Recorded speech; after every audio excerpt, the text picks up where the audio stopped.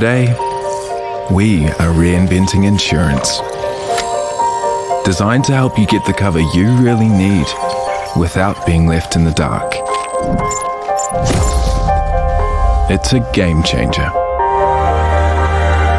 Real-time intuition, light-speed empathy, and handshake ID. A real heart, brain, and voice. It doesn't just understand what you're saying, it can feel it. Say hello to an actual human being. Hi there.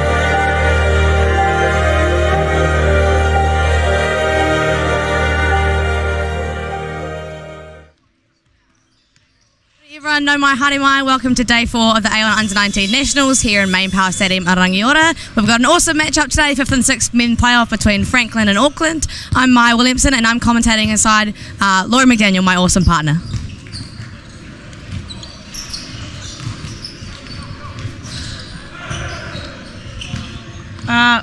Morena koutou and welcome to the Under-19 National Championships, the AON Under-19 National Championships here in MainPower Stadium in Rangiora.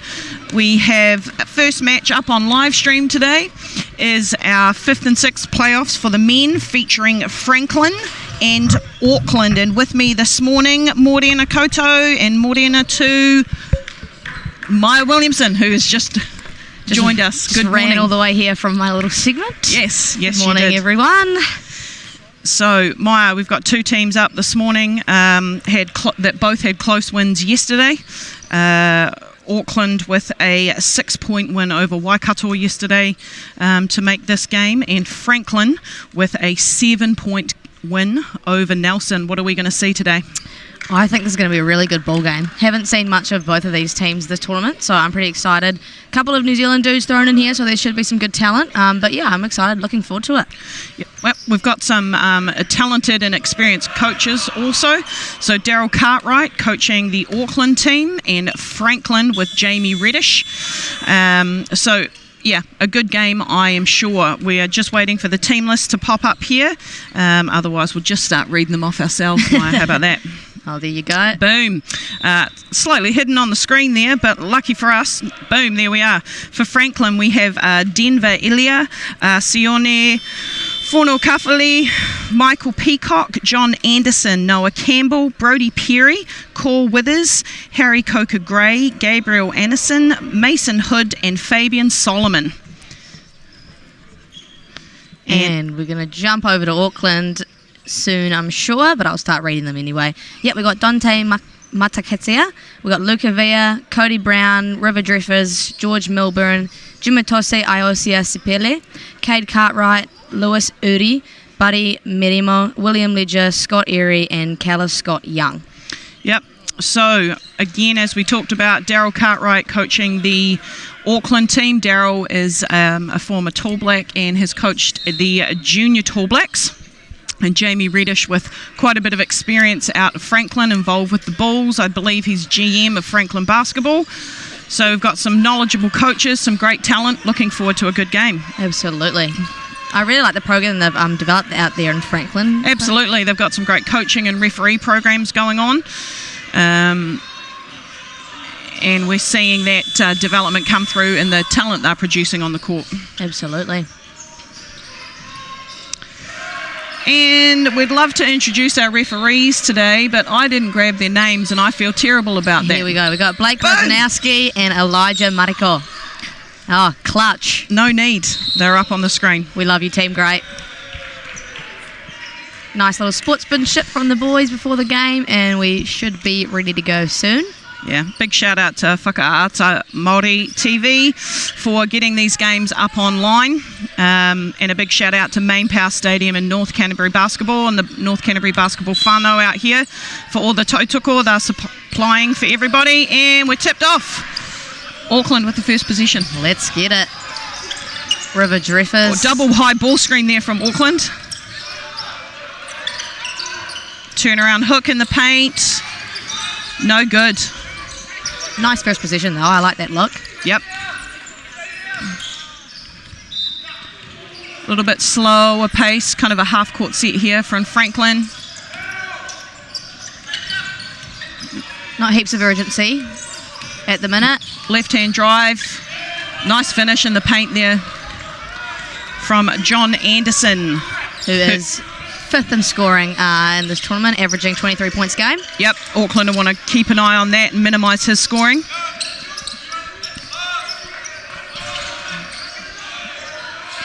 River Drifters Calling here for the asking- on-ball, didn't get it.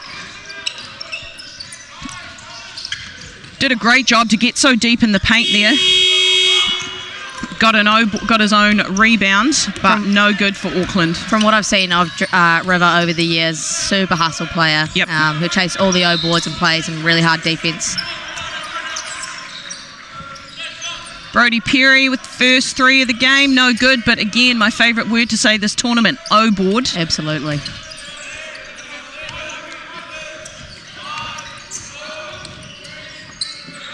Nice drive and tough finish in the paint there. Franklin, 2 penetrating drives for score so far in their possessions. Auckland also getting deep in the paint. Dante with a little mid-range pull-up there, no good. Created a few good looks out of that post-catch though, so Absolutely. Franklin probably want to minimise those catches because I know how deadly Dante can be when he starts to put those in. Running some kind of ghost screen actions at high there for Franklin, trying to isolate Brodie Perry in the post. He and his mullet, I'm sure, are looking forward to having an absolutely fantastic game today. That's probably the best mullet I've ever seen. Quite potentially when you pair it with the moustache. Absolutely. That's a trim and a half. Nice corner kick for 3. Buckets. That's a really nice offense flowing into that O ball and then a nice messy pass.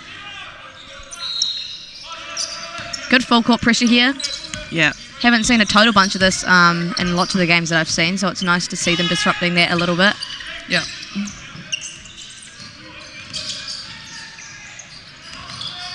A lot of movement in both sides offensively. Some flat switching there from Auckland on any of the on-ball actions. They're making use of their length, but Brodie Perry with the nice left-hand finish again.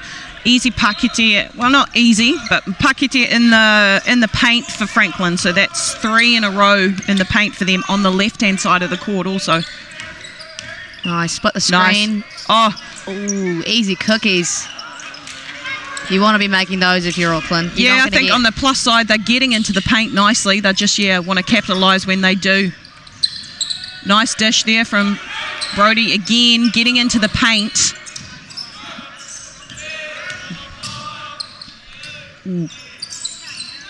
Really good defense Yep, there. Stay walled up, absolutely. stay inside of cylinder.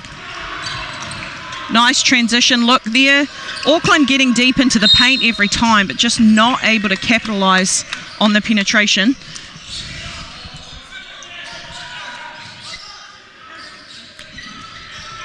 Sweet, so we just saw a treble there in transition. Auckland will have a chance to set up here. Probably looking for a post catch or a high on ball as we've seen so far. Yep, there we go. There's the high on ball wire. Not happy with what he saw there. Going to attack it. No. Great dish. I like that a lot. No, That's yeah. very nice. Yep. Franklin are going to have to look to apply some pressure and force the look they want out of that action. Neither team really in a hurry offensively. No, I like the patience that I'm seeing. Nice kick out, and again John Anderson showing why he's 5th in scoring there, knocking down from outside. John Anderson, isn't that the name of the guy in the Matrix?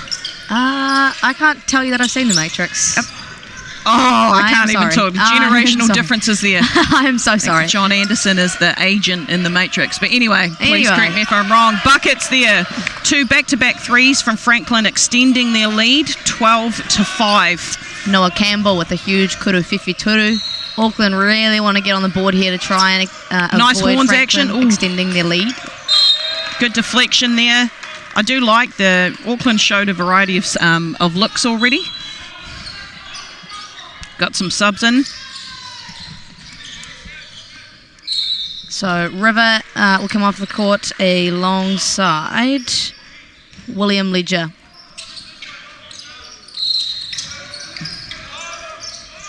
Got the gets action off the inbounds there. Ooh, almost a steal. Franklin active hands. They've got 3 seconds to work. Good job to get the shot off there. And there's going to be a rebounding foul. Yeah, committed. Just had two hands on the back. Just a little bit of a push off. Probably not a lot in it, but again, referee's eyes, they see what they see. Full court pressure again from Auckland, slowing down Franklin's transition. Yeah, I like that because now they're left with only 17 seconds to work with out of their offense. Yeah. And not a lot of urgency, so they've got to probably put the good active hands there. Again, that flat switch on the two-man game. And we'll see it again. Nice step back from Perry here. Raised the rim, but unfortunately probably a little bit off balance. His footing wasn't quite correct, so it's probably a hard one to get off. But I like the look anyway. He created something out of a high on ball, which is nice. Again, we're looking for that low post catch. I think Franklin are actually in a 2-3 here. Nice footwork there. Nice turnaround jumper. Can't get it to go, but my favourite thing, O-board and buckets. I can't, it doesn't feel like a real word now that I've seen offensive rebounds so much. Yeah. I think across the tournament, I'm not sure if it's a rebounding strategy or we're not boxing out. Great job by Perry there to reject the handoff and take it himself. Good decision and results in him going to the foul line for 2. Interestingly, only 2 fouls called so far in this quarter and over 6 minutes have passed. It's quite a difference to some of the games we've commentated before, Laurie. Potentially these teams are understanding that, the referees have been pretty stringent on calling some things and they've adjusted as the tournament has progressed, which is what we like to see. It's nice to see games like this where everyone's playing well-disciplined defence. Absolutely.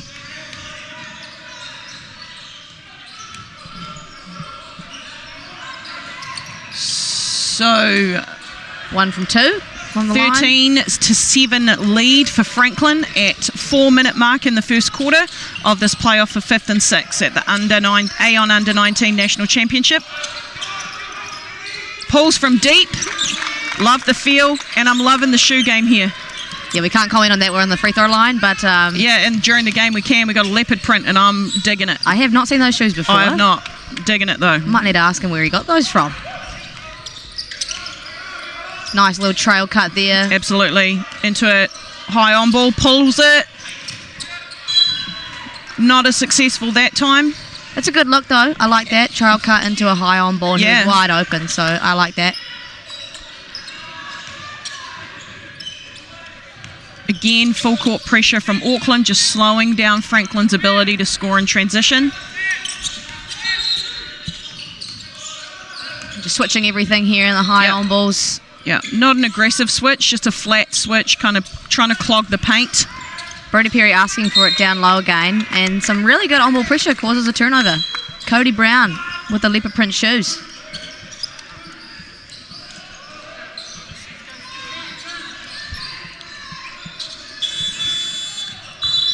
Are we all? No, the ball. The ball went rolling away. You can't do much without that. the portal. Yeah. We'll set underway here. Franklin were in a 2-3 with possession previous. Looks like they are in a man though now.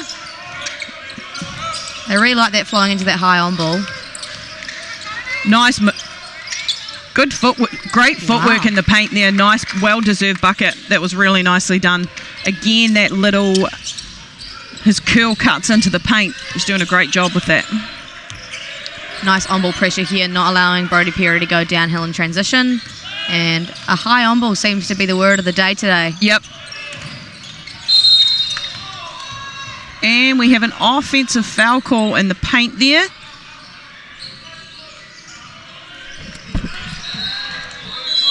I think that was on Brody Perry. And we've got a timeout from Franklin here. They want to have a chat about some things. So with a 1 point lead, 2.5 minutes to play in the first, Franklin have a 1 point lead. What do you think's happening in that timeout, Maya? I actually could not tell you. I don't think they're doing anything that necessarily terrible. I like their offense, the high on balls. Mm-hmm.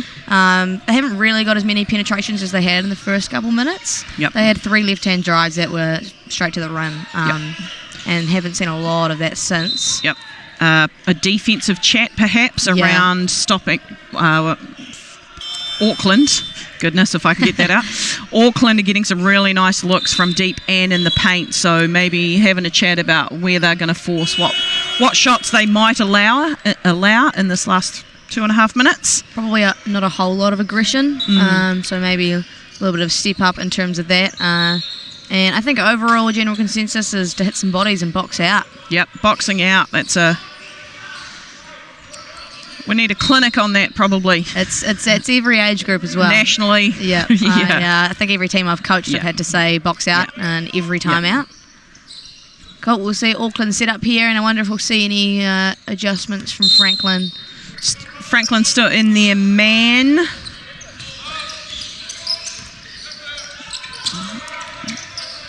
Nice penetration downhill. Just lost it. I like that he's looking to turn the corner off that ghost action at the top and attack the paint. Franklin probably wanting to push them above those push points because they just seem to be getting downhill quite easily. Absolutely. That was a fumble, but he was on track to a layup just then, so slide across. Auckland are doing a good job of running their offense quite wide and allowing the space to attack downhill, which is great. Again, active hands, ball pressure from Auckland in the full court for causing some problems for Franklin here. Franklin could probably take a leaf out of their book in terms of that full court pressure. Franklin not putting any pressure in the backcourt and kind of allowing smart decision there from Brody. Nice hook pass. Nice. Really nicely done there from Franklin for 3, extending that lead to 4. Auckland look like they're coming with urgency here, attacking with some pace. Cody Brown been a bit of a star today, calling for an on-ball. Nice kick out for 3.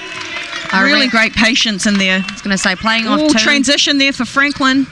Haven't seen a whole lot of trans here in this first quarter. Both teams doing a really good job to stop that. Great recognition on the inbound, though, for the long pass. Great way to get out in the lane there from Auckland, leading to a score in transition. Nice finish. Lewis Udi. Good active hands and a really nice finish as well over some defense. Yeah. Gives Auckland their first lead of the game of 17. Pulling the trigger from deep. No good on that for Franklin.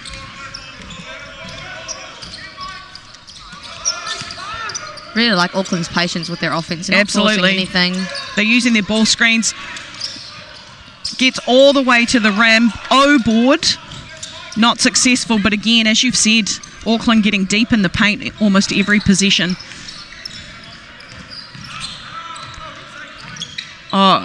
Great paint penetration there from Franklin, unable to capitalise. Down in transition for Auckland, kick out. And we get a foul call here just with some hands going across the body, I'd say. Got some subs for Franklin here. Brody and his mullet taking a well-deserved break. Brody Perry, a development player for the Franklin Bulls NBL team this year. I believe Brody's seen some court time. Yes, I think so, yep. I've seen all the mullet photos all over my Instagram. Pretty cool for him and a really good chance for development as well. Somehow manages to get the O-board. Absolutely. Great hustle in there. Nice kick out, nice find in the corner. Ooh. And nice rebound from John Anderson there. Foul call. Yep. Just a little bump. He knocked him out of bounds there. Referee doesn't have much of a choice but to call that. Again, Auckland full court pressure. And another foul call in the backcourt. Going to be on Cody Brown this time. Just a blocking foul there. I don't know if we noticed the referee in his cylinder call there. Yeah. He's, I think, just indicating to the player that they came out of their cylinder. Yep. I think he took it kind of on the side of his body rather than in the chest. And I like the pressure, though. I like that he's not allowing anything easy.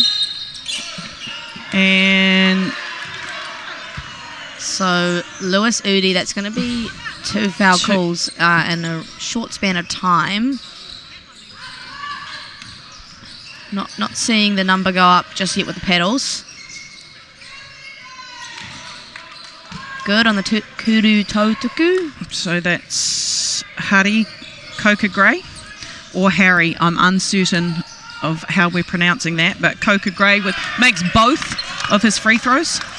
again because we didn't comment, Laurie. Yep. Commentator's curse. Yeah, indeed. And a good shoe game. Yep. Really like the blue. The shoe game has been on point this tournament. Sock game, not so much, but I believe it's because we're running some feeble rules there of black and white socks, but great finish in the paint there. We'll go to the line for one. Again, pops that 1 point lead back up for Auckland with 13 seconds to go in this first quarter.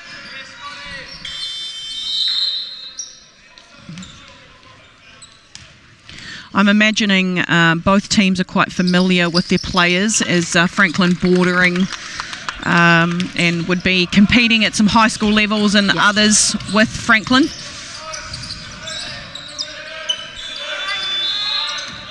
Look to go downhill. A nice kick out.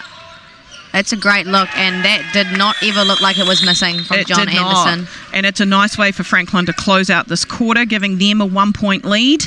Going into the break sees Franklin up 21-20, and we'll be right back after some messages.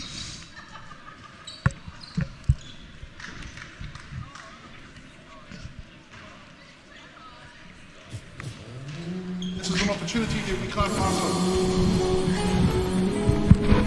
All right, Mike.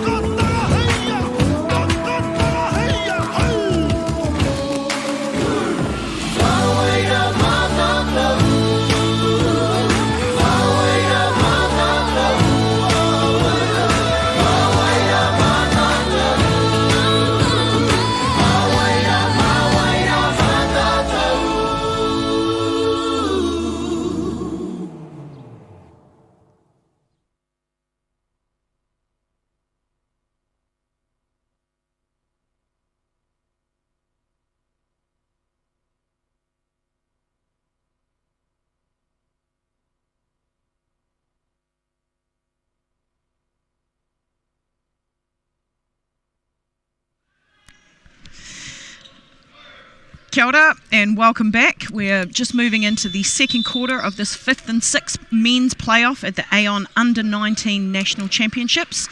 We've got a really close game here, Myra, and that's what we want to see. Absolutely. Like last game of the tournament. This is a perfect example of a 5th and 6th playoff, and I'm hoping it stays this way as well. Absolutely. I'm sure that's the opposite of what both teams are hoping. But we've seen some really quality offensive looks here from both teams. So it'll be interesting to see what changes defensively we see out of either side. So Franklin with the first possession. River Jeffers back on the court, a nice little point guard who was running the offense early in the game well and playing some good defense. Not allowing that baseline drive. Good containment there from Auckland on the drive. I like that, and not allowing the cutter as well. Yep, So not over helping. John Anderson a little Couple bit of quiet. bobbles. Oh, did he call bank? We don't know that he did, but the bucket counts anyway. Only a 2, unfortunately. Just foot on the line, I think, but you'll take that. You'll take that. 100% it went in, Maya. Score not up at the moment for unknown reasons. Oh, at nice. 23-20. Great off-ball movement from Auckland there. Both Dante in his initial cut and then the cut off the ball resulting in 2 points. Franklin not in any rush to set up anything offensively. Pulls it from deep. No good. Nice rebound. Some boxing out there potentially, Maya. Who would have thought, eh? Nice kick out. Auckland again, exercising patience offensively. Corner find there. Good quality look. He was open. I think I've been happy with every shot that Auckland has taken so far. Yep. Somehow Smart play. Way to get him up off his feet, but a nice block there in the paint. Pretty fast pace back and forth here in the last 20 seconds. Again, Franklin pulling from deep. A lot of triples that are being put up at the moment with not a lot of success. Yep. Both teams, and many teams, in fact, running the old dribble handoff out of the... Ooh, pulls from mid-range, long two there. No good. Probably not the best look Dante could create for himself, considering his size and athletic ability. Absolutely. They've had some success with their off-ball movement and really not letting the ball stick in hands. You'd like to see them go back to that a little bit. Can't get the miss pass to go up there, so he'll penetrate and dish to John Anderson. Not a bad move and a really nice finish. I mean, I'm going to start calling him the Matrix until someone corrects me. But that left-handed finish in the paint off those drives, he's done a great job this game. Nice find. Auckland probably wanted to be a little bit more aware of that. I think all of his drives have come from his left hand. 100%. So again, some pretty nice ball movement there to find Dante in the paint. Unable to capitalise, but good movement off the ball. We'll have Mr. Mullet check back in. Yep. Alongside a first appearance from Call Willis. And I hope I'm pronouncing that correctly. Apologies if we are not. Nice move good inside. Footwork. Ooh. Unable to make it stick. Auckland very sensible. Oh. That's good anticipation defensively from Dante there. I'm sure he'll never make that pass again. Yeah. Ooh. Just a couple of quick turnovers here from Franklin, and Auckland looking to capitalise on that. And another from Auckland. Just maybe, again, a little bit of fatigue setting in here. They've played a really fast-paced game for these last few minutes. Absolutely. They're probably getting a little bit ahead of themselves. Yep. Definitely a change of pace from the first quarter. Auckland for both teams. Really active defensively. And Franklin and Jamie Reddish want to have a chat about what's happening here. So what changes are you making if you're Franklin to stop allowing those transition buckets? I think it's just they're not showing the patience they showed in the first quarter offensively. They took pretty good care of the basketball, moved it really nicely and with purpose. They'll want to go back to that. Particularly backcourt turnovers. They've resulted in some easy buckets for Auckland, so I'm sure they're going to address that. How about Auckland, Maya? What do you think they're going to chat about during this time? Definitely keep the foot on the throttle because they've got a lot of momentum now. And yeah, their active hands they're just all over it, not allowing much.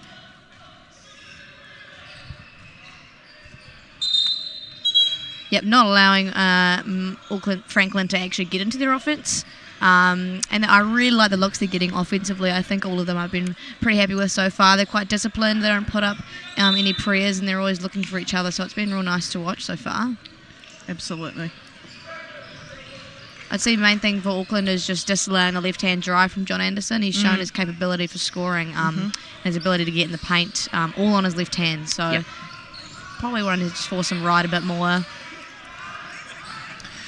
Pretty calm demeanours from both coaches on the sideline, like still actively coaching, but allowing their teams to do what they do, which is great to see. Both teams have shown some excellent decision making, so it's obviously that the coach doesn't really need to be involved that much, and really good on ball pressure there from Dante. Actively forcing John to his right there. I like that matchup, putting Dante on him with the long Absolutely. limbs. Here we go, yep. Shadowing his left, forcing him right. Brody looking for a seal inside, but River does a good job at disallowing that catch and getting his body There in we front. go. So clearly Auckland have made some adjustments there in how they're going to play John, the Matrix. I hope it turns out that you've got the wrong guy. That would be... No, I hope I do now. I have the great guy and I've just given him an amazing nickname that maybe he already had. If not, so be it. A little bit of communication here with the bench. But as you mentioned, Auckland clearly have talked about how they're going to defend John, and it's paid off for them in these first possessions from the timeout. Absolutely. Nice ball reversal there, Dante. Nice one dribble pull up. No good. Oh, Auckland doing a great job of getting in there and crashing the boards. Nice verticality. Nice finish. So Franklin really want to box out. That's a few offensive rebounds in a row we've seen from Auckland.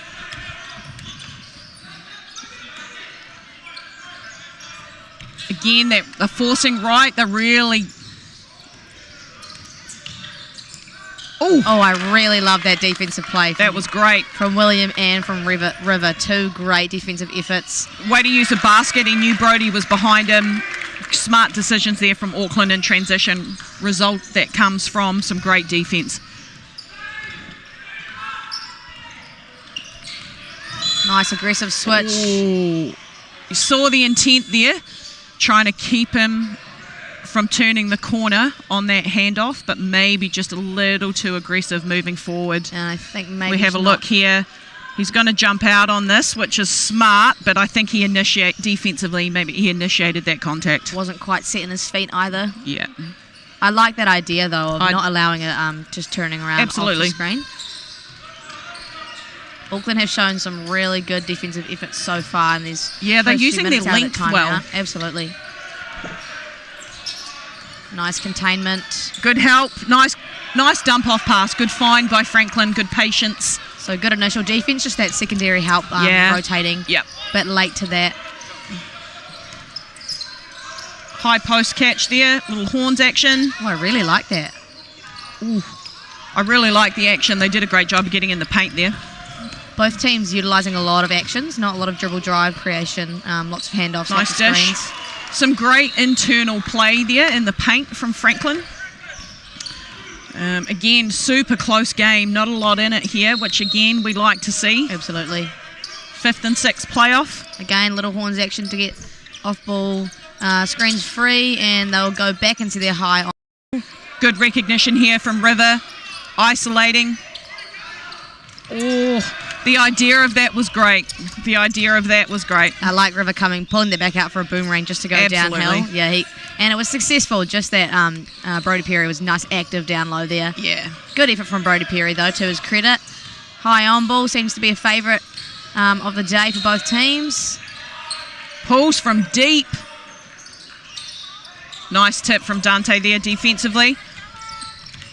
Going trans, but no good. They'll use their patience here and set up. Oh, I like that idea, though, of the trail catch. Absolutely. Looking to go downhill. Nice find. Great kick out. 3. So Rivers got on the paint every time he's been able to penetrate. Yep. And he's created some good looks out of that. Great defensive pressure from Auckland there. Some really good ball movement from Auckland as well. Just not able to capitalise on it at the moment.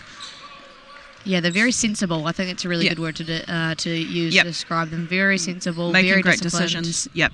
Franklin doing a great job, though, of contesting in the paint without fouling. Absolutely. It's been so clean. It's only a foul apiece with over 6 minutes being passed in this quarter. Yeah. Got a shot from 3. They'll go in no good. Franklin looking to go in transition. It's probably one of the few times we've actually seen Franklin explode off a board there and really try and get some pace. And result in a foul call, so... Yep. Attacking that defensive, Auckland's full court defensive pressure. Corner 3 pull. No good, but there we go. And we've jump balled that, and it's going to be Auckland's. I really like how aggressive Auckland are being with their active hands without fouling. Yep. So with 3:30 to play, we've got a tight ball game here. Auckland up. I'd imagine we've had multiple lead changes so far in this game. Nice kick out. Deep corner 3. No good. Franklin, another possession in a row where they go in trans. Can't get a look out of it, but yeah, they get to flow back into their offense now. Nice. Again, that's multiple times Brodie's rejected that little handoff. He's making some really good decisions with the ball in his hand. Got to get the ball in. Good pressure from Brodie there. It's nice to see Franklin kind of turning up the head a little bit in the backcourt pressure. Both teams moving the portal very well. Nice little jump down, and we'll just a little hand in the cookie jar there, resulting in a foul. But yeah, both teams playing with more pace this quarter. Yeah, we haven't seen a lot of transition basketball at all, but in these last few positions we've seen Franklin kind of turn the heat up a little bit. Go to the line for pair 2. So it's Luca Vea. Just short on that. Maybe some tired legs in this last game of the tournament. Yeah, the last games are always difficult ones to play, especially when you have the kind of the feeling of disappointment, not making it into the final. Yeah, those are always hard ones to play. But to the credit of both this Franklin and Auckland team, they're playing some quality basketball here. Yeah, if this is a 5 and 6 playoff, it's pretty impressive. Yep. How nice basketball they are playing.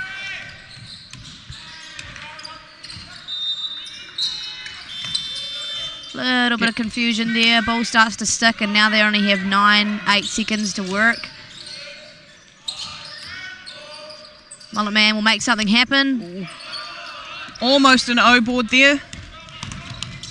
Love this on-ball pressure that Brody is applying, not allowing them to flow into their offense. Couple of seconds of hesitation. Auckland a bit stagnant here, but able to get in the lane, really kind of splitting that defense apart on the penetration and kickouts. I really like that. It looked like it was starting to slow down a little bit, and then a penetration and a kick and everything was okay again. Attacks. That looks like it's going to be Cody Brown's 3rd foul. And Coca Gray gets to go to the line again, finding some good penetration in the paint there. Yep, so Cody will Taken make off his way in off. transition, attack someone while they're backpedaling, and then those active hands that you talked about just get them in trouble there. If you look, the baseline referee there cannot see what you're doing with your hands. All they know is that the offensive player really smart decision to go downhill on them. Yeah. No good on the first free throw. Got another one here.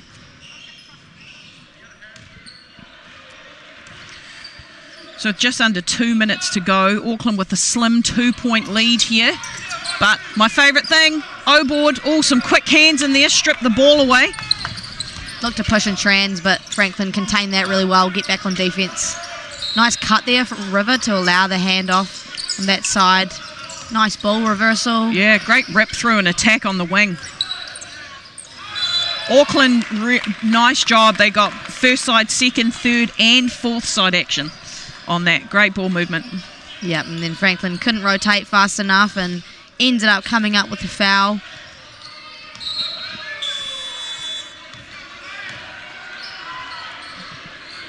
Oh, just short. Not sure if that grazed the rim or not there, but yeah, again, tired legs. I'm sure it did. I'm sure it grazed the rim. Yeah, we'll give him a benefit of the doubt. We've all been there, Laurie.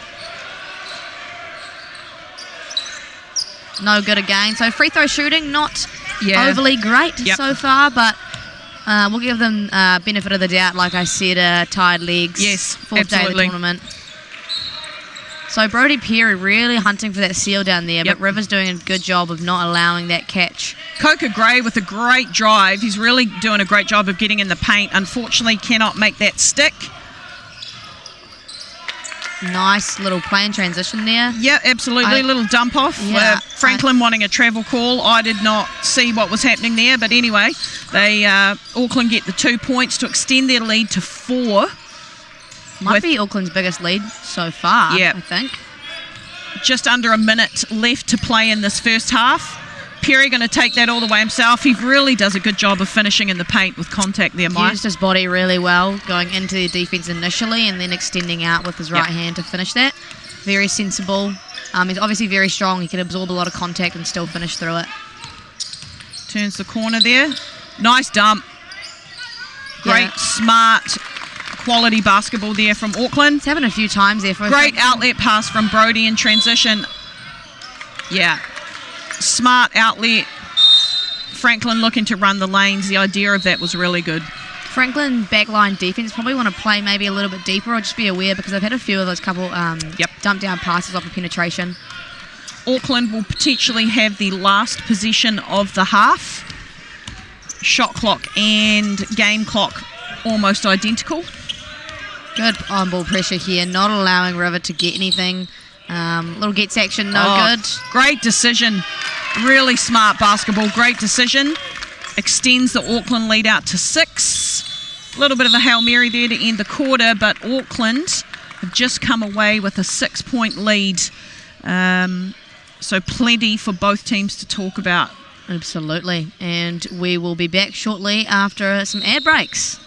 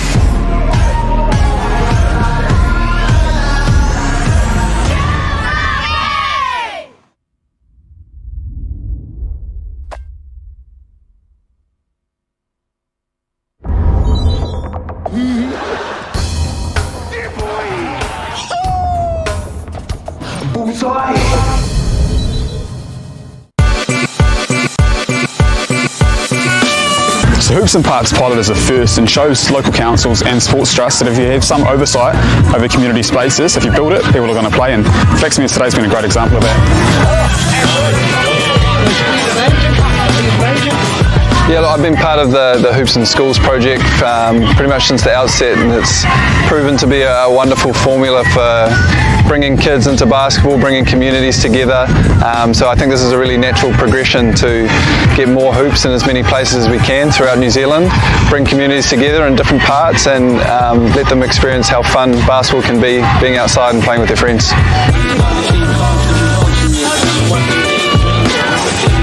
I mean, today's been awesome. It's so cool having this court set up, such awesome hoops, and you know, now for these Flaxmere residents, it's 10 minutes or less to get to their local court, and these kids can come after school, before school, hang out with their mates and get some shots up. I think it's definitely going to have a positive impact. I mean, as you can see right now, the turnout's been pretty good, so especially in Hawke's Bay, it's always pretty sunny out here, so I think there's going to be kids filling these courts up most days, so it's definitely going to be a positive impact.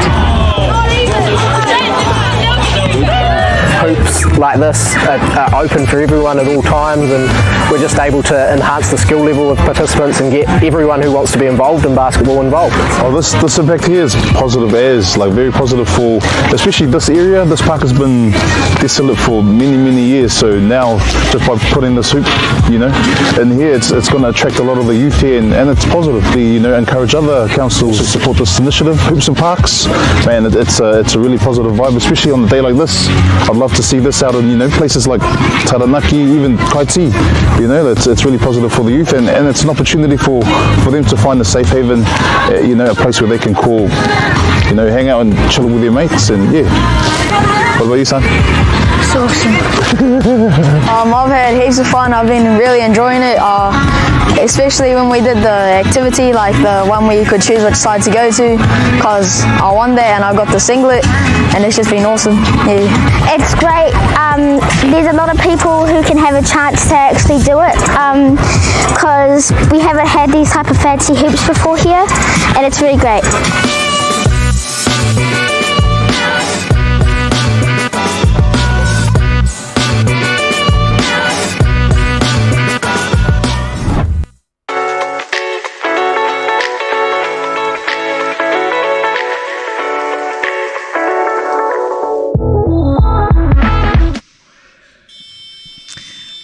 Morena Koto, if you're just joining us, we have a great playoff game here for 5th and 6th in the men's AON U19 National Championships here. Maya, what have you seen so far?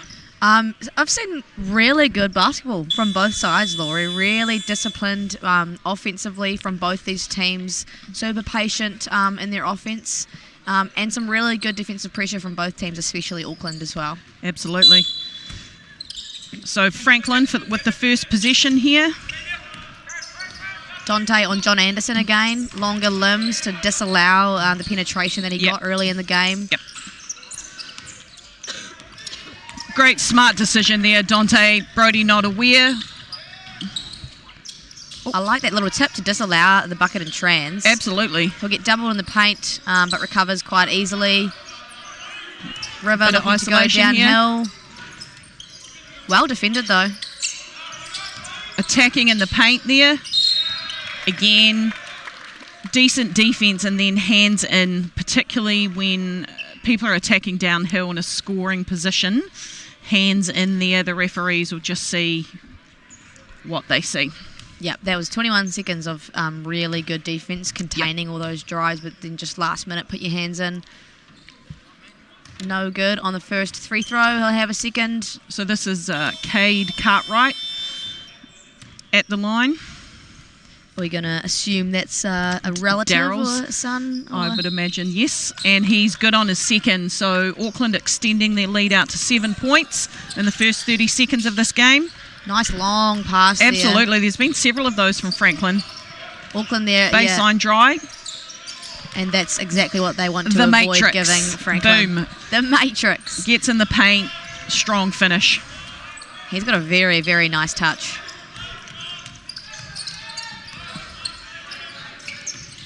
Lots of handoffs going on here. Some drop coverages there from Franklin on the penetration. I really like pulls from 3 and it's good. I like that extra pass from River. He Absolutely. immediately knew where he was giving that as soon as he caught the ball. Disrupts that a little bit, but he still manages to get it off. Franklin are going to want to make sure that they're getting some quality looks in there so Auckland aren't able to extend this lead into double digits. Franklin looking like they're in, I want to say 3-2 actually. Ooh. Nasty 3 from the corner there. Puts Auckland up 11, so biggest lead that we've seen so far from either team today. Franklin want to get on the boards now to stop this momentum that Auckland have gained in the first few minutes of this quarter. Auckland playing a bit of a soft drop coverage there on the 2-man actions, almost daring Franklin to shoot. Ooh, I mean, that's a lovely little turnaround jumper. I like that. John Anderson. The Matrix. Yeah, you need to look up John Anderson in the Matrix for those of you who don't know what I'm talking about. Unless, of course, his name's not John Anderson, in which case don't do that. River pulls. Not the closest shot seen in the world. Yeah. River actually attending a Canadian college, so a little bit different than the commitment we've seen from a lot of New Zealand players. The Memorial Seahawks. Looks like he's enjoyed his first year there, which is really cool. Several players, I think, now have taken that Canadian option. I know there's some quality basketball.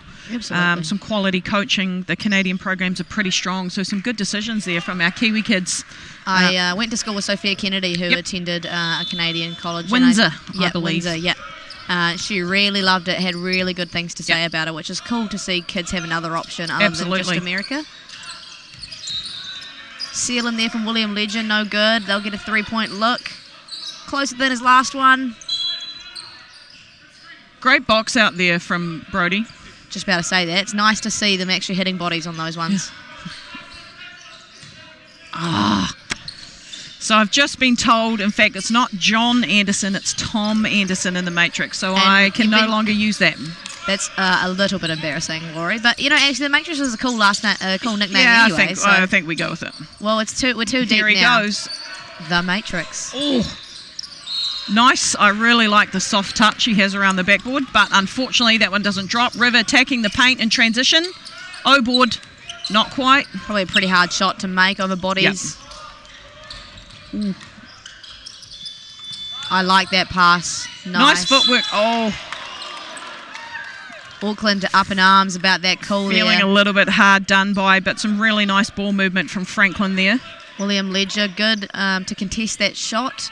But as we've seen so far from the referees in this tournament, not allowing a whole lot of active hands under the rim there, so probably just wants to be a little more careful. William Ledger, think that might be Josh Ledger's younger brother. Yes. Looks a lot probably. like him, so that would be a weird coincidence if not.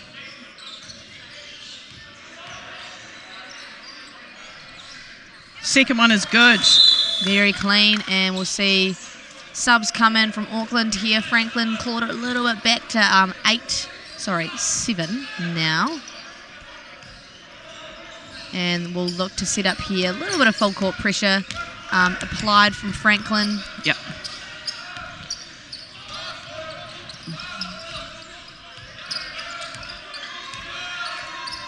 Good defense, good ball pressure. Yep, now Auckland only have a 7 to work with. Run that shot clock down. Ooh, might be in trouble here. Getting out in lanes. Really good defensive position. Nice tip there from Brody. Just running that shot, I feel like. I think it was about 2-3 seconds rather than 7. The same. Franklin recognising that issue. I think it was definitely around 3 seconds rather than 7 on the shot clock. Ooh, referees have waved that off. Crowd. Auckland probably a little bit lucky with that one. Deep 3. Oh my goodness. I don't really know what to say. That was was beautiful. Yep. Poetry in motion. Auckland extending their lead. Well, it's gone back and forth, but their lead at double digits here at 10 with 6 minutes to go in the third. Ooh, nice active hands there, not allowing that messy pass. And now Franklin only have 8 to work with out of the sideline catch. Not a lot of sideline out of... Have we seen a sideline out of bounds from Franklin? Where might be able to see one, Laurie. Yep. That down screen. Coca Gray doing a great job of getting into the paint. He'll go to the free throw line again. And I think we're just going to see a replay of Dante's poetry in motion. Yep. Oh my goodness. That's nice. Oh, that might be one of the best plays I've seen in the tournament so far. Oh, right, I'm going to give it to him. That's a bold statement. Yeah, I know, but I'm sticking with it. I like that. All right, Tautoko. Coca Gray able to make that stick. Eating into that Auckland lead now, taking it down to 8 points. Do it again, Dante. Do it again. Great cut. Nice find from Auckland. And one. And one. Franklin feeling maybe it was a bit of a soft call, but contact is contact. Really great find and a really nice backdoor cut there from Auckland. We've seen a couple of those backdoor cuts and dump down passes on a penetration, so Franklin's back line of defence probably wanted to be a little bit more aware of those because those are really punishing buckets.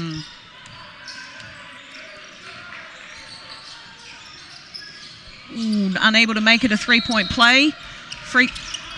Tough pass there. Brody hangs on to it. Again, doing a really good job in that backcourt defence, almost forcing an 8-second call. Franklin got away with that one, though. Mr. Anderson with the ball. Not using the matrix anymore, well, Mr. Anderson is what they call the guy in the matrix as well, so I'm going to go with that. Okay, that's nice. I know I maybe should move on, but I can't. It's too late now. We're in too deep. Ooh, Mr. Anderson draws a foul there. Really nice O-board again. Yep. Don't have the live stats, but I can tell you there's lots of offensive rebounds going on. Yes. Again, the further along in the game and the tournament we've gotten, tired bodies. Got a line for a Pia. He can cut away this lead to 8. Mr. Anderson nails it. Mr. Anderson. He's going to watch us back and be like, who is this weird lady that keeps giving me I this nickname? I hope so.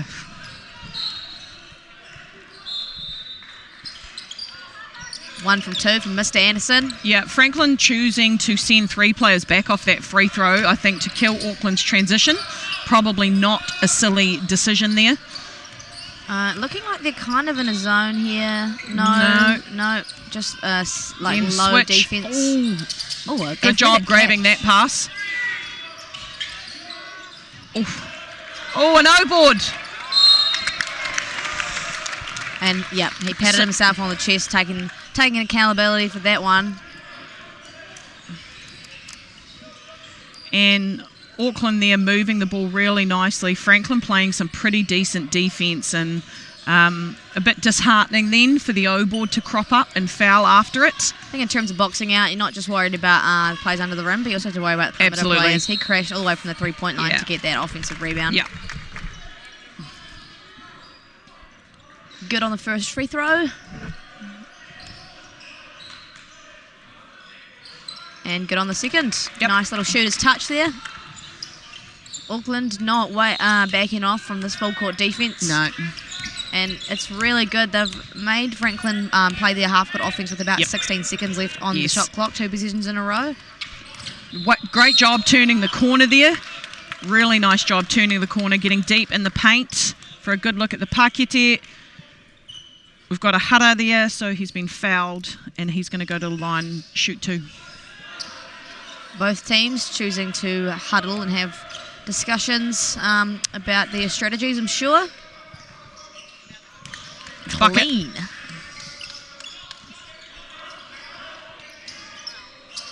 Auckland still maintaining a 10-point lead with just over 4 minutes left to go in this third quarter, so haven't seen a massive chip away at that this quarter. They've maintained a pretty healthy lead this whole time. Just they had that flurry of transition scores and penetration at the end of the second quarter there. Again, that's the second backdoor cut for that exact same action. Mr. Anderson's going to have to keep his eye out on that.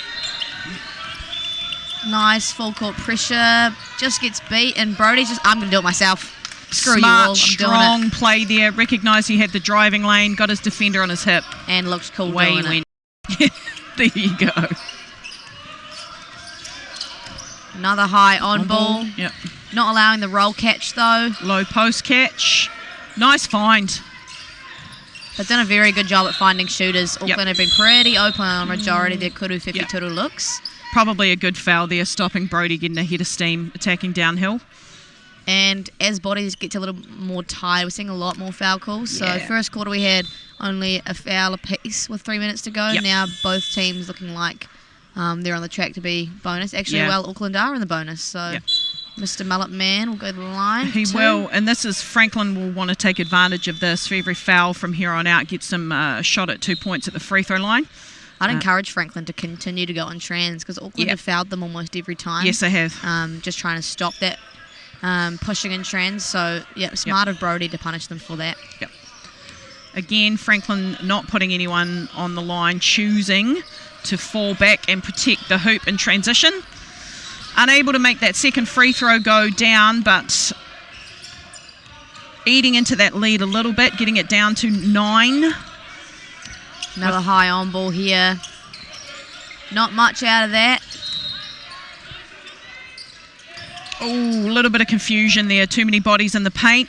Attacking in transition for Franklin. Nice little dump down Just pass like you there. talked about, Maya. Look at you. I'm going to call you the Oracle. Oh, thanks so much. I'm just giving out nicknames like it's lollies today. I'm blushing, Laurie. You're not allowing that backdoor cut there, so Franklin becoming way more aware of that. Yeah, that's Franklin got a bit of a zone sitch. It's almost like a matchup zone situation or I think a point drop. Their matchup is quite sagged a little bit to not allow penetrations that have been killing them. Yeah, again, Franklin attacking Auckland. So playing with a little bit more pace here in the last few minutes, and it's worked successfully for them because they've picked up 3 fouls. They've got a chance to cut their lead, the deficit to 5 here, does Franklin. Coca Gray to the line again. He's done a good job of getting himself there in this game. Yep, done a really good job of penetrating downhill. Oof. Too much English on that, but a spin. These rims are not very friendly. They're new. They're new and... Yes. New and bouncy. They are new and bouncy. Shout out to MainPower Stadium, though, and Rangiora. Absolutely. And North Henry Basketball hosting this tournament. Great scoreboards. Great new international level backboards. Good on-ball pressure there.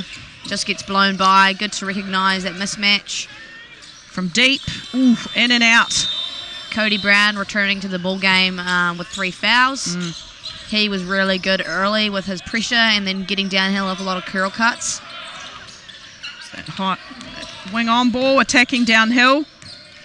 Nice, good job, Auckland, walling up. Referee saying he's just lost it.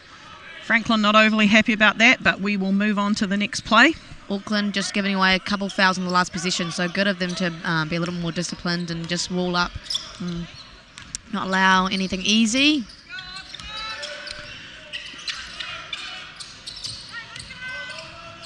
Nice, great ball footwork fake there. Really like that. Great athletic ability and a really smart decision there. Defender started to move to the corner, thought the ball was good. Yeah, nice little Euro. A little bit stagnant here from Franklin. Nice spin move and just loses it again. Yeah.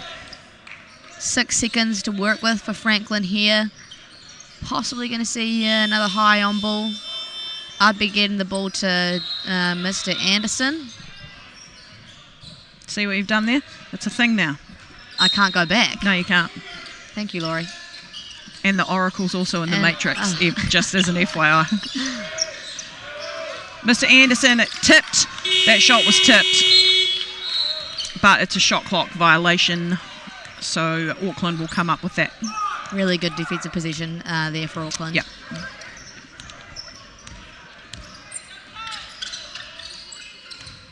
Really like the movement here from Auckland, being very patient. Franklin, it does look like they're in a 2-3, I think. Oh, hits the ground. Yep.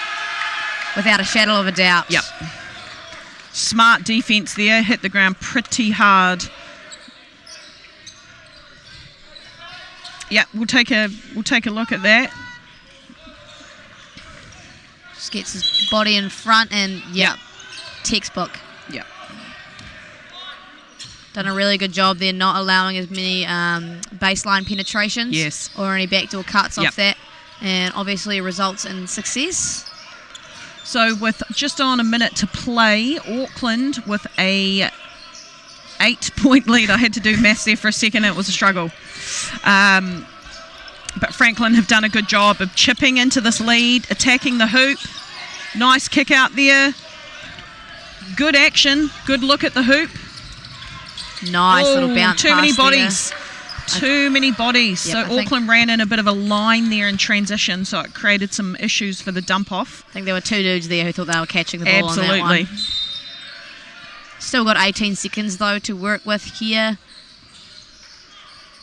Auckland, some tall bodies on the court right now. Got some subs just come in for Franklin.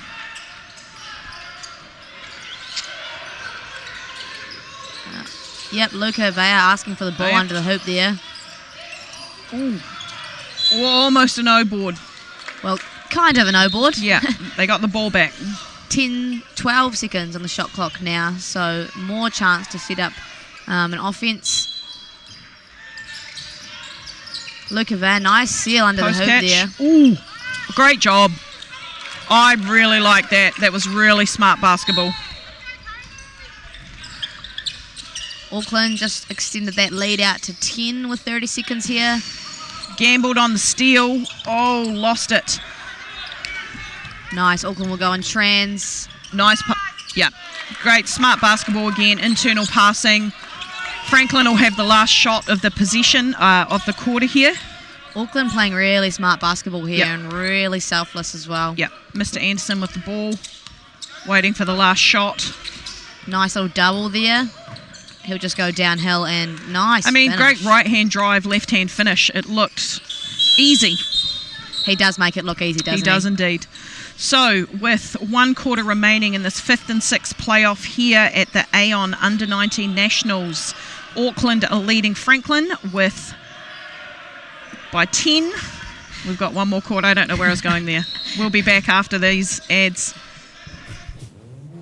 This is an opportunity that we can't pass on.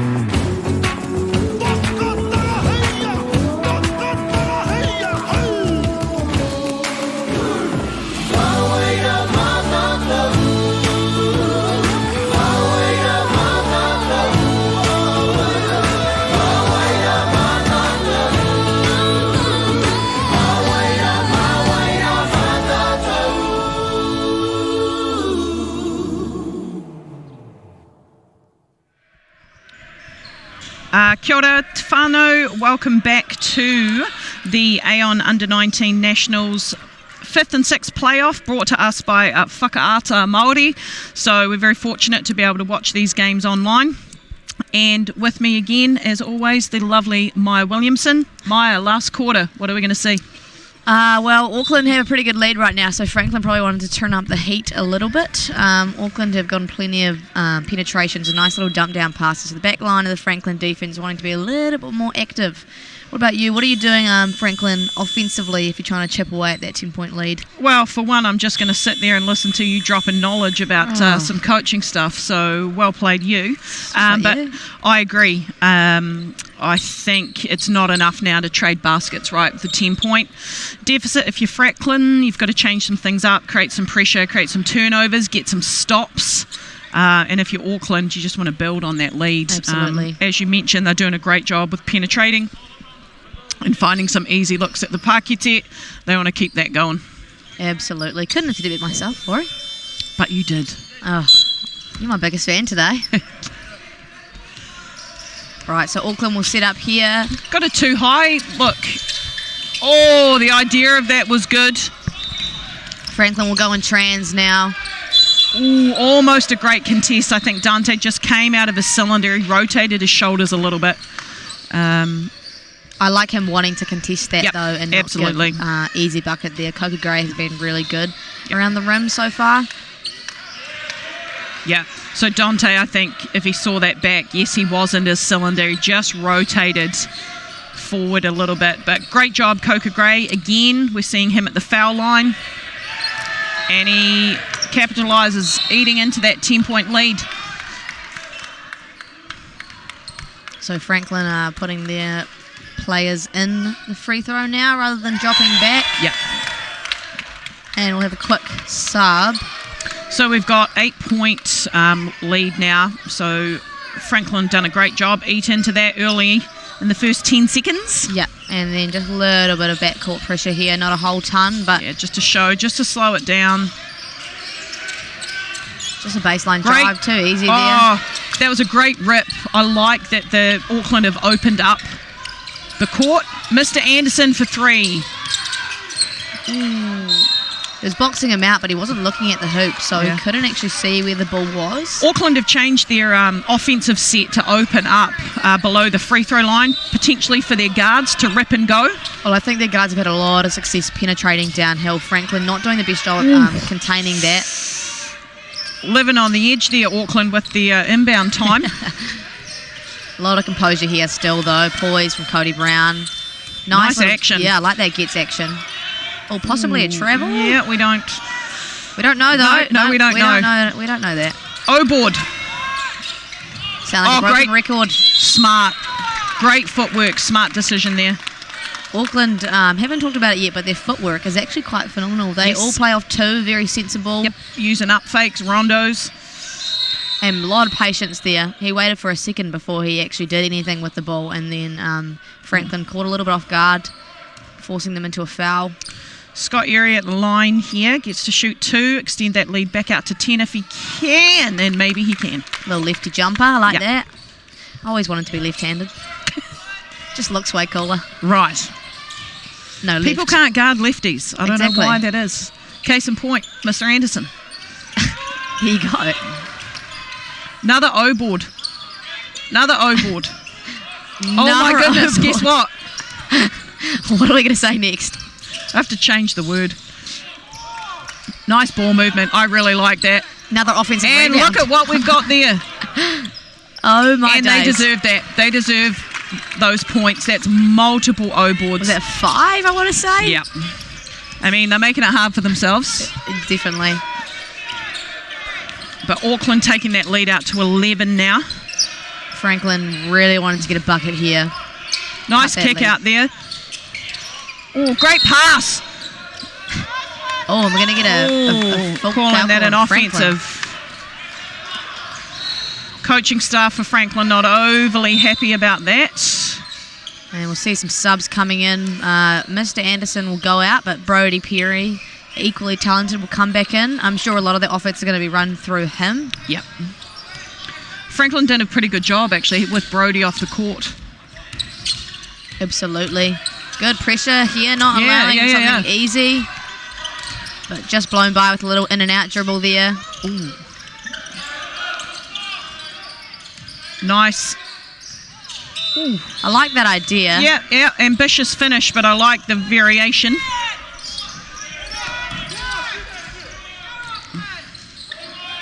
Hard to do much out of that baseline drive. Smart defense there.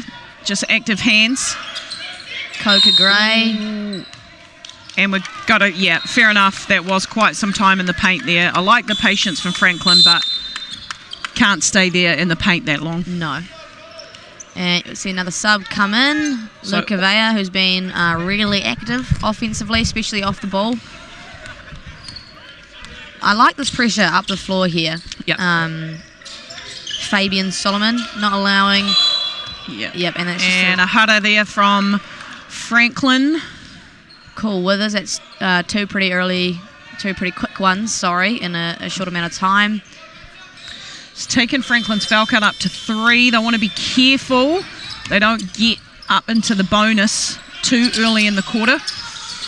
Low post catch there. Ooh. Cool. Not enough Wheat Bix to get that pass where it needed to go. I like that smothering defense from Cool, though. It made it really hard for Will Ledger to make a pass out of that low post catch. Absolutely. So Franklin here not doing a terrible job defensively, but they're not able to convert offensively, and that's why the lead is still what it is. Yep. Again, that little bit of pressure up the court, stopping the downhill action in trans. Nice little flare screen there. Great decision. I like that a lot. Kept him in jail off the off-ball screen. Had a look at the rim, just couldn't finish his breakfast. Nice hands. Snagging that basketball. I'm going to say that's a block. Yeah. Yep. That's going to be 4, I think, on Cody Brown. And we will see. Dante and River will come back in. Yes, you were correct, Maya. That is 4. So Michael Peacock goes to the line for 2. These are big free throws. You really want to chip away at the lead if you've got 3 buckets here. Yep. Franklin choosing to line up in terms of their free throws now. Probably wanting to apply a little more pressure to Auckland. 1 back protecting the rim. Knocks down the second. Takes that lead down to 10 for Auckland. Auckland playing with a little bit of urgency here. I like the patience. Cartwright for 3. Oh, look, my favourite thing, an O board. Super smart. Oh my goodness. But we got an O board. I didn't even know that was physically possible for the ball to actually do what it just did. Yeah. Just defied the laws of physics. Absolutely. Smart move, though. Quality look. Franklin. And we went in and out. We went. Franklin are lucky, though. Yep. Don't want to let easy cheese go like that. The wing on ball, pretty open off of that. Dante, I think, playing quite conservatively, doesn't want to give away a foul. And we've nailed, that was just a 2 from the corner there from Michael Peacock. But interestingly, Coca Gray not looking to shoot that. He's wanting to go all the way to the paint, all the way to the buck.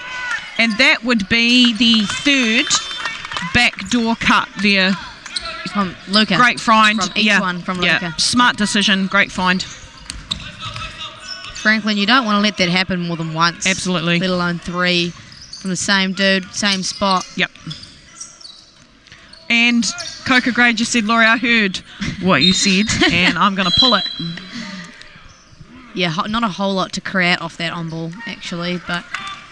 Mr. Anderson checking back into the game for Franklin, and we've got a 10-point lead with just under 6 minutes to go in this 5th and 6th playoff match between Auckland and Franklin.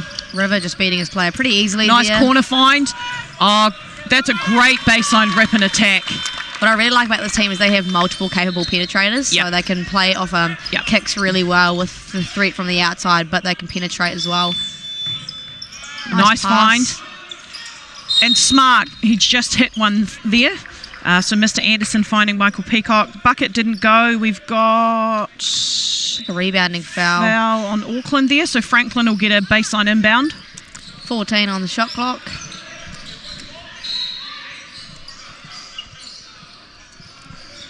Cool. Well, we'll see a baseline inbound here. We'll see what they run.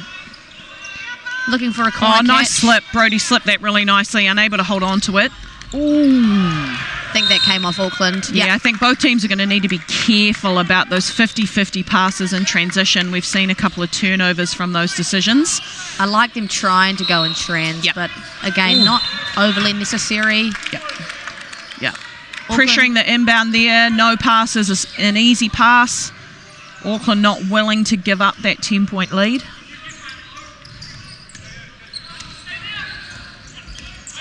Coca Gray doing what he does.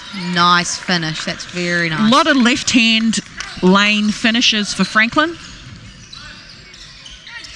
Taking his time in the court. The rims are not free with Auckland today. I don't know if it's, if you're allowed to get angry with a hoop, but if you could, I'm guessing Auckland would be. Nice little handoff there, being patient. patient. The corner.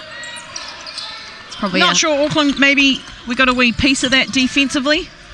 And Auckland will go on trans, get a pretty easy look. Oh my days. But never mind, Luke is there.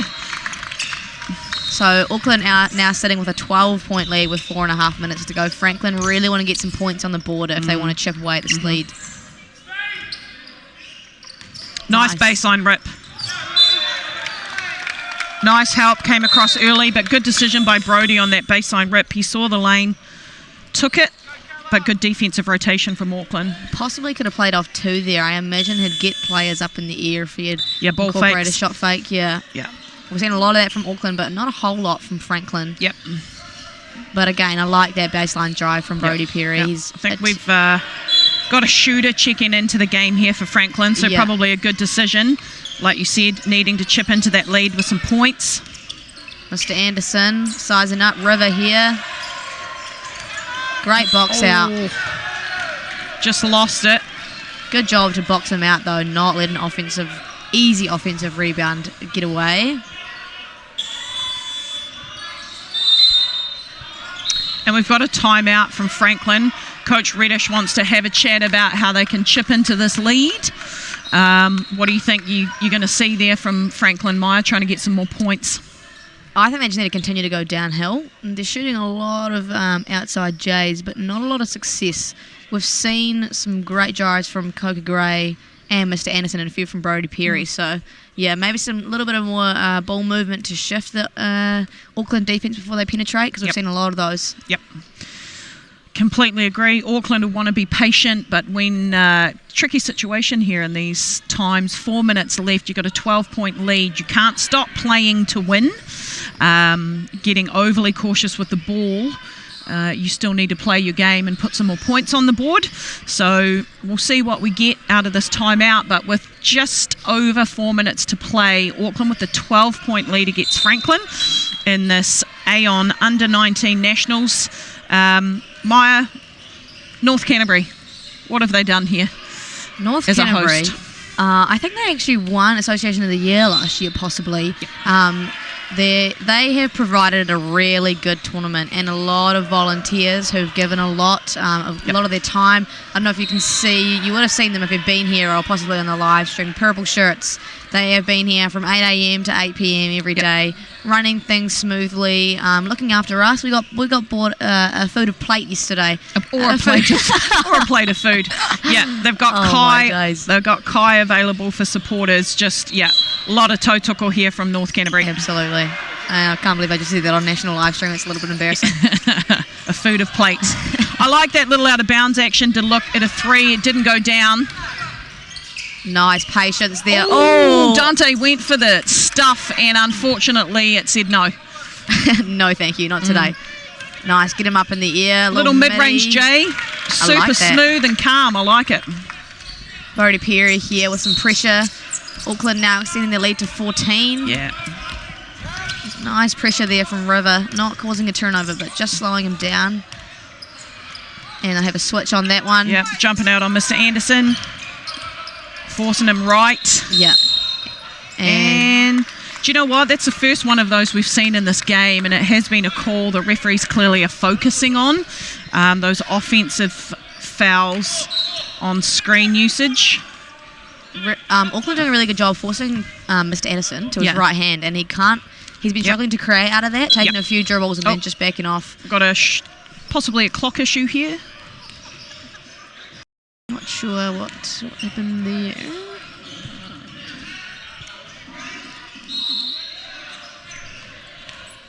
Nevertheless, we go ahead. Yes, we do. I really like this pressure up there from Fabian Solomon. He's done that a few times this game. Nice read there from River to direct cut to the hoop. Nice to see Auckland being active Nice off the kick. ball. Luca from the corner. Really nice, calm, good find. Extending that lead now out to 13. That's not true. I can't do maths. Well, this is probably the most unintelligent live stream I've heard so far. This is terrible. Anyway, Auckland with a lead here. Ooh. He didn't Good even look at active that, hands. did he? Oh, ball comes, and Laurie's done a very good job at saving that. He didn't even look at that, did he? He got a tip without even seeing it somehow. Yep. So the lead's 17, guys. No one said I was a mathematician. Luckily, you've got a good voice here, Laurie. I've got something. Anyway, so just under 3 minutes to play, a 17-point lead for Auckland. Yep. And they've been very calm. Oh, he's feeling it. He's going to let it go. So they've really put their foot down, though, in these last few minutes. Absolutely. Just unfortunately and as we've seen there, for Franklin, not what you want to see at this point in the game. Probably becoming to the point where it's a little bit out of reach for Franklin here. Yep. Auckland really, Definitely going to really need punishing them. some quick points. Yeah. Yeah. Not the worst decision in the world. Yeah. Franklin do need some points. I'm killing my words at the moment. This is... Laurie needs a break. Did you have a coffee this morning, Laurie? Yeah, but not a triple shot. Oh, okay. That's your first mistake. Franklin looking to advance the ball quickly there.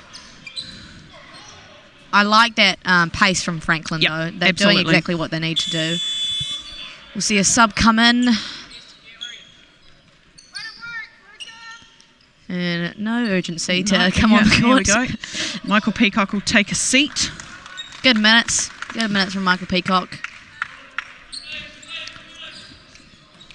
I think Franklin here look like they've... I like that attacking mindset, though, trying to get downhill. Yeah, they look like they're giving some guys, maybe who haven't seen some time in the game, opportunity to run. And Auckland got a turnover there with a travel call. So Franklin gets the opportunity to attack the hoop. So Franklin Portal. Just under 2 minutes to go, and a 19-point lead. Yep. That's how you do it, Laurie. Yep. 19. Mum's a math teacher. I've got an advantage. Yeah. So no urgency. I could from give Franklin. my opinion on the score, but the actual logical mathematic point of it. Oh, it's overrated anyway. Yep. Low post catch here for Franklin. Nice off-ball cut. Nice. Oh, good block defensively, great job, but I really like the low post catch with the dive from the top from Franklin. Going to be Auckland ball here. 90 seconds of play left. You've got to say, Maya, apart from this probably last 3 minutes, this game has been pretty close. Oh, yeah, majority of the way through. And we've seen some really quality basketball. Absolutely. Nice little action there. Getting the big rolling downhill. A nice finish through contact. But, a credit to both teams here. The score's blown out a little bit. Probably not indicative of how difficult and how close this game has been. But credit to Auckland. Made some great decisions, played some really good offense, smart defense, and it's resulted in them here with a 21-point lead. I just did some math on the fly. I agree, though, Laurie. They've been very sensible this entire game, and not only have they played really nice offense, but their defensive pressure has caused a lot of turnovers and disrupted Franklin's offense. So it's been really good to see. Absolutely. Daryl Cartwright there done a great job coaching them in this game. Jamie Reddish doing a really nice job here of getting all his players on the court and getting some court time, which, you know, players come to these tournaments to play. Absolutely. And like we said earlier, Franklin only a newer association, and it's really cool to see that they're in a 5 and 6 playoff. Absolutely. And they've got some really good players here, and they've played nice basketball. So it's cool to see the results of such great development that's gone on up in Franklin. Just under a minute left to play here. Auckland with a 21-point lead in this 5th and 6th playoff at the AON U19 Men's National Championship. I think we're moving in after this game to the women's 3rd and 4th playoff between Otago and Auckland. Yep, so that'll be a good game actually. Looking forward to covering that one. So if you really like the sound of my voice, feel free to stay around because I'm on for that one as well. Absolutely. All day, every day, Maya. Nice, putting him in jail there. Ooh. Probably lucky with that pass getting away. Oh my! And absolutely, it might be the end of the game, and Auckland might be up, but Franklin's saying absolutely not. Get that bad word out of here. No good on the Kudu 52. O-board. Just the theme of the tournament. Yeah. O-boards. Oh. And we've got a foul here. Last 14 seconds. It's going to send Auckland to the line. And we've got leopard print shoes at the line, so that's made me happy. Wish we'd get, you can't really see them as well on the camera, but I promise you they are really cool. Yep. I think we might have just had Michael Peacock has just fouled out for Franklin. And 1, 2, 3, 4. Franklin have 4 players on the court. One down there, Laurie. 5. Okay. And we make first one is good there. 14 seconds left. Franklin will end the game with the last possession. Again, the score probably not indicating how close this basketball game was and what the level of basketball that we saw all throughout the game. We've got a timeout.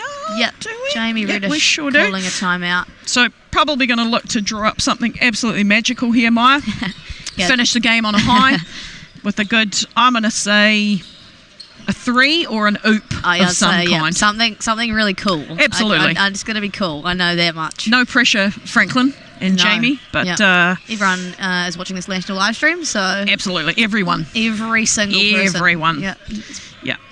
I'd actually like to know the numbers that are watching this live stream. Yeah.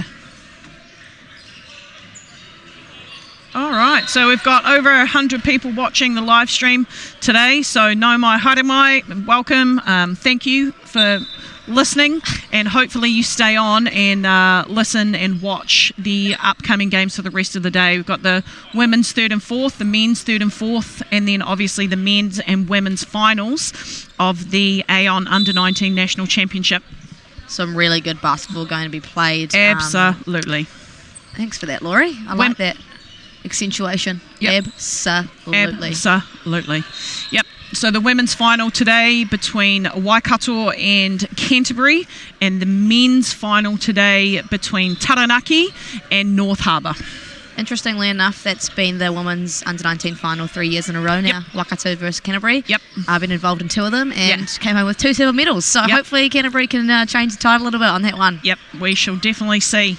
So Franklin here about to run something magical, I'm sure. Excited to see what's about to unfold. I wonder what they're going to cook up here. Oh, not sure what the plan is here. Oh, there he was. Oh, yep. Oh, nice. And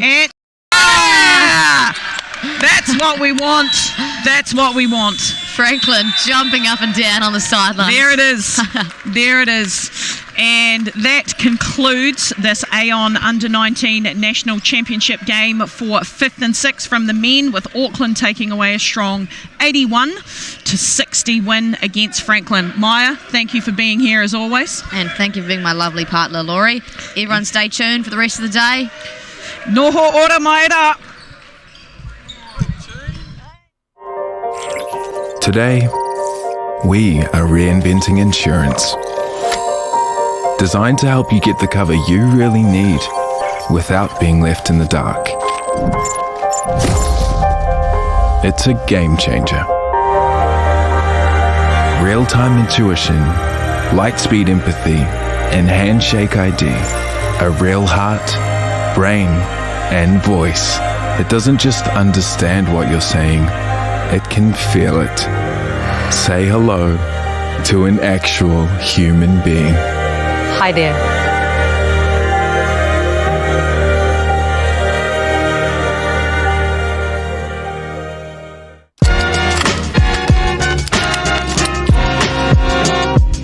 We just want to welcome everyone here today, all you beautiful Whanganui people.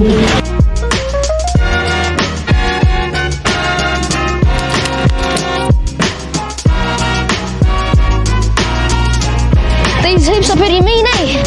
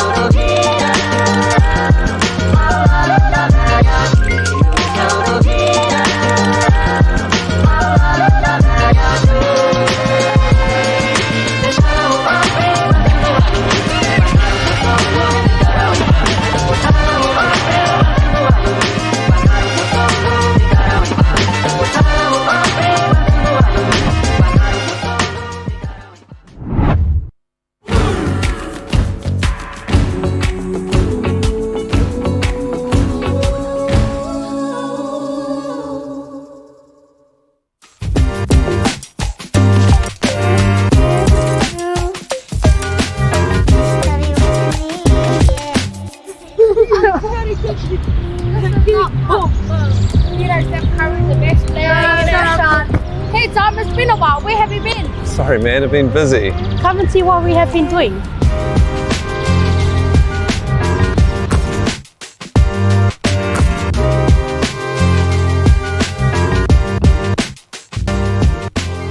It's been a few years since we were here for the launch of the very first Hoops in Schools in South Auckland. Tell me what sort of impact these hoops have had in the school. Every day the kids play outside, morning, afternoon, morning tea, lunch times. They're always outside playing basketball. We also run a sports academy for an hour a day. Half the group is doing basketball and the other half is off doing another sport, so we use it all the time. It's good that they're being used. What about after school and the weekends and things? Is it somewhere where the community can kind of come together and play some basketball? Yep, so after school we have our after school program who use this one, the one behind us, quite a lot. And then our gates are always open for the community to use all of the courts and facilities here. So awesome. Yeah, they're getting used quite a lot, especially on days like this. What do you think this facility means to the kids to have a hoop like this at their school? I think it's awesome. Like you said, the accessibility. Sometimes if they're playing in like the community courts, there's the older kids or the adults that are kind of taking up the court. So to have it here at school, they're always using it. They don't feel pressured to be moving off anytime soon. And yeah, it's nice to see them using a lot of it. I've seen massive numbers grow. We started in the beginning of the year, we started holiday camp and our numbers were like 20 kids. And now we've got 70 kids in the last holiday camp we just had. The interest has grown heaps. Having these basketball hoops out here just helps because a lot of the kids don't get that outside of school. Yep. So for them to be able to come and have a space where they can just ball, and especially in the holidays. And are you guys running any sort of competitions outside of school that the kids are able to get into? Whakahaere mātou, tō mātou kura I tētahi kaupapa poitukohu ki te wharehakinakina o Moananui Akiwa, ki te Mangere Town Centre. Ki reira ka whakapakari pukenga mātou, ka prakatihi, ka ako rātou I ngā ture. Whakahaere mātou I tētahi whakataitai ki te taha o Legacy Wildcats. Ki reira ka tākoro rātou me e tahi atukura o tēnei rohe o Mangere.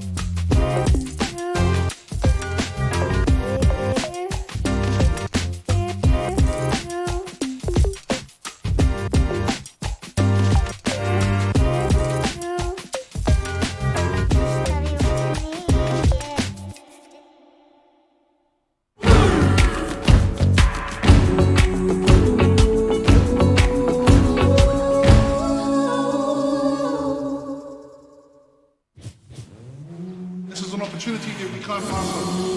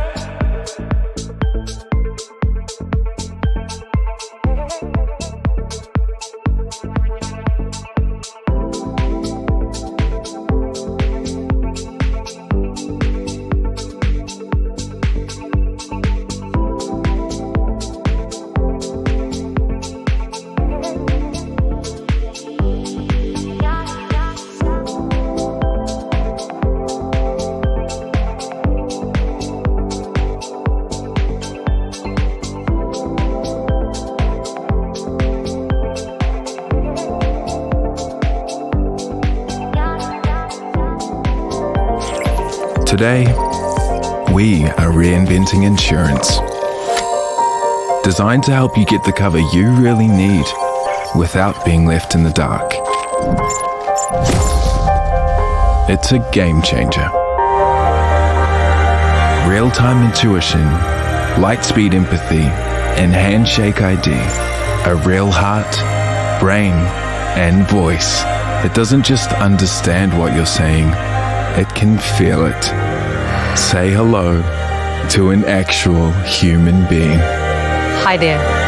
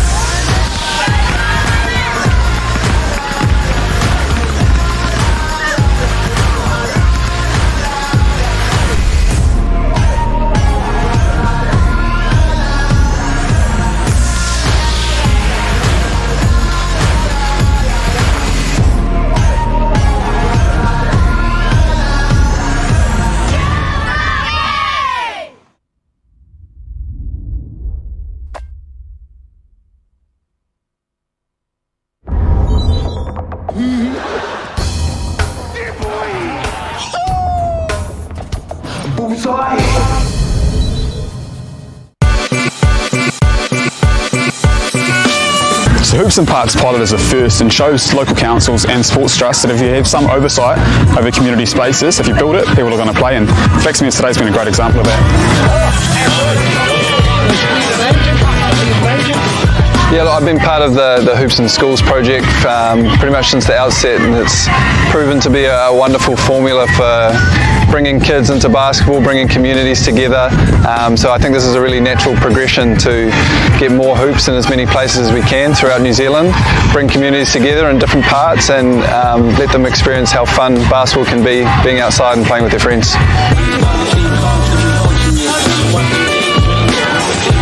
I mean, today's been awesome. It's so cool having this court set up, such awesome hoops, and now for these Flaxmere residents, it's 10 minutes or less to get to their local court, and these kids can come after school, before school, hang out with their mates and get some shots up. I think it's definitely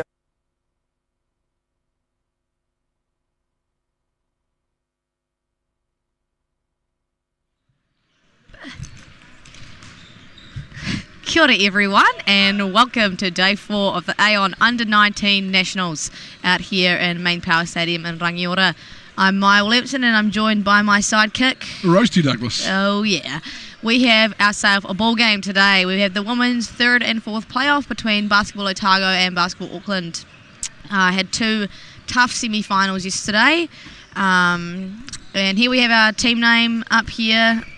We're just going through Auckland. We've got Waimanu, we've got Tiger Lily, she's in there, Savannah, Tulua, Summer, April, Lily, Charmaine and Votalia. And rolling through, and Coach Sifu Luasagiapi and assistant coach Kelly Astle. Awesome, and we'll jump over the Otago team here. We've got Auckland again. There's a glitch. We'll get that glitch sorted. We'll be good. I'll start to read anyway. We've got Legacy Harrison, Kira Hill, Georgia Bedwell, Laura Ring, Abby Harris, Sarah Joy Aroa, Tomaya Malolo, Kayla Miller, Zoe Melville, and Maddie Tinnick. Not sure what happened to the team name there, but I'm sure we'll see them pop up soon anyway. Both teams had pretty rough semi-finals last night, Roasty. Yeah, they came across a couple of good teams yesterday. I watched that Otago Waikato game, and they stuck with them for the first half. Yeah. And it was just in that second half that Waikato managed to increase their tempo of their defence and run away with it. Yeah, Waikato pretty comfortable win there, 30-point deficit. And Auckland did a pretty good job battling against the Canterbury team, but again, Canterbury very strong, and they ended up losing by around 13, so not a bad loss. We've got our referees here today, Tyler Radbourne and Kirsty Howitson. Again, we love Team Grey, don't we, Roasty? Team Grey's been great, and we've also been sneaking into the Team Grey snack room as well. So thanks, Team Grey, for inviting us in. Roasty looked after us. Roasty snagged his 5th coffee of the day from Team Grey room, and I got a few snacks with me. A few snacks. Good job. Hey, we're about to tip off here. Playing for the medal, 3rd and 4th It's not the game that everyone wants to play, but everyone wants to get the medal. So I think everyone's going to be pretty motivated for this third and fourth matchup. Absolutely. Just a couple of getting the shot clock and game clock going, and I'm sure we'll be underway. And yep, here we go. Big tip off here from two big athletes. Bunna will win that one and will go the way of Auckland with the ball in Waimanu's hand for the first possession. Nice way to move the ball early. Ball in the hands of Lily Park. Sorry, nice little rondo turnaround jumper. Otago looking to push early in transition. Good transition D by Auckland. They've got back pretty quickly and got set. Nice way to move your feet, disallow that drive. Nice shot fake, beats the first line. Maddie Tinnock will have a look. Low post catch from Abby Harris. It was a pretty good look from that mid-range, but Auckland off and going. Waimanu been Auckland's #1 player this whole tournament. Incredible guard. Nice little dish off to Lily Park there. You'll see a lot of that distribution from Waimanu. Really good penetrator and a great court vision. Nice ball pressure there. Good active hands. Not allowing Otago to get into their offense. Maddie Tinnock loves a left-hand drive. Rebound there from Vitolia, who nicknamed Bunna, Stephen Adams' niece. Roasty, that's pretty cool, isn't it? Good knowledge. Nice little baseline drive. I like that ball reversal. Free ball goes up. Butter, nothing but net. She has been phenomenal so far. Had 5 triples in the game against Wellington yesterday. It's a nice looking stroke. It is a nice looking stroke indeed. Auckland with a nice 5-point lead to start. Auckland sitting in a 2-3 here. Really not allowing post catches, which is what Otago prefers to go to. Picked that off pretty quick. Auckland on the run again. Oh, spin move, a little bit out of control. It's very rare you see Waimanu out of control. Typically very composed. Early timeout from Otago basketball. Right. We're just going to see a replay of Waimanu's triple. Great spacing from Auckland, great spacing. No contest, lazy closeout paid the price. Yep, so if you're Otago, you really wanted to close out on that. Yesterday she hit 5 triples, as I said, and had a couple against Canterbury as well. So really want to run her off the line and disallow that 3-point shot, because if she gets hot early, she could do some real damage. Make shooters, drivers, close Absolutely. out hard, put them on the deck. Auckland have done a really good job at disallowing post catches from Otago. Otago, that's their preferred method of offence, especially with Abby Harris down low, who was named as the under-18 New Zealand team reserve last year. So absolute weapon on the left-hand side. Rosie giving me a thumbs up for that little info drop. But weapon from the inside, especially on a low post catch on the left hand, so they've done a really good job getting not allowing that, and in turn Otago have kind of struggled offensively to start, so hopefully just cleaning that up a little bit here, going back into the ball game. Going to be Otago ball at the baseline.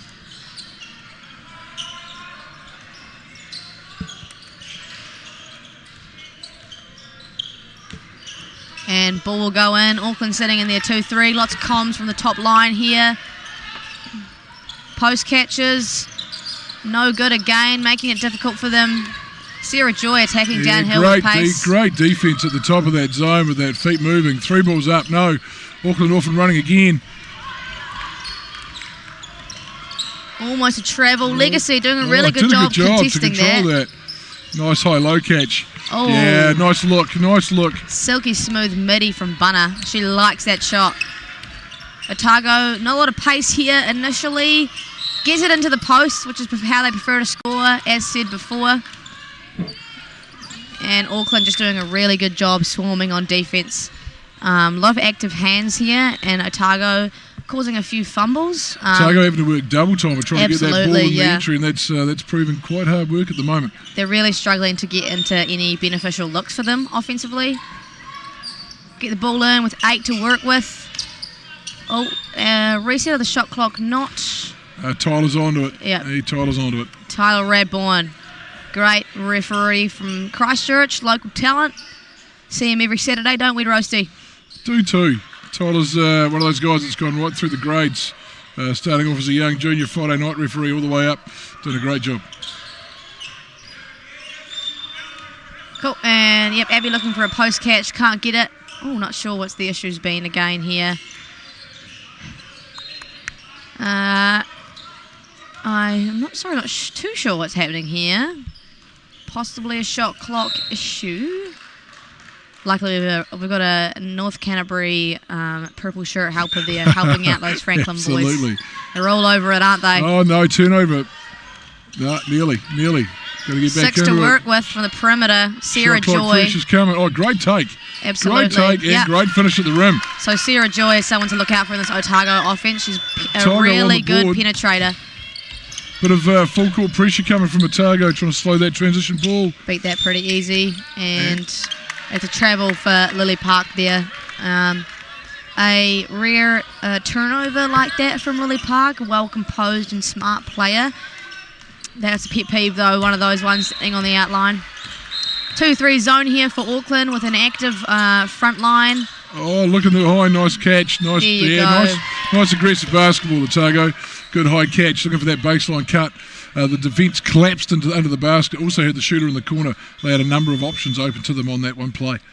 And a hara there, so a foul call. And Abby Harris will go to the line for a pair of kuru tautakus.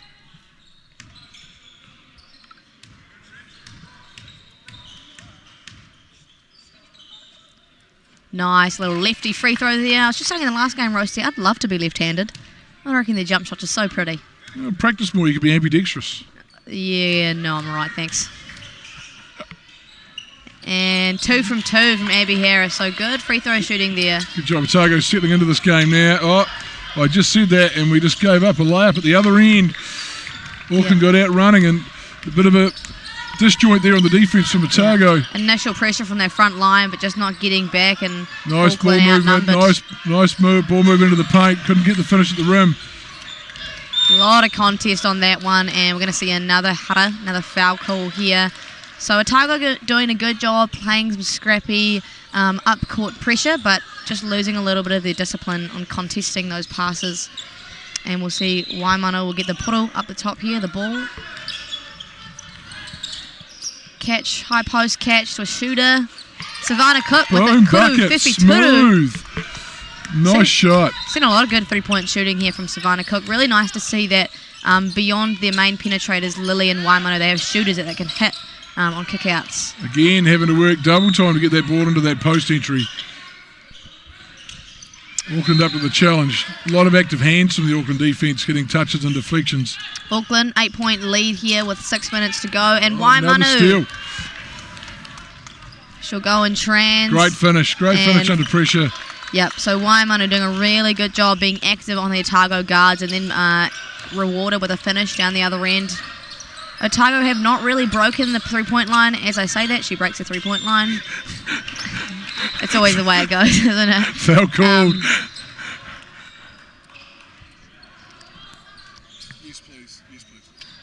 So we're just going to see a replay of that Waimanu play there, being really active, and then a really impressive finish there, absorbing the contact from Maddie Tinnick and then extending out for the finish. Really good work from Waimanu.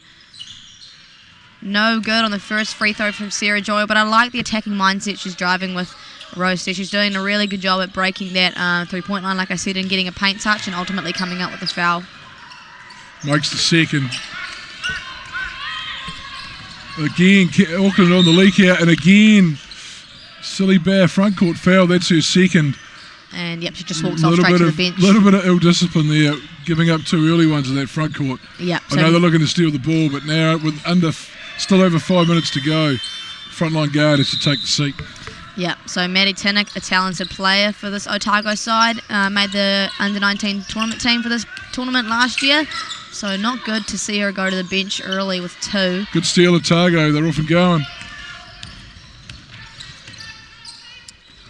Once again, you see Auckland transition defence is very good. They get back, they find their players, find their spots pretty quickly. Otago again having to work double time to get to the rim. And we're going to see a travel Turnover call there. there. Yep, so Auckland will have the puro with just over 5 minutes left in this quarter. Auckland with a nice 9-point lead here, looking to extend it to 11.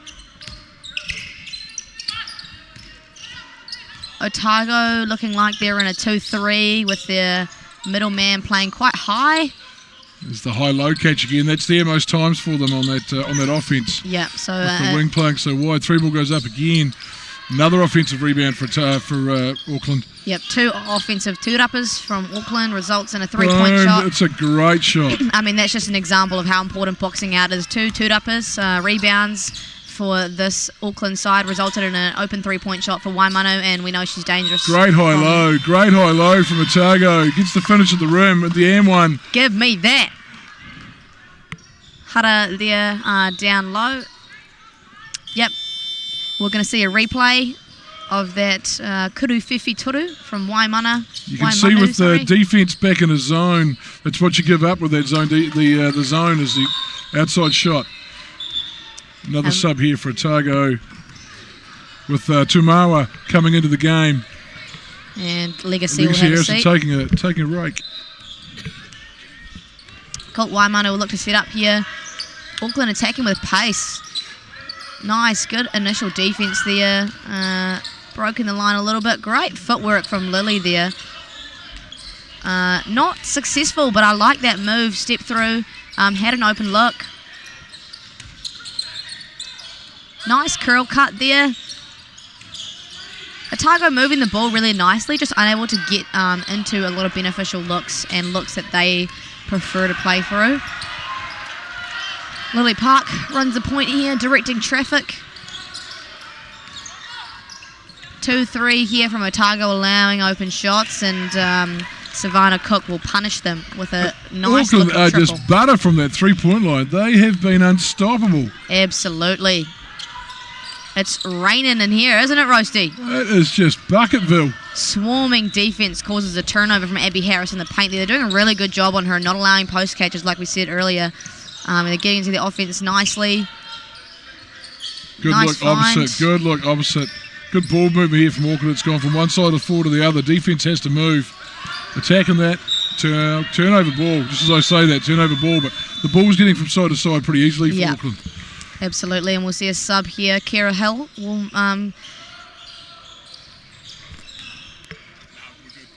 Kira Hill will chicken, and Otago will bring the ball up the court. Auckland a 12-point lead. Last time these guys matched up in pool play, Auckland had a pretty convincing win by 19 against these guys. Kira Hill for 3 from the wing. Off the front iron. Big up a great rebound from Tiger Lily under the hoop there. Lily Park will again run the offense. Really a versatile player. Too easy in the paint there. Almost gets an offensive two-upper, and just as I say that, Auckland get another steal and a chance to set up. Good on-ball pressure there. Nice Great step finish. through. Yeah, Great really step good. through. Nice little baby hook off the right hand. Auckland out to a 14-point lead. And of course, Otago's used their time out early in this quarter. Yeah. So coach would be reluctant to use that second one to stop this flow that Auckland have got at the moment. Yep, Auckland getting into really nice looks, kind of getting anything they want offensively. Oh, it rims out the 3-ball. Even the misses look like going in. Yeah, Right? that's when you know it's dangerous.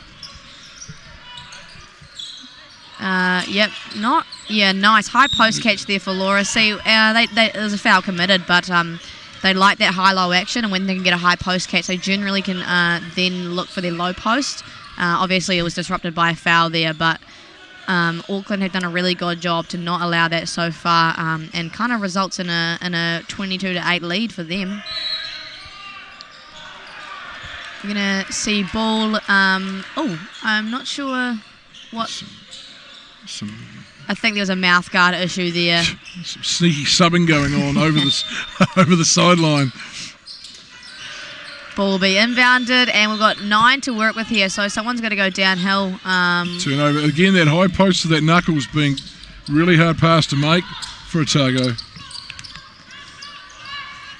Nice ball reversal. Auckland being really patient with their offence so far in this game. Nice backdoor cut from Waimanu there.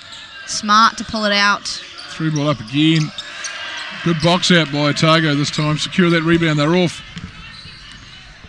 Just under 2 minutes to play here. Otago probably really want to get a bucket on the board there just to not let this game slip so early. and yeah, get some more momentum. Nice extra pass there. Tomaya will attack. Loses the handle. Yeah, so that's... Rosie, I'd say that's about 6 or 7 early turnovers from Otago here. I would agree. Those active hands and that hard catch in the post has just worked to Auckland's advantage.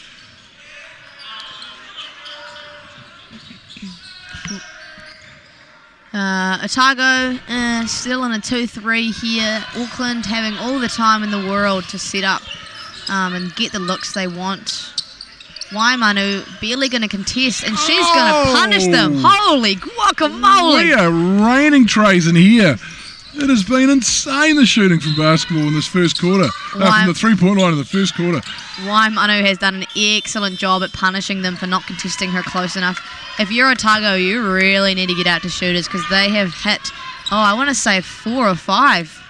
If I was Otago, maybe I'm looking at going into a man defence just to try and slow that up a little bit for a little minute. Waimanu just having an absolute ball game for herself today. Oh, air ball from Auckland. They've retained possession. 7 seconds left on the shot clock. We're gonna have a cheeky replay of that triple there from Waimanu. I think she was a little bit surprised that the defence didn't close her out hard enough and said, all right, if you insist. I'll take it, thanks. Oh, yeah, thank you very much. This is very kind. And she's looking for another one. Again. Can she do it? Not this time. We've missed one. Much to the relief of Otago, she does not hit that one, and they come running. Oh, good hands. Again. Good hands again. Another steal from Auckland. She is I'm a big fan. Rose, I'm a big fan of Waimanu. She is a fantastic guard. She's got active hands, a good shot. She runs the ship pretty well. Boom! Oh, my goodness. Oh, it is raining in here. Can you feel the drips coming down? I can. Oh, my goodness. Oh, my. Now, this is just unfair. That's just an unfair display of shooting. I haven't got the stat sheet in front of you. That's 7 or 8 trays in this quarter. That's incredible shooting. Yeah, give it again. Yeah, let's go. Got to look at that again. Active hands in transition. I thought they might have held a little bit longer for this last shot, but no, ball given up. First good look, uncontested 3, once more. Thank you very much. There we go. Look at that. And down the other end, Otago struggling from the free throw line. They made their first 2.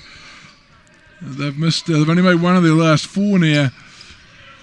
So very difficult for Otago when Auckland are converting so much and they can't get many looks. 6 seconds on the shot clock. They're going to get busy here. 5, 4, 3. Going to get a look up. Oh, we're going to hit that one. Oh, no, that would just be too unfair. that would have been that would have been the icing on the cake. What an amazing quarter of shooting from the Auckland women from the outside. Auckland with a 28-11 lead here. I think we're going to jump to some ads for a little bit and then we'll be back in no time.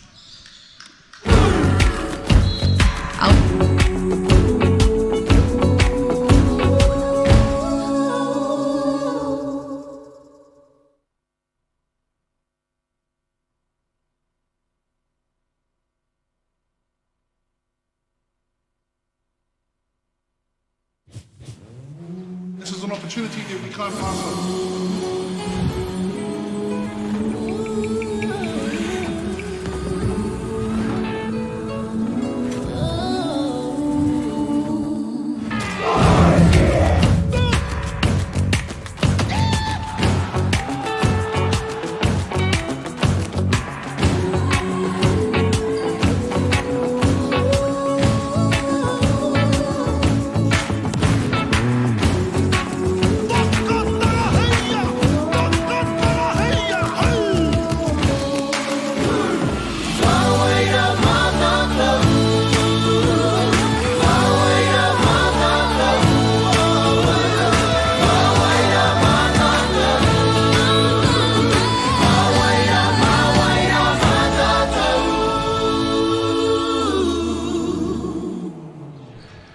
Kia ora everyone, and no mai haere mai to any new viewers. We're here with the women's 3rd and 4th playoff on the day 4 of AON U19 Nationals.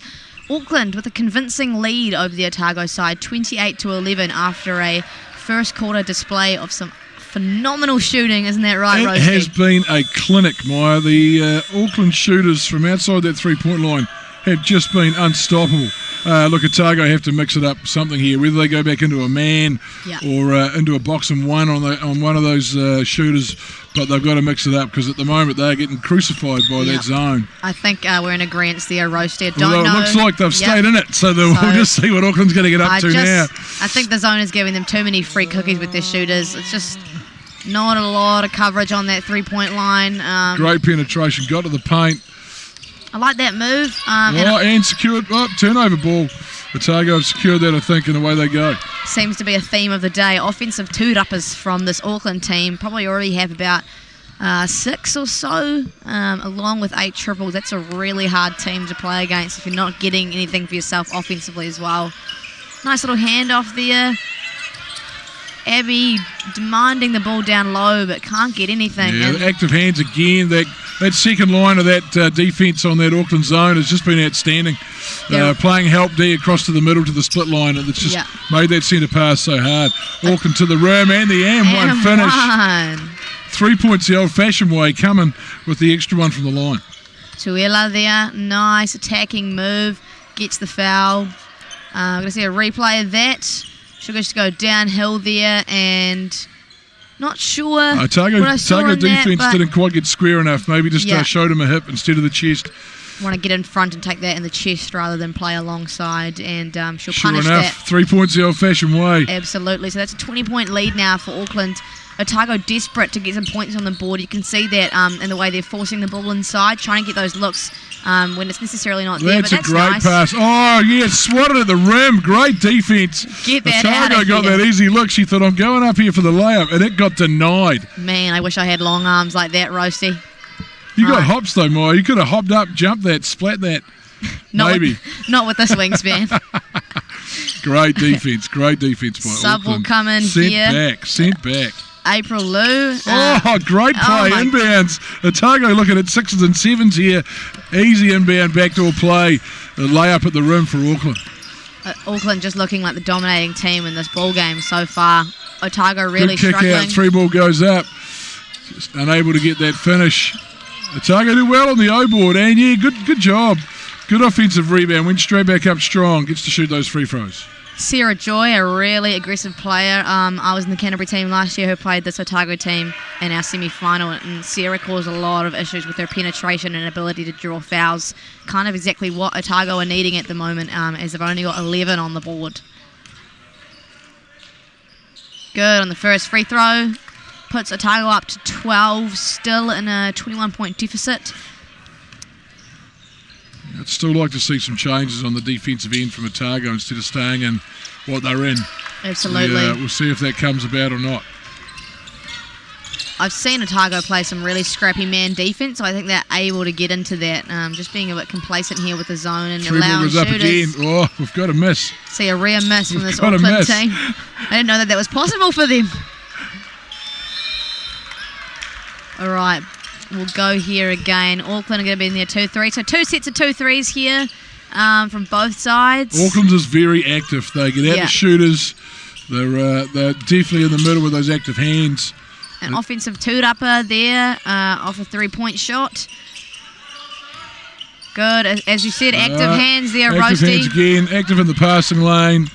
Tuela. Could have given it up. Instead, off the back iron, gets her own rebound. That's just lack of hustle from Otago running back, playing defence to give up an O-board on a 2-on-1. Absolutely. Couldn't have said it better myself, Roasty. Nice ball reversal, though. Nice kick out. I like that look. Otago were moving the ball nicely, just really struggling to actually get any nice looks at the basket. Sarah Joy will penetrate nicely. I don't mind that shot, but it's a good look at the rim, just didn't get the finish. Unsuccessful. Not the nicest rims in the world, these ones. Nice contest on that low post catch there. Ball will go out of bounds. We'll see a couple of subs come in, including Maddie Tinnock, who's sitting on 2 fouls. I'm assuming if she gets another one, she's straight back on the bench, which will be harmful for Isn't that when you Otago. just tell the coach, I promise I won't? Yeah, I promise I won't do I it. promise I won't do it. Oh, great inbounds again.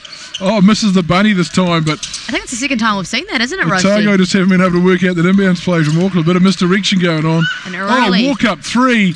Oh, unlucky. Off the Early front iron. Fefe Turu from Legacy there. Probably could have been a little more patient, but it did look like it was going in. again, Auckland swarming defence, not allowing Nice anything kick easy. out. Nice shot Yeah, fake. nice dive, mid-range baseline jumper, nothing but net. I like that from Otago, penetrating, getting the paint and kicking out and penetrating again of a second look, forcing Auckland to rotate, and then a nice little dump there from Legacy. That was really, really nice. Long range too. Oh, Cash. What can you do about a team that's shooting this well? It's just unfair. They've got to be around that 60 to 70% from the floor at the moment, and that's hard to play defence against when everything's going in. Nice look low, looking for that. No, that's all right. Got to the paint, got out. Shot goes up, 3-ball. Nice pass. And one. Give us a little flex, Abby. Give us one. The hardest thing to box out on is the old air ball. No, it was a pass, Roasty. It was a pass. Come on, give him more credit than that. Anyway, Otago starting this, trying hard to stay in touch with Auckland. Down 20. This quarter, they've done a better job, though, of sticking around, creating those second chance points. Can't convert from that free throw line. No good on the Kuru Tau Tuku, and Auckland will have a chance to set up now. Bunna in that high post area, she loves it. Great look, opposite, 3-ball, no. They've gone cold from the 3-point line, Auckland. They'd need to. Yeah, they were smoking hot. Yeah, I was going to say that. I don't know how long they can keep that up for. Oh, great spin move in the paint. Couldn't quite convert. Another offensive rebound for Otago. They've got a few this quarter. Maddie Tinnick will look for a pull-up J. Again, another second chance opportunity for Otago. Third look this time around. Abby Harris playing on the perimeter, not where she's comfortable exactly. A great job getting the ball from one side of the floor to the other. Shot clock pressure at 4. Shot goes up. Look good off the hand. I like that Otago's looking to move the ball, though. They're doing a really good job. Unable to convert on a lot of their looks, but they're moving the ball really nicely. And Auckland have gone cold at the start of the second quarter around the basket. Probably much to Otago's relief. They're able to kind of stay in this ball game a little bit more now. Nice post catch in there. Again, nice active hands from Auckland. Great finish at the rim with the left hand. Abby Harris, a really nice finisher under the rim when she does get a chance. So I'm sure she's happy that she actually got a post catch and able to get that one off. Shooter, no good. There we go. Great Nice pass. Nice pass. She passed that so well, it looked like she was shooting it. Again, really can't talented. box out those air balls. It's hard to do. Right, Auckland still in their 2-3. All 5 players active, hands everywhere. Not inviting Otago into the paint whatsoever. Good spin and kick. Nice high post catch there. She's pretty money from that spot well there. Otago's looking for those holes in that zone. They're doing a far better job in the second quarter of finding the seams.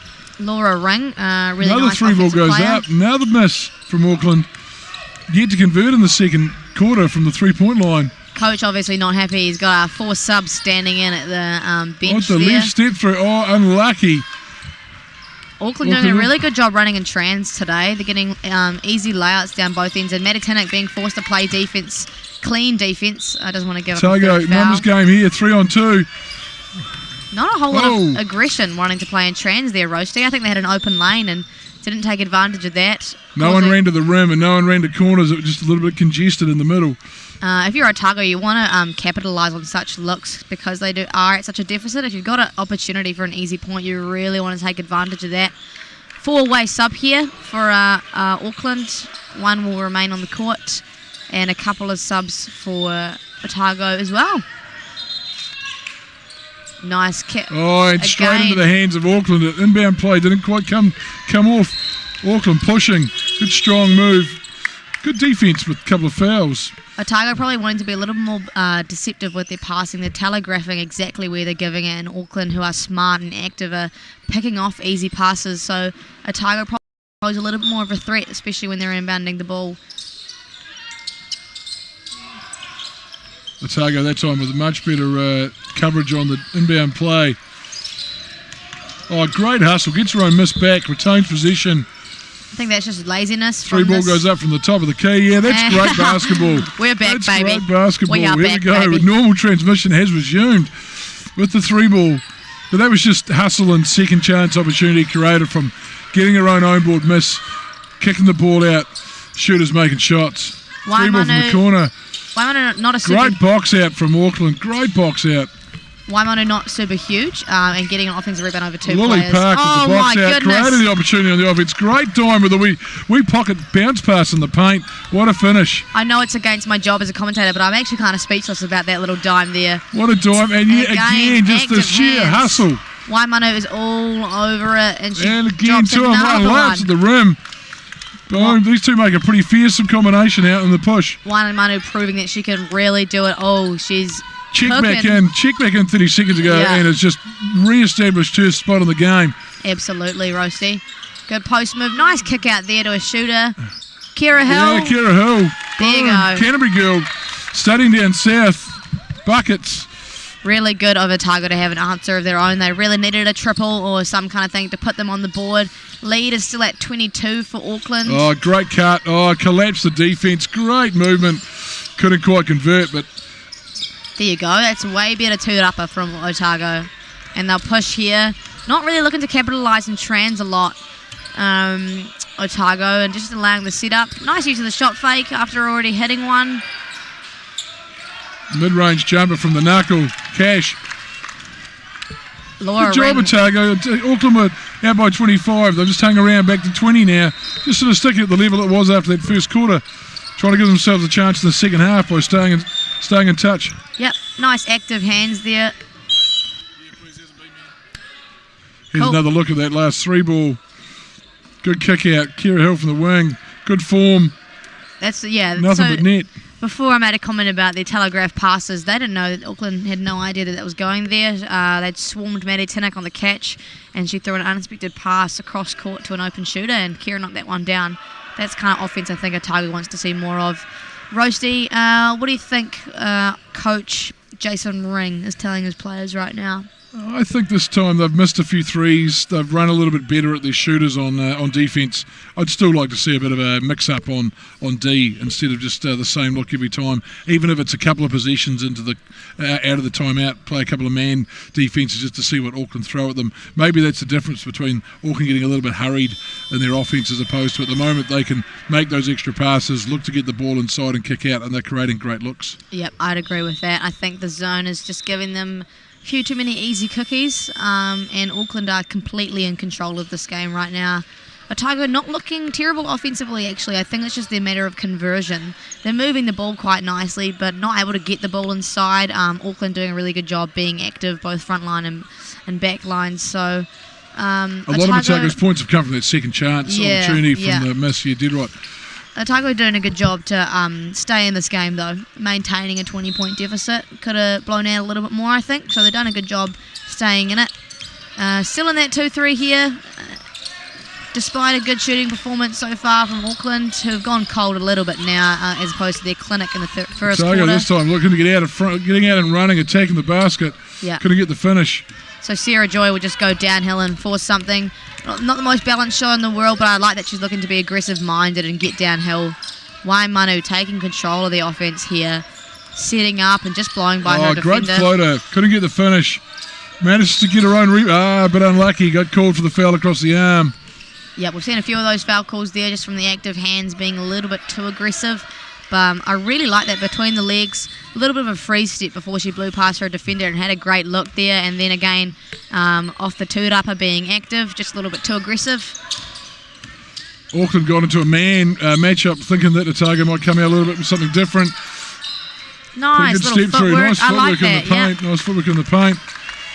Good finish. She's got a really nice soft touch under the rim there, Laura. Oh, good look opposite. Oh, good shot fake.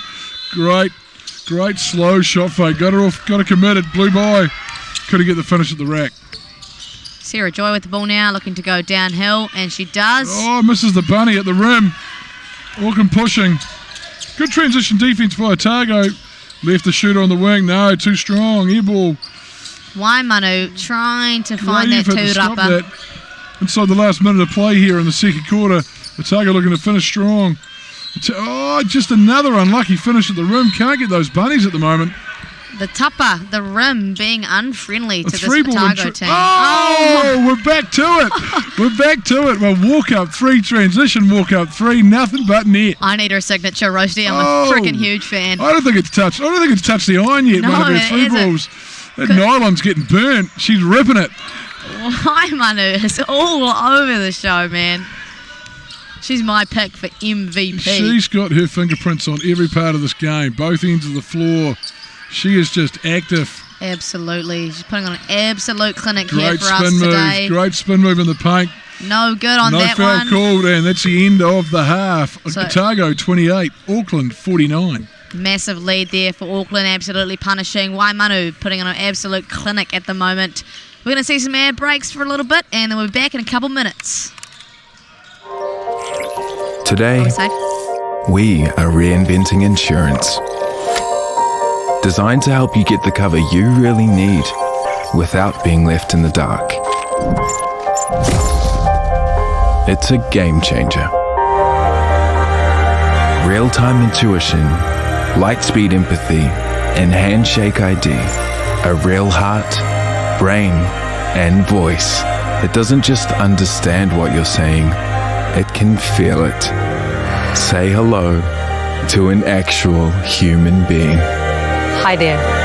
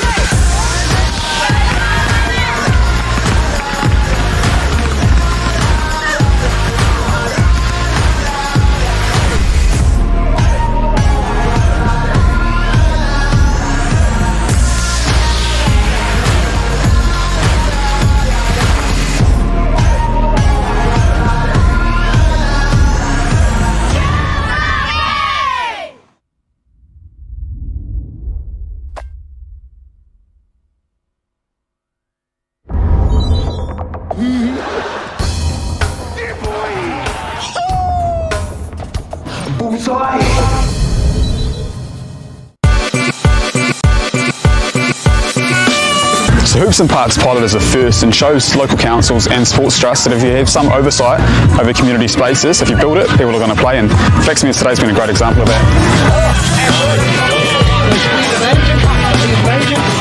Yeah, look, I've been part of the Hoops and Schools project pretty much since the outset, and it's proven to be a wonderful formula for bringing kids into basketball, bringing communities together.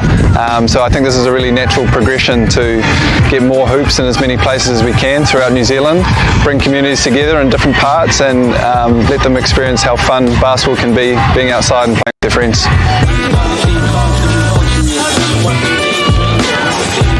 I mean, today's been awesome. It's so cool having this court set up, such awesome hoops, and now for these Flaxmere residents, it's 10 minutes or less to get to their local court, and these kids can come after school, before school, hang out with their mates and get some shots up. I think it's definitely going to have a positive impact. I mean, as you can see right now, the turnout's been pretty good, so especially in Hawke's Bay, it's always pretty sunny out here, so I think there's going to be kids filling these courts up most days, so it's definitely going to be a positive impact.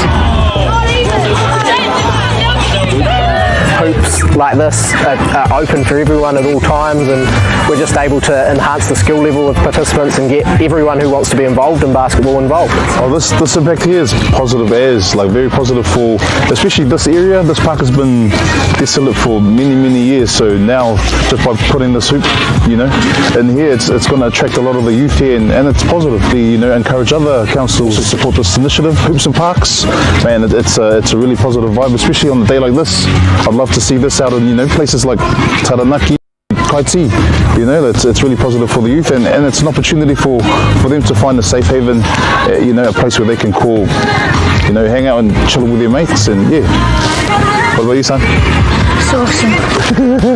I've had heaps of fun. I've been really enjoying it, especially when we did the activity, like the one where you could choose which side to go to, because I won that and I got the singlet, and it's just been awesome. Yeah. It's great.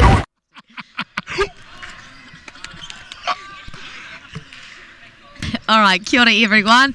No mai haere mai to any new listeners. We're here on day 4. Roasty, stop laughing. I'm just pleased that microphone wasn't live, Maya. At the AON U19 Nationals here. Roasty, you don't stop laughing. We've got ourselves a ball game with the 5th and 6th, sorry. 3rd and 4th. Women's 3rd and 4th playoff here. Auckland versus Otago. Auckland have a convincing lead, 49-28 at the half. Waimanu Clark has been absolutely unreal for this Auckland team. I've not seen, this is my first time in person watching her play, Maya, and she has got a different skill level from everyone else on this floor. Yeah. The handles, the vision, that stroke that she's got. She has just impressed me no end. Auckland have had an impressive team game, but Waimanu has been a massive contributor to this lead. We're underway here. Great ball Looking movement. for another one. Early. Oh, shivers. Here we go again. Straight in. First position, 10 seconds into the second half. I don't even know what to She is say. lighting it up. That's just absolutely unreal. Otago being punished for remaining in a 2-3 zone and giving those shots away to shooters. And I like Auckland's come out of the man again. Making them work for it. Yeah. Oh, got that foul. Yep, so active hands in there, a little bit too ill-disciplined, give away a foul. Legacy will go to the line for a pair of kuru toe takus. It was a great face cut. At this level of basketball, you can't give up a face cut. You've got to work hard to make that cutter get a little bit higher. Absolutely. Auckland, with that triple there, extending the lead to 52-28. That's a punishing deficit to be down by for your Otago. Otago unable to convert from the line. And a good toot-upper there from Lily. Good strong rebound. With the poro. And she'll go down and trans. Oh, Nice active turnover. hands there. Body's in motion, yeah. I would have called that foul as well. Waimanu a bit late to the ball. The Otago guys had rights to the ball then. Yeah, good to see Otago being as active as Auckland have been, getting hands and tips, deflecting that pass away, and now they'll come up with possession and try to get themselves on the board in the second half. Pushing through Sarah Joy. Nice, really active front line defence here. Forced under the backboard. Yeah, pretty good discipline. Didn't help off that. Under the backboard, you're a bit of a dead duck unless you can make that pocket pass, and good coverage there by Auckland. A dead duck, Roasty. That's dead one duck. I haven't heard before. Waimanu was tempted. Gave up the good shot for a great shot. I really like that from Missed it. Waimanu. Nice extra pass. She sat on the three-point line and drew the defender, knowing that she's been hot this game, and threw an extra pass to a wide-open teammate. Great take with the left. And again, good defence by Auckland. Nice offensive Back in two-upper. transition. So Auckland, despite their massive lead, have given away quite a few two-uppers, a lot of offensive rebounds. But Otago just struggling to convert off their second chance points. Shot fake is good. Oh, whoa, what a finish at the rack. I was looking for the baseline left-handed hook, and she's gone with the right-hand layup at the rim. Great finish. Yeah, Auckland putting on an absolute clinic for us today here in the MainPower Stadium in Rangiora. I'm lucky that I get to sit here and watch such basketball good today. footwork again from bringing the paint. Laura has a really nice touch around the rim. It's been really cool to see her throughout this tournament. Such a nice little soft touch under the hoop there. Waimanu looks again. Oh, boom, baby. I love you, Waimanu. I am so impressed. Oh my goodness, you guys can't see us, but we're actually standing up and hitting each other with disbelief at Waimanu's performance. Just give it to Waimanu. That's the offense. Yeah, Just that's give it the back to offense. her. She's there. She's Hit not her, even hit just her. give her the ball. No, see. Oh, here we go. Going to kick it out. Oh, that's a tough pass to make. Active That's- defense inside. I really like Otago still playing really, really hard. Just not disciplined or in control, but they're playing super hard despite the deficit. Nice seal inside. You don't want Abby Harris to be able to go to work from deep down there. Yep, Oh, good and finish, one. M1. Good finish. We're going to take yet another look at another kuru whiwhi turu from Waimanu. Oh, no, Oh, sorry. no, this is the layup of the yep. baseline. Great finish. Really athletic drive there from Savannah. Good stuff. Abby Harris, though, had a nice low post catch, and like we said, Roasty, she works very well out of that position there and is hard to stop, as we can see from her and one, and converts the kuru tautaku as well, slimming the lead down to 22. It was about 25, so they've slimmed it back just a little bit, but still really struggling against this punishing Auckland offense. Oh, great cut into the middle. No reward there. Pretty good defence that time by Otago. Walled up pretty strong. Made them work pretty hard in the paint. They've got out running. Good ball movement by Otago. once again, Auckland's transition defence has just been outstanding. Absolutely, and a turnover there, forcing a pass to Abby, who was not looking. Waimanu will be in control. Nice dish to the corner. Lily Park will attack. Great pass to the wing. 3 ball goes up from the 45. Not this time. Second chance points again. Second chance opportunity. Bunner will drive against a smaller lower ring. No luck. Who is that girl again? Look at that. She's there again. It goes up again. Oh, no good on that one. It would be unfair, Rosie. She has to give them a chance, all right? No, that's just phenomenal. A really good look, though. Otago need to be careful. Waimanu has had a few open looks, as have her teammates, and it's unfair. Sorry, not unfair. It is unfair, her shooting performance. Oh, my God. Oh, my God. Oh, Lily Park gets in on the action from that three-point line. Here we go again. Rinse and repeat with that three-point line. Auckland. Lily Park back from her redshirting season at Auburn, Montgomery, Div 2 University in America. Obviously got on the shooting gun or something over there. Got out Dr. Dish. Got some rebounds. Got some reps up. Oh, yeah, great left-hand finish at the rack. Yep, too easy in that penetration that seam just opened up. Creeping up to a 30-point lead here for Auckland. Otago just remaining in that zone, being a little bit complacent, giving away a lot of easy buckets, easy paketes. Oh, both players go down. Clash. Everyone's good. Waimanu will lead the pace again. Savannah Cook a little bit slow to get up. She's down in the back court. Bit of a head clash.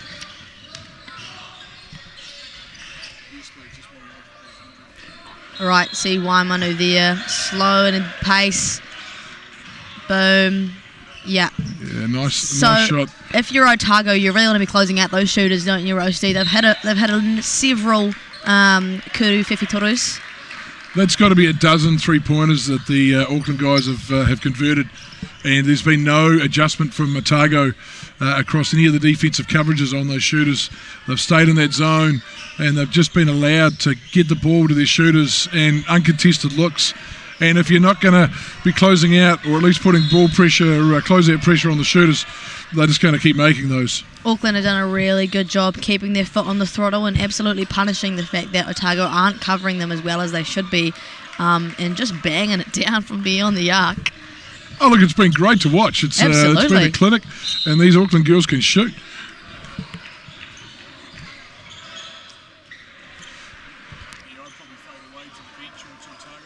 Otago here. Jason Ring leading a chat with Otago girls here who look tired. It's been a long tournament, hasn't it, Roasty?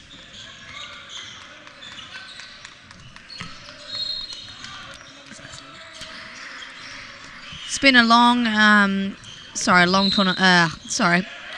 A lot of chat going on from lots of different sources, but it's been a long tournament, hasn't it, Roasty?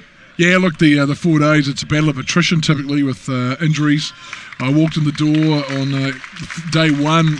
Some poor fella had rolled his ankle in the warm-up of the first game. That was the end of his tournament, and he hadn't even stepped foot on the court. Ah, bugger.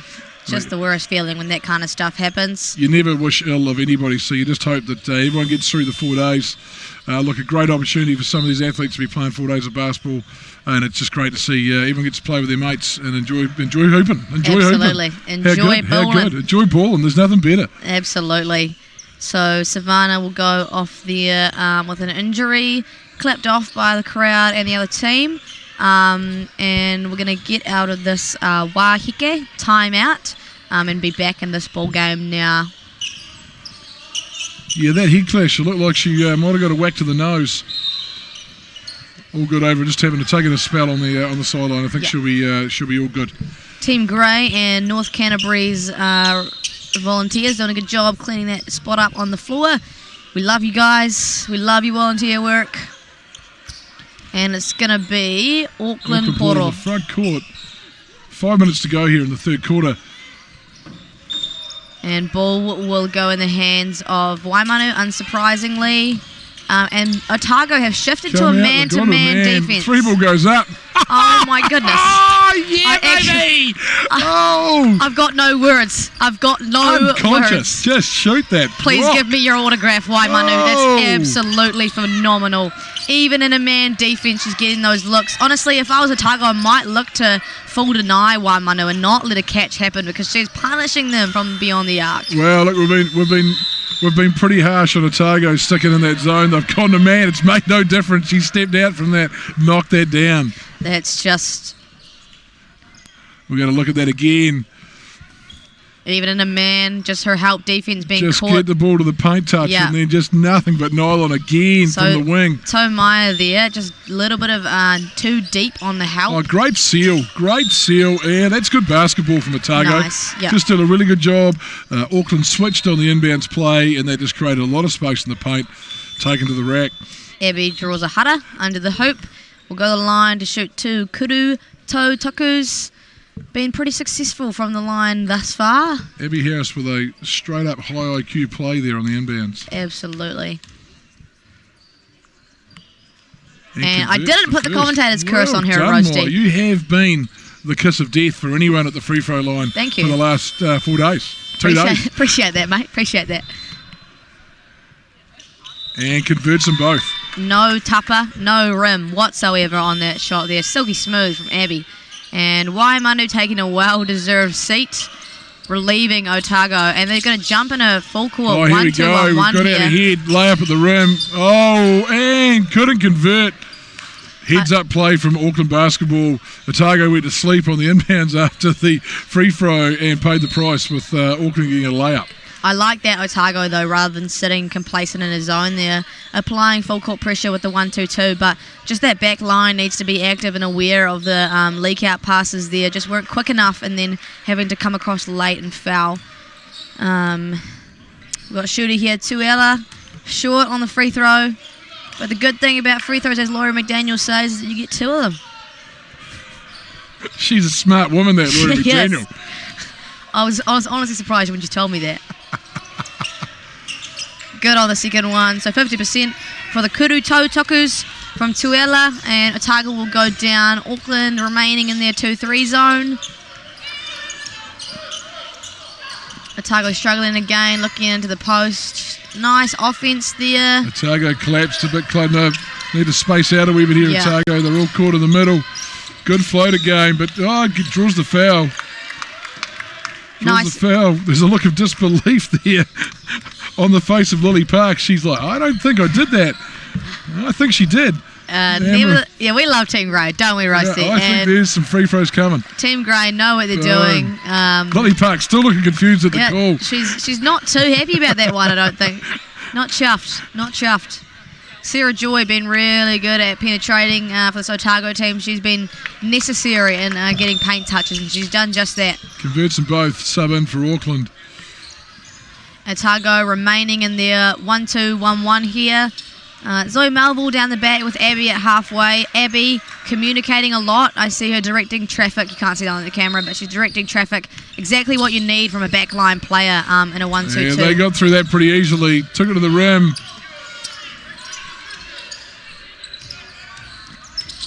Looking to push here, Otago. But Auckland set up. Nice post entry. Nice pass. And a really nice finish. Good seal there from Zoe, catching on the low side and finishing that. Breaking this trap pretty easily.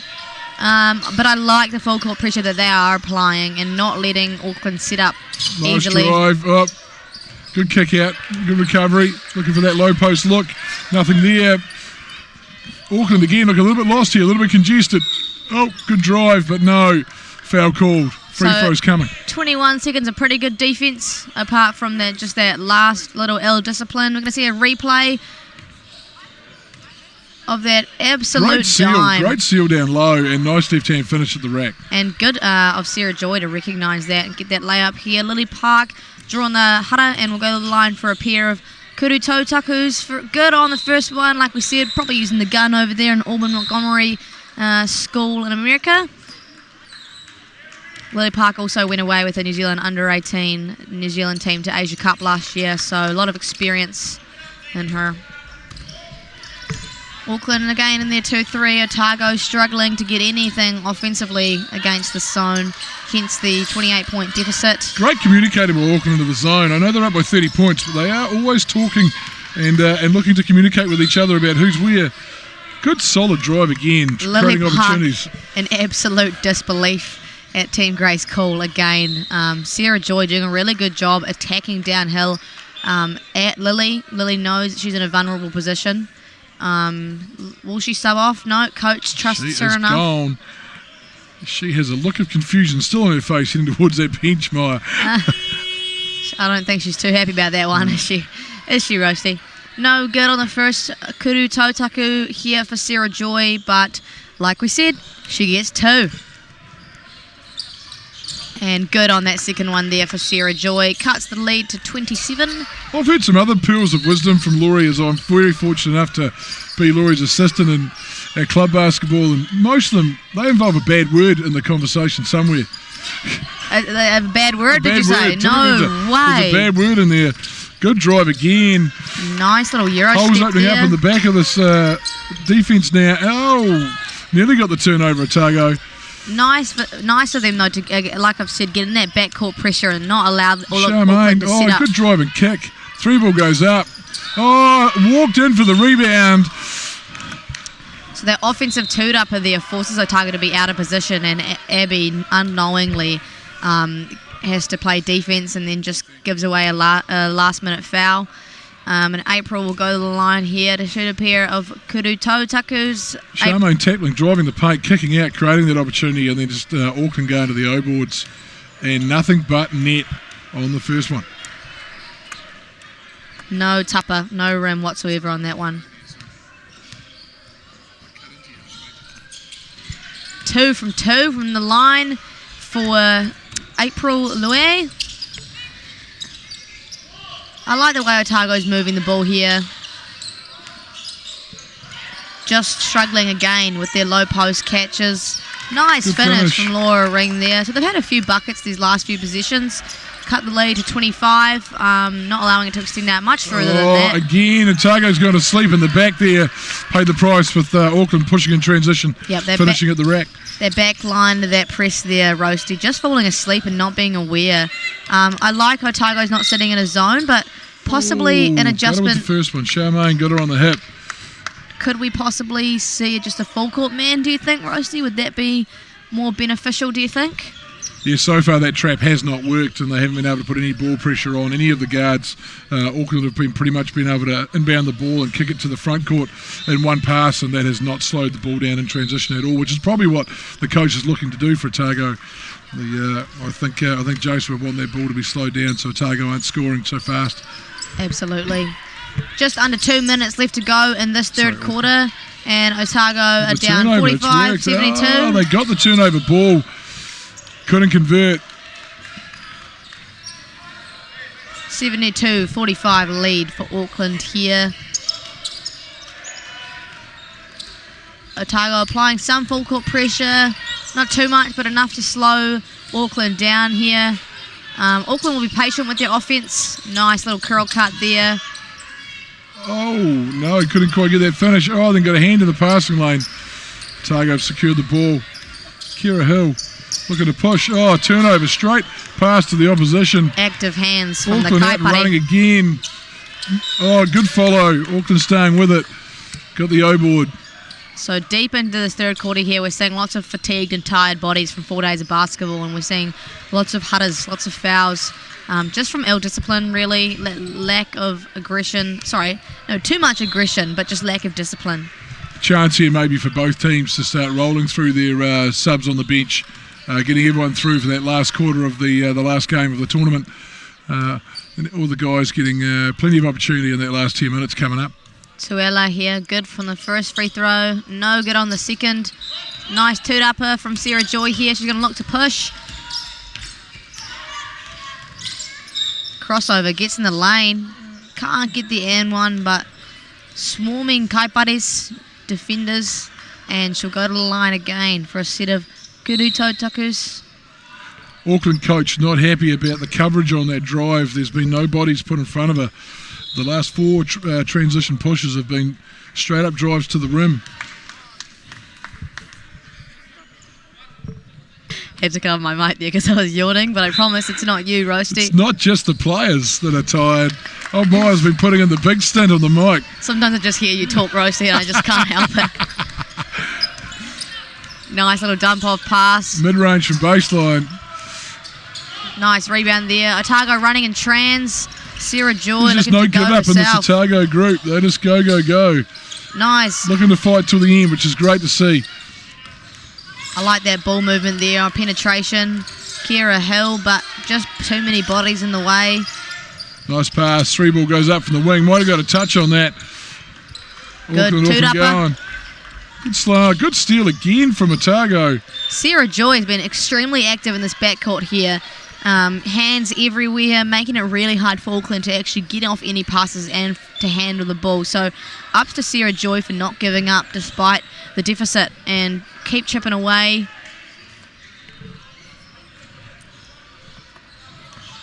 Ball will go in here with 28 seconds left in this quarter. Auckland up big, 73-47.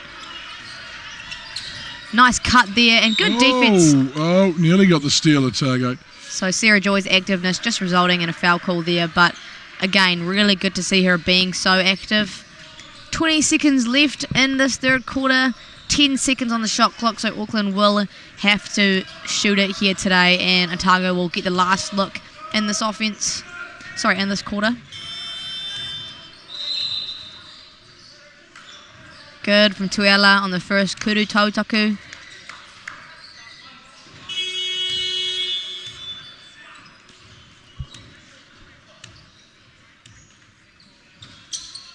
No good on the second, just a little bit short.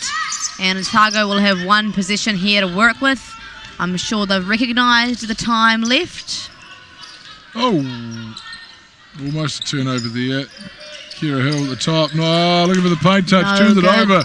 Auckland are off with 3, 2, 1. Will it get it off? She did. Boom! Great finish at the rack. Great way to finish the quarter for Auckland. And that sums up the first 3 quarters of this game with Auckland out to a 76-47 point lead. Yep, we'll be back in a couple minutes after a little ad break for the fourth quarter of this ball game. This is an opportunity that we can't pass up.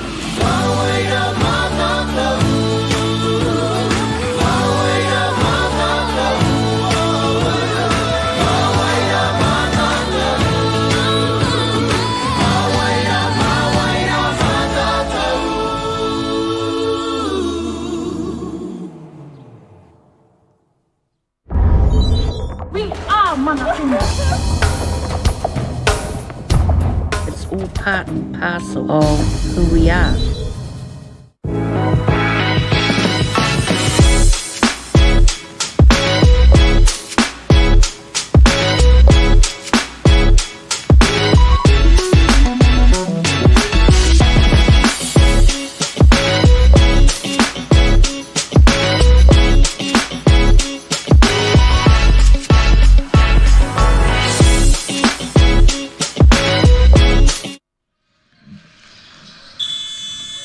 Right, no mai, haere mai, and kia ora everyone. Welcome back to this women's third and fourth playoff here on day 4 of AON U19 Nationals in Rangiora. We have ourselves a ball game. Auckland have been absolutely dominating today, up 76-47 against this Otago team, and have put on an absolute clinic for those who haven't seen the first 3 quarters today. Otago just looking to close this out and continue to make it a respectable game, but Auckland have done a really good job, have they not, Roasty? They have been clinical. Absolutely. Auckland have been absolutely clinical. They came across a very good team in that Canterbury women's team in their semi-final. but in this game they've certainly they've just dominated from start to finish. Yep, an early hutter here, I think, will go the way of Auckland, and they will have their first possession of this last quarter here.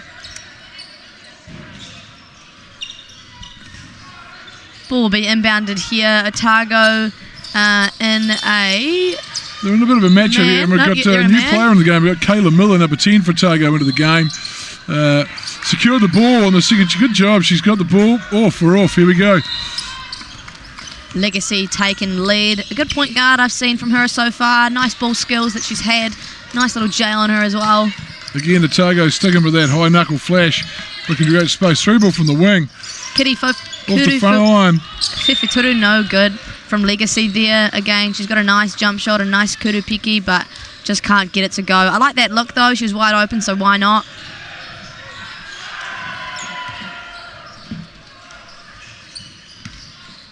Ball will be inbounded. I like that Otago's out of a zone though, playing man defense. Good swarming defense from Abby, not allowing much to go through. Went for the steal, gambled and missed out. Good drive, Charmaine from the baseline. And foul. Good aggressive drive again from Auckland, attacking the rack, putting the pressure on the refs to make that call, get themselves to the free throw line yet again. Yep, I like that Legacy's being aggressive on that one, but just a little bit too ill-disciplined. Probably just wanted to roll up instead of hunting out that block, which resulted in a foul. No good from the free throw line, but she gets another, don't you worry. And no good again, but an offensive toot-upper. Great footwork in the paint. It missed the bunny. No. Otago out and running. Otago looking to go in trans, something they haven't done a lot this game. But they'll allow Auckland to set up again. Auckland again, back in transition D. Good kick out. Tomaya, really nice kick out to a shooter. Nice Maddie shot from Tinnock. Otago. Nice three-pointer. Maybe it's going to be Otago's turn to heat up. Handoff here, rejects it. Goes to the rim. Can't get much out of that. Look, I like Otago on this man. They're certainly having to work harder, Auckland, but here we go. Three ball from the top. Nothing but ear. Auckland have cooled off a little bit from their first quarter absolute clinic they put on in terms of their three-point shooting. However, still foot on the throttle with a 26-point lead here. Tomaya will control the pace. Nice low post catch is exactly what Abby Harris wants. Gets her offensive toot-upper and puts it back in. Cuts the lead to 24. And at the bench we see a four-way sub coming in with Manu. The starters are coming back. Coach has seen enough. First 2 minutes of this quarter. Three ball, no good. Off the iron. Good hustle by Auckland, but no, couldn't secure it. Otago off and going. Good look to the middle. Trailing big, couldn't convert. And now we have a 3-on-1. Auckland going the other way. Great pass, clinical. Missed it. Maddie Tinnock may be lucky to not get her third foul in that one. She goes in trans. Nice pass, little dump down there. Ball movement is lovely and a really nice finish from Maddie Tinnock there. So they've actually chopped the lead back to almost 20, only 22 now. So they've had a really good start to this quarter, Rose? Yeah, look, it's been messy, but so far the benefactor of that have been Otago. Just a blow-by drive there. A good block and a chance to get it back to under 20 in this position for Otago. Coach is looking for that time stoppage of play to get his starting group back in. Three ball goes up from the wing. Otago have come out firing in the fourth. We're back to 19. It looks like the timeout. The coach has seen enough. There's going to be a timeout. I think the subs have been told to sit. Three ball goes up for Auckland. No, Otago still chipping away. Here we go. That man-to-man defense has made a difference for Otago at the start of this fourth. In 3 minutes, they've chipped it back by 10. Absolutely. Otago put an absolute clinic here. Just getting into a nice offense. Good footwork being again able to in the convert paint. everything. Good defense. Auckland have really struggled. Good finish, back to 17. Here comes the timeout. Here we go. Otago, great start of this fourth quarter, and they are slapping it up, Maya. They are stoked. Awesome. They've forced Auckland into a wahike. Going to see a replay here. I think this is Maddie Tinnock's three-point shot. She just launches it, and that's good. Auckland zone's been very lacklustre at the start of this fourth quarter. There's certainly some tired-looking bodies. Coach is trying to get the discipline back in. Otago have forced Auckland into a wahike and a timeout. What do you think are the adjustments that Auckland is making to not allow Otago to creep back into this ball game? I think Auckland has just got a little bit slow and a little bit lazy in that zone. I think the coach has just reminded them you've got to keep bringing that energy. Otago have shown that they can convert. They've made 4 of their first 5 shots in this quarter, and obviously their scoring percentage is very, very high, but Auckland needs just to make that adjustment, close out on shooters, just do a better job of those active hands in the passing lane again. Yep, and Auckland have the advantage of putting back in Waimanu and Lily Park, who have been their 2 top scorers today. So that'll change things for them offensively again. Waimanu heat check today, probably how many do you reckon? She's had 5? Oh, I think maybe there could have been 6 in there. And then obviously with the threat of everyone else on this court, it's a pretty unfair lineup. This is a pretty good 5 that Auckland have put on the deck. I'd say so. Otago, no changes. Here we go. Drive, Nice. Great pass, and already Auckland with a better look at the rim, but couldn't convert. Otago, here we go, chance to trim the lead again. Otago, a lot of momentum now that they've gained from that little 10-point run they had. Auckland, though, Loose good handle in the containing paint. defense. Loose handle in the paint. Again, active hands at Auckland. Waimanu will look to cook here. Easy catch for Bunner. You don't want Lily catching the ball in that place where she can go to work. Oh, great Lovely footwork. Yeah, that's just beautiful footwork. Up and under, step through, finish at the rim. Yeah, really smart of Lily there to be patient, use her shot fake and get a nice little step through. That's exactly what Auckland was missing offensively in the first half of this quarter. Nice ball reversal and an attack, but active hands. 3 ball from the wing for Otago. So we've gone a little bit cold from the Kudu 50 line. Coach Sefu for Auckland looks a little bit more relieved than he did just a minute ago when he was giving his players the right act to that timeout. So I think he might be a little bit happy now that this group have gone out there and executed straight away into their offense. Absolutely, Roasty. Oh, that's a ill-advised pass. Step back. Oh my God. Oh, not this time, but offensive board, no. Well done, Otago, securing that ball again. Waimanu just had to shoot it right. Like, she's had a heat check. She's been hot the whole game. I think it's only fair that she shot that nice little step back. I think her light is definitely green. Absolutely. I think that's definitely green. Honestly, I would. Nice right hand finish by Ring. I wouldn't be mad if she pulled it up from half court right now. Nice little push ahead and trans. Savannah Good being strong. take, couldn't convert. Good to see Savannah's back on the court after leaving with injury earlier. Abby Harris will go on her preferred left ran hand. through her. Waimanu looking to cook good and trans. crossover, got rid of one defender. Nice. Good lucky, great step through. I like that Free throws find. to come. Waimanu is such a dominant player that defense just draws to her, and she's able to facilitate out of that and make really good decisions, finding her teammates running and trans, which results in a foul call here from a very tired Otago side. And she's not ball hungry either, Maya. She doesn't mind coming off it or running onto the ball. She doesn't need to be ball in hand, but she just is a great distributor. And so far in this game, I've just seen her make great decisions. Absolutely, and it's a coach killer, isn't it? Jason Ring, there's probably not much of an answer that he can give for a player like Waimanu. Jason Ring, accompanied by Greg Brockbank. Coach of the Year for 2022, Greg Brockbank, sitting on the... Greg's normally coaching 19 teams at one time. Yep. So good to see he's doing double duty again here at 19s, sitting on the bench with the Otago girls and coaching the Otago boys. So if we just had to take a look at the scoreboard, Roasty, it's back to a 15-point game. So Otago have done a really good job putting their foot on the throttle here, and although they may not come away with the win, they've made it a respectable lead. Definitely have put some respect on the score. They've got a chance here. If they can... Oh, good job, good box out. If they can trim this back to single digits with 2 minutes to go, that certainly puts some scoreboard pressure. But from a game that was all over at the start of the fourth, Maya, they've done a great job. Absolutely, I agree, Roasty. Waimanu there called for a rebounding Hara, and she will get subbed off, possibly in foul trouble. I'm not too sure. I think that was her fourth. Might have been her fourth, yeah. Auckland good enough to function without Waimanu, obviously. Good pass opposite. Good footwork again. Oh, snuck it under. Got the foul call. Great quick hands on that. Quick footwork. Quick finish at the rim. The Kaipare, the defenders, not too happy about that foul call again. But Otago have done a really good job, especially in this last quarter, of drawing those fouls, going up into the contact, absorbing it, and in results, getting a foul call. And she'll go to the line to shoot 2 here. Good on the first. Won't say anything about the second.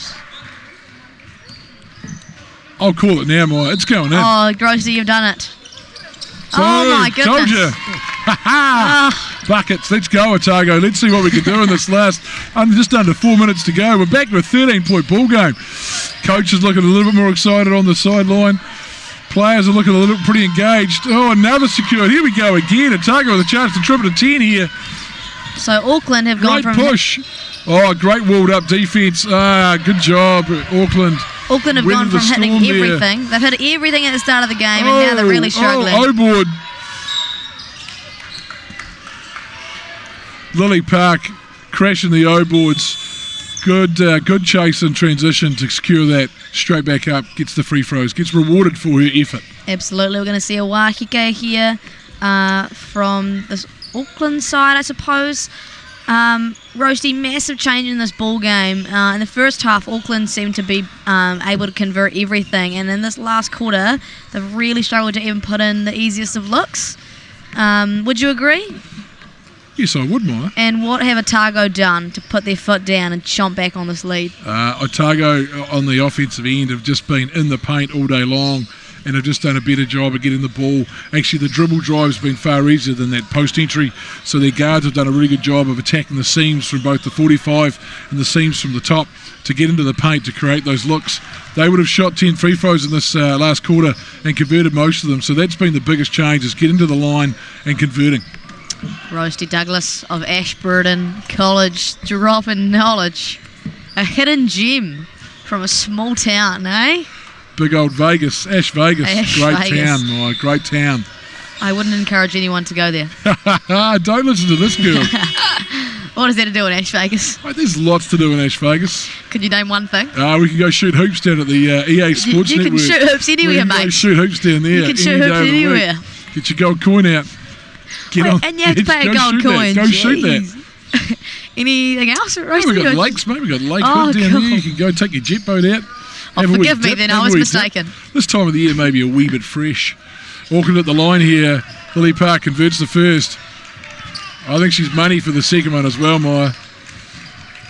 Roasty, you've done a dangerous thing here. Told you. Oh, it's worth the risk.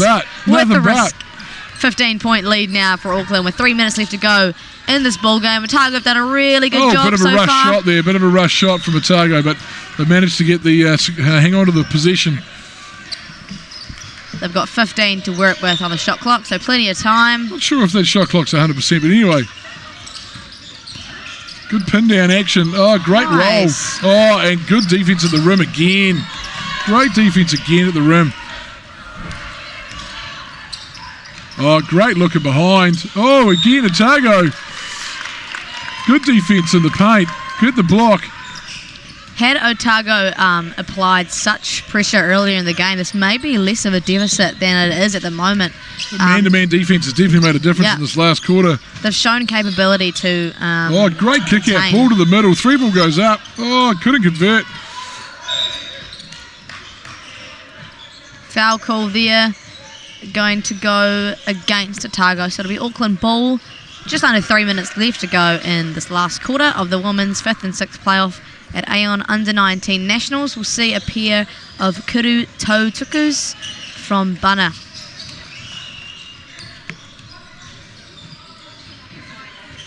Silky smooth. Cash. If you can make that ball spin back to your feet on a free throw, you had stroked it. Is that what happens when you shoot at the EA?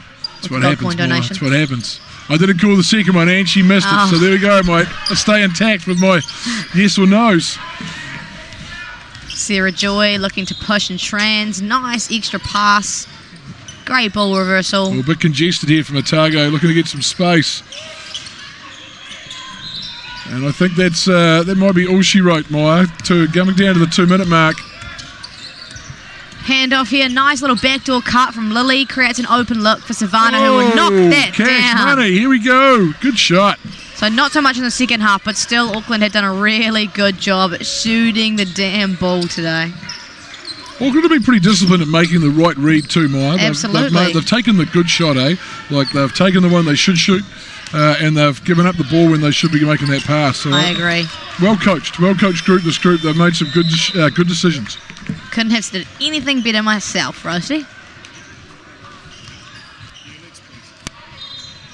Right, we're going to see a replay of that triple there. Kuru Whiwhituru from Savannah Cook.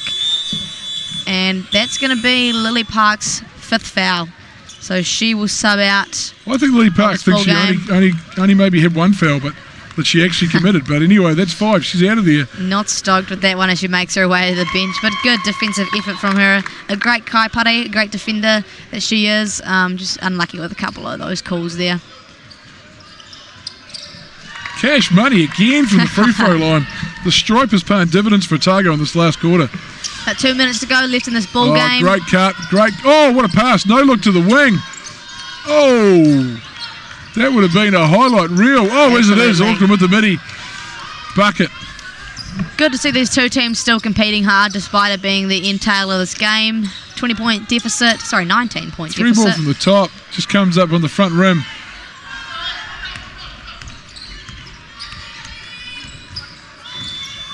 Little handoff there. Otago will stay. Auckland moving the ball really nicely. Savannah will just go downhill and get an easy look. Nice little dump. Nice dish off. That's a great pass. Can't get the look to go, but I really like that pass. Nice little dump down. Again, active hands by Auckland in the passing lanes. We've been unlucky. Auckland fell to the deck. It's an automatic blocking foul now, Maya. If you're on the ground, pretty much if you're on the ground and you interfere with a step through, you'll be called for the blocking foul. Oh, I did not know that. Thank you for that new info, Roasty. Everyone at home, write that one down in your notebook so you know. Could have also made that up. Right, maybe don't then.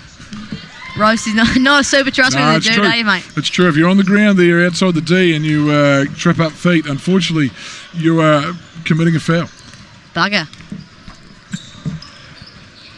2 Kuru Tautakus. Under a minute to go here in this playoff for 3rd and 4th at the AON National Under-19s. Auckland's going to finish on the podium, get that medal. I like they're still playing hard though, like I said, deficit, and they're still, oh my days! Oh, Savannah Cook, she has been shooting lights out all game long. Kuru Whiwhituru again. I think I've said that word plenty of times today from this Auckland 3 ball side. from the corner. Oh, trying to answer Hill on the corner. Couldn't quite get the roll. Auckland coming down. They're going to just play the shot clock out here. They'll probably get one final look, but a difference between the shot clock and the game clock. Otago still playing hard defense, which is what we like to see. And Savannah will go heat check for another Kuru Whiwhituru. No good. 15 seconds to go. I think Otago they're just going to dribble it out, or they may look to score. Finish with a little bit of pride, I think. Yeah. And no, they'll just settle it out. All right. Well, kia ora everyone. Thank you for watching this AON Under-19 National Final. National 3rd and 4th playoff. My fault. Auckland with a convincing 30-point win over Otago. Maybe 20-point. 20. Oh my goodness, I just fluffed that up so hard, didn't I? Luckily, I'm getting off the mic soon. Rosie, thank you for joining me. Hey, join us the next game, troops. I'm staying on the mic and I'm joined by... who am I joined by? I'm not too sure who's joining me. But anyway, we're doing the 3rd and 4th playoff. This will be a great game between Manawatu and Canterbury.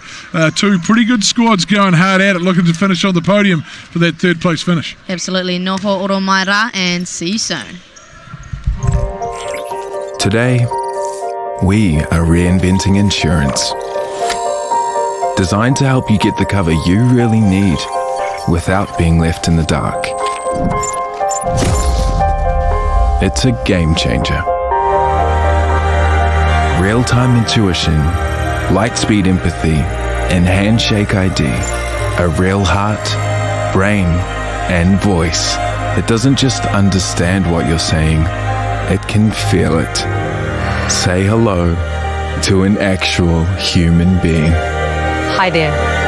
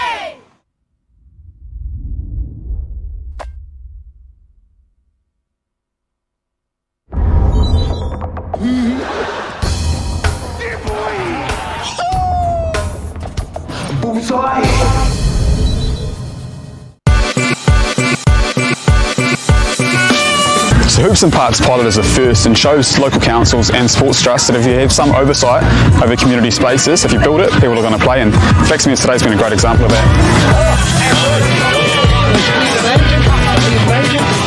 Yeah, look, I've been part of the Hoops and Schools project pretty much since the outset, and it's proven to be a wonderful formula for bringing kids into basketball, bringing communities together. So I think this is a really natural progression to get more hoops in as many places as we can throughout New Zealand, bring communities together in different parts, and let them experience how fun basketball can be, being outside and playing with their friends.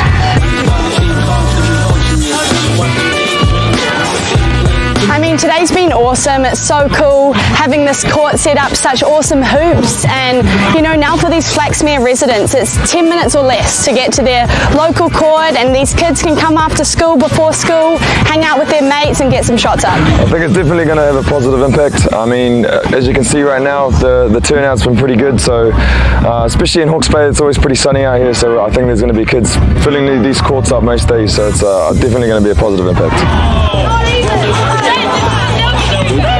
Hoops like this are open for everyone at all times, and we're just able to enhance the skill level of participants and get everyone who wants to be involved in basketball involved. Oh, this impact here is positive as, like very positive for especially this area. This park has been desolate for many years, so now just by putting this hoop, you know, in here, it's going to attract a lot of the youth here, and it's positive. You know, encourage other councils to support this initiative, Hoops and Parks. Man, it's a really positive vibe, especially on a day like this. I'd love to see this out in, you know, places like Taranaki, even Kaiti. You know, it's really positive for the youth, and it's an opportunity for them to find a safe haven, you know, a place where they can call, you know, hang out and chill with their mates, and yeah. What about you, son? It's awesome. I've had heaps of fun. I've been really enjoying it, especially when we did the activity, like the one where you could choose which side to go to, because I won there and I got the singlet, and it's just been awesome. Yeah. It's great. There's a lot of people who can have a chance to actually do it, because we haven't had these type of fancy hoops before here, and it's really great.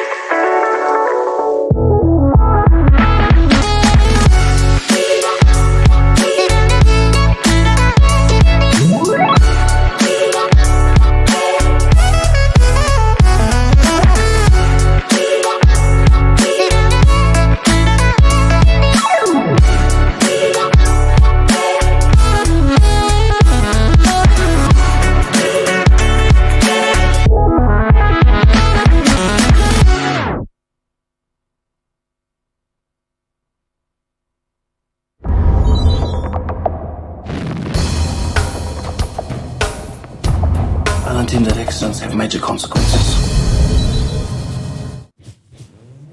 This is an opportunity that we can't pass on.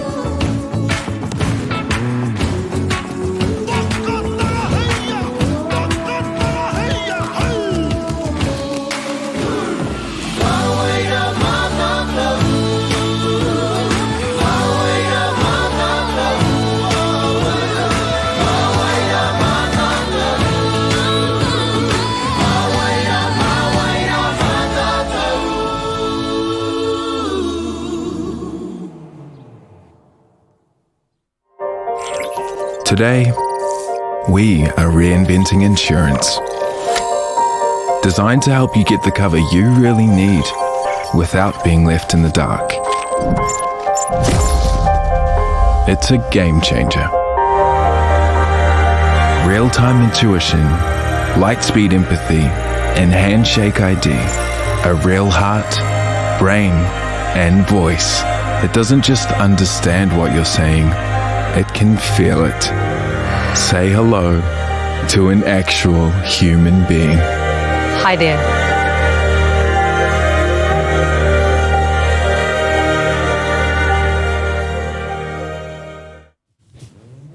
This is an opportunity that we can't pass up.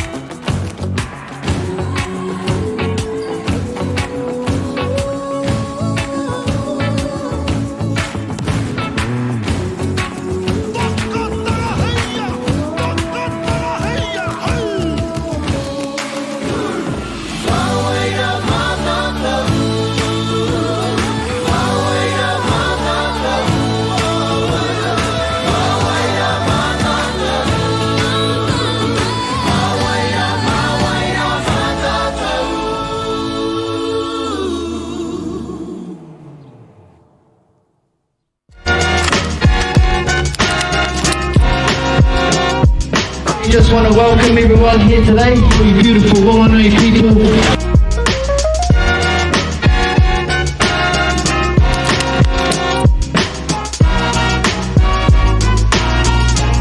These hoops are pretty mean, eh?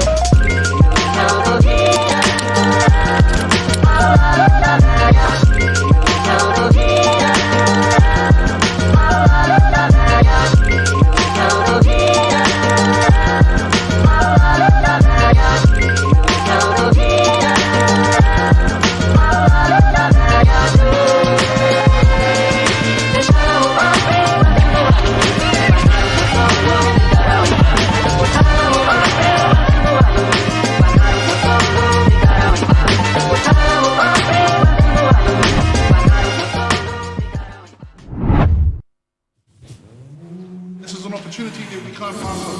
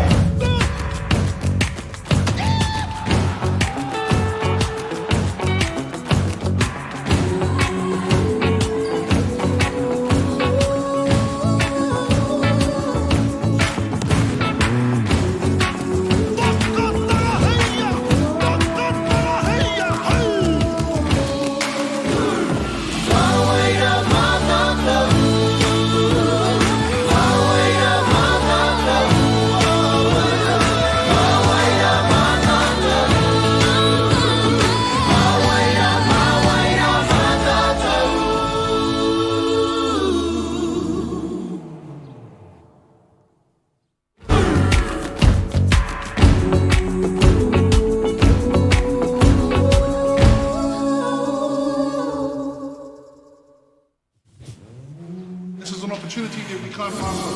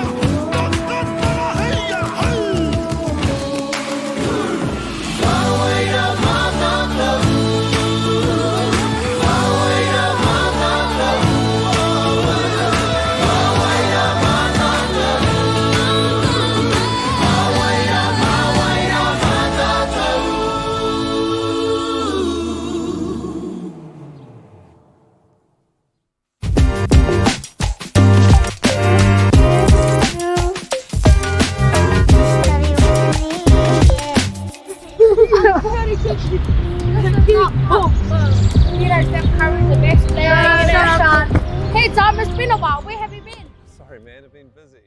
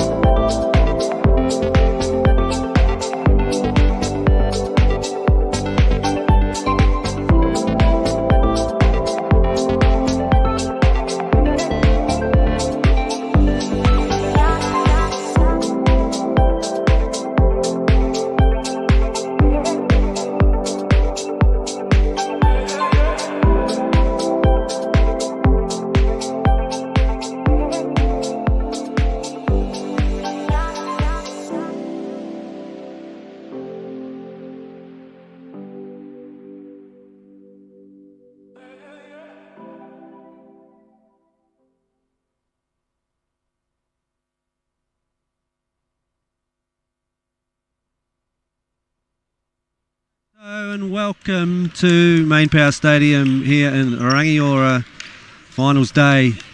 We're looking at third and fourth, the game that nobody really wants to play, but everyone needs to definitely factor in for next year. You did right, Terry. The third and fourth playoff game, she's a bit of a tough one to get up for.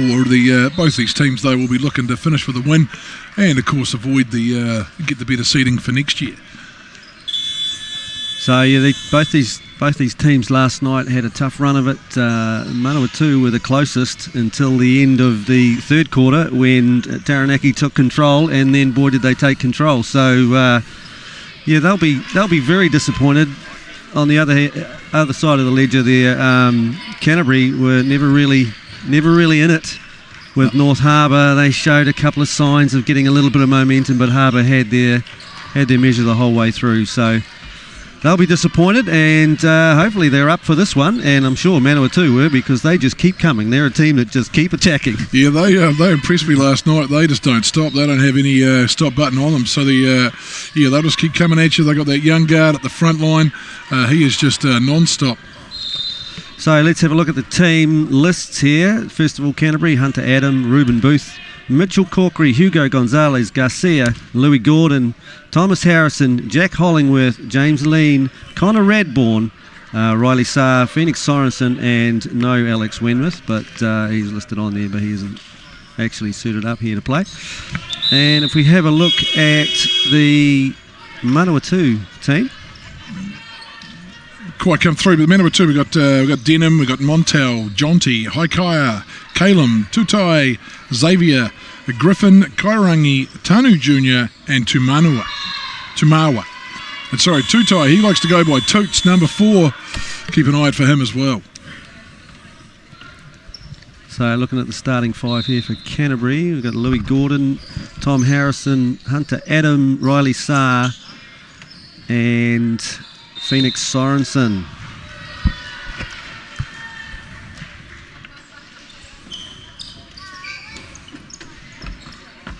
Here's our man 00, Calum Tanoa. Did he light it up or what last night? He is an excitement machine. He just is. He's got one speed. It's balls out. He is just all go. And Denham Tuala Fata, he had a great game too on the boards. I'm a bit of a fan of that Kairangi Te Hookie. He was all over the floor last night as well. Look, this is going to be a good matchup. Hunter Adam with the tip. Harrison secures the ball. Canterbury with first possession. Good matchups already. Riley Saar downhill, strong finish at the rim. That'll make him happy because he just struggled a bit offensively last night. He ended up with 6 points, but 3 of them were almost at the end of the game. So to get started like that, that's encouraging for him. Kels through the lane, and yes, it was a bump, but he couldn't retain his footwork and added some footwork. So as a result of that, Canterbury will have the ball. Full court pressure again coming here from Kels. They mix it up a little bit, Manawatu. Sometimes they're up in your grill and sometimes it's just... Saar with the backdoor cut and beautiful finish at the rim.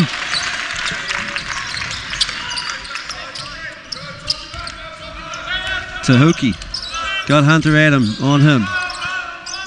Lambert hands it off to Kels. Kels driving in the lane. Here's Lambert inside, kick out pass. Shot clock down to 9. Kels. Good defense coming from Riley Saar. Talked him out of it. And that'll go off Kels. It'll be a Canterbury ball. Match up pretty good size-wise, these teams, don't they? Yeah, this is some good contests across the floor here, 1-5. Canterbury had some issues last night. Saar again, fouled at the rim. First 3 positions, I've looked for Riley in the paint and he's converted or got himself to the line. Yeah, it's interesting they're looking to get inside because last night they had all kinds of trouble with Tautoko Wynyard. They tried to get inside, but he said no to most of it. There's no 6'8" here for Manawatu to stop that in the paint, but unlike last night. So missing that one off the front of the tupper.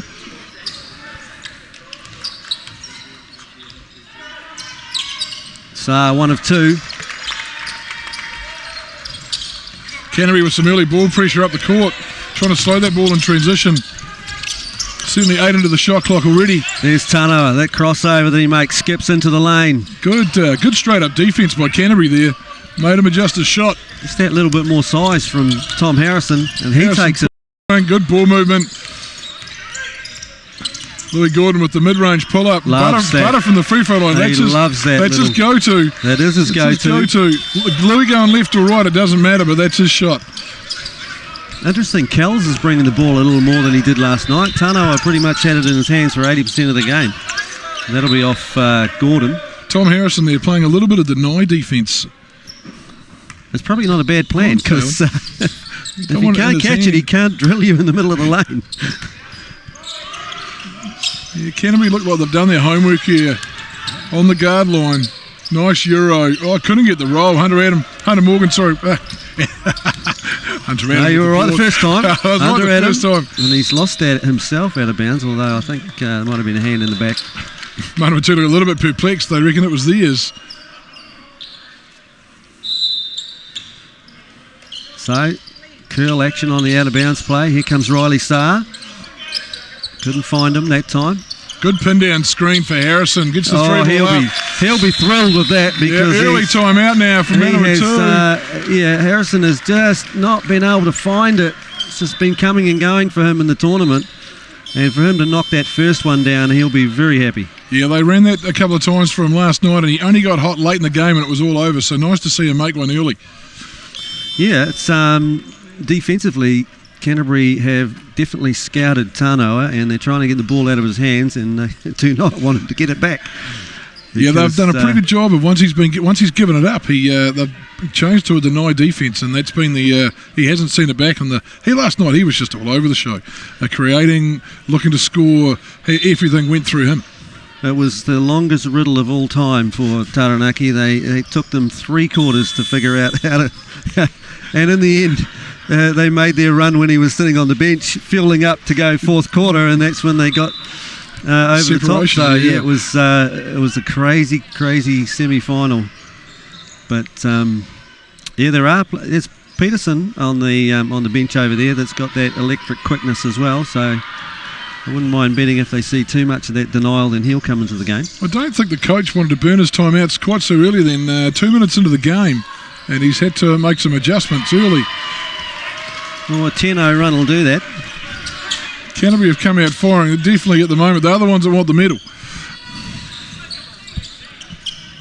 Again, full court pressure up the floor from Canterbury, making that guard line work double time to bring that ball up. And also it has the advantage of eating into that shot clock for Manawatu.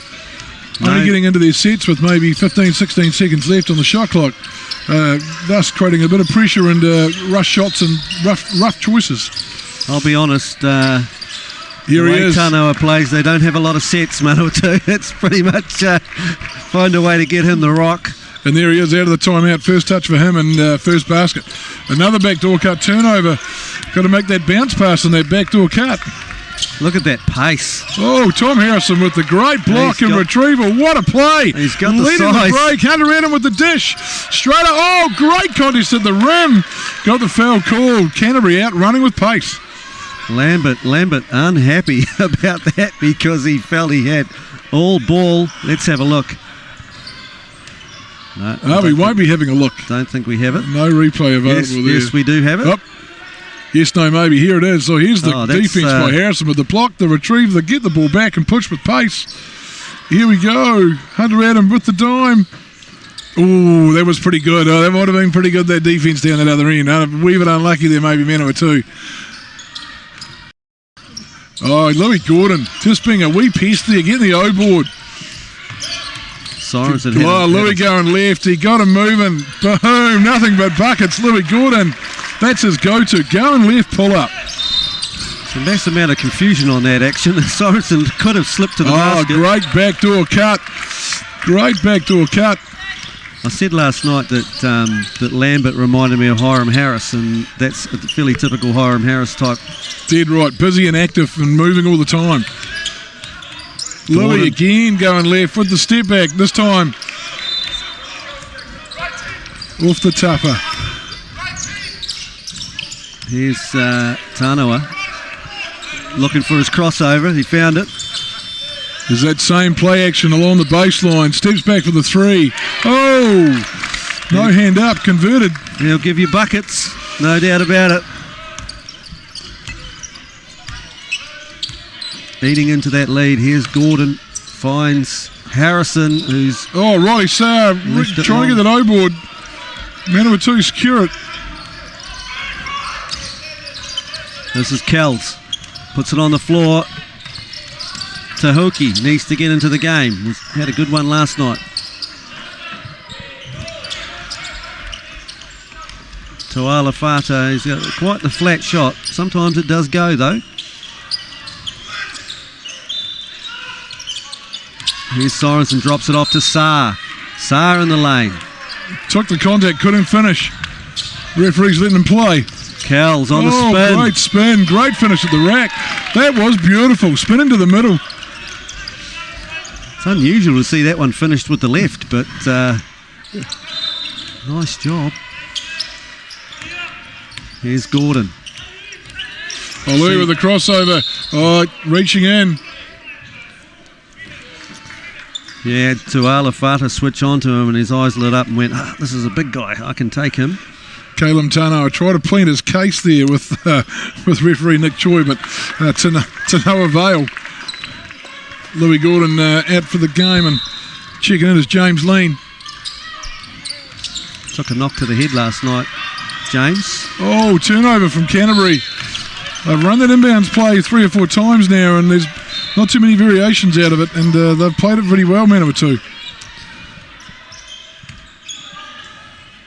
Well, that's not the worst possible outcome from that out of bounds play. The worst possible outcome is the other team gets a layup. Here's Pulls Tanoa. up again. Pull the trigger early. I think his light's green. Tom Harrison, nice crossover.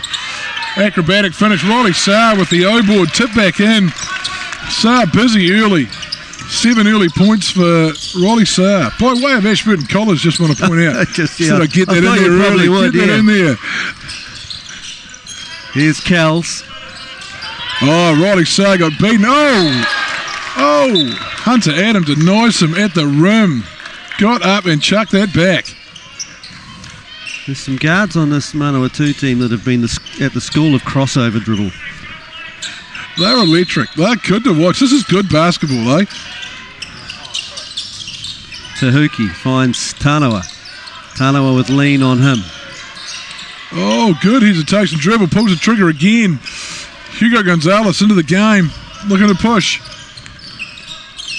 Adam moves it on. Saar. Looking to overpower them on the interior. Couldn't get it. Ashburton Back College. Up again. Missed two, missed 3. Hugo Gonzalez, great step through. Finish at the rim. Canterbury very persistent on that O-board. Crashing those boards. Oh, I don't know about that as a screen, but he got away with it. He did too. That's got an A. Here's Lane doing a good job making Tanoa give it up. Oh, good active hands again. Looking for that backdoor cut. Not there this time. Here's Saar again. Saar on the paint. Good footwork. Oh, just can't convert at the rack. Showing him a couple of different looks now. A couple of bodies on him. Oh, pulled up again. Oh, good hustle, Manawatu. Can't convert though. Canterbury ball. Well, I like what Canterbury are doing. They're just attacking that paint at whenever chance they get. They're just trying to get into that paint with pace and looking to create that opportunities under the rim and then crashing those O-boards. Everyone, 3 men to the O-board. That's a lot, but they've done a pretty good job in transition D. If there's anything that's critical about it is that they just need to be a tiny bit more patient on the finish. A pin down screen for Saar. Pulls back from the 3. Nothing but net. Wow. Boom. 10 early points. Riley Saar coming out smoking here. Lambert, not the primary ball handler. He finds Tahuki. Tahuki working off the screen. Canterbury mixing up their pick and roll coverage. That time staying in the pocket. Yep. Here we go. Riley Saar got rid of the ball. Then a great pin down screen from Hunter Adam. Saar gets his feet set. That's just automatic. Here's Lambert, finds Tahuki. Crossover dribble. Hunter Adam up to the task. Oh, good hands. Hugo Gonzalez in the passing lane. 3 ball from the wing. Shot clock violation. Canterbury off and going again. Oh, good look. Good ball movement in and out. Is that 3-point shot? Yeah. He's fouled on the 3-pointer.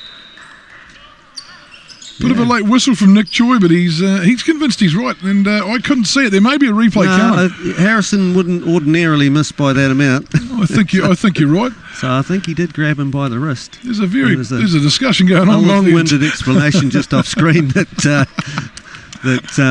the entire Manawatu team were getting. What I can see is Nick, the grey shirt, has not changed his call. No, he has not. He's stuck with it. Harrison got the first, but the second was a little long. Off the back of the tapper.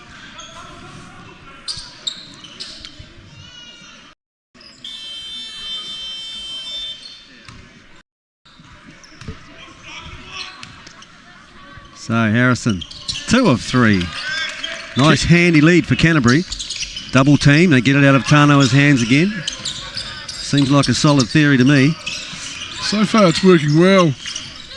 Got an 8, puts it on the floor, and I believe that one will go on. Might be on Hugo Gonzalez, that one maybe. It does look like it is. Mitchell Corkery's coming in. He's going to replace Riley Saar, who's had the hot hand.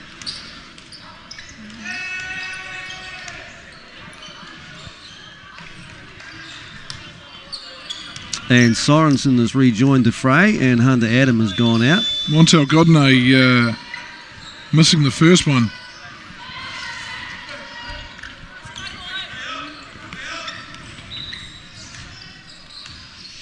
The second, Kuru Tatuku. And no, misses both. Oh, but the O board. Tahuki, right place, right time. Lean, bringing up against Tahuki. Finds Harrison.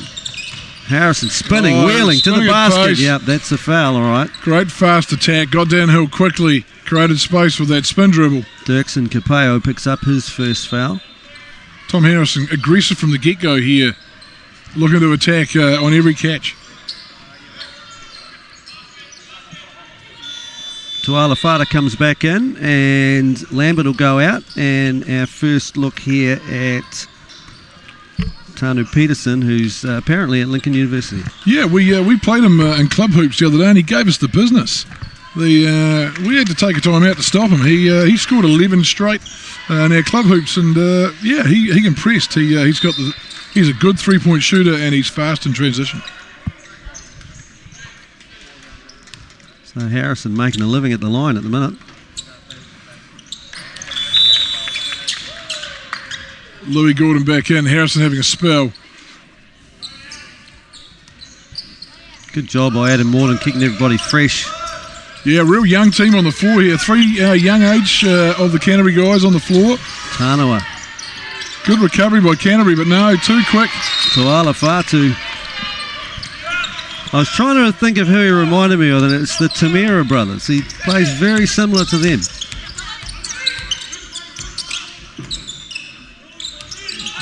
Oh, great cut by Louis Gordon. Just a wee bit of confusion on that high flash screen.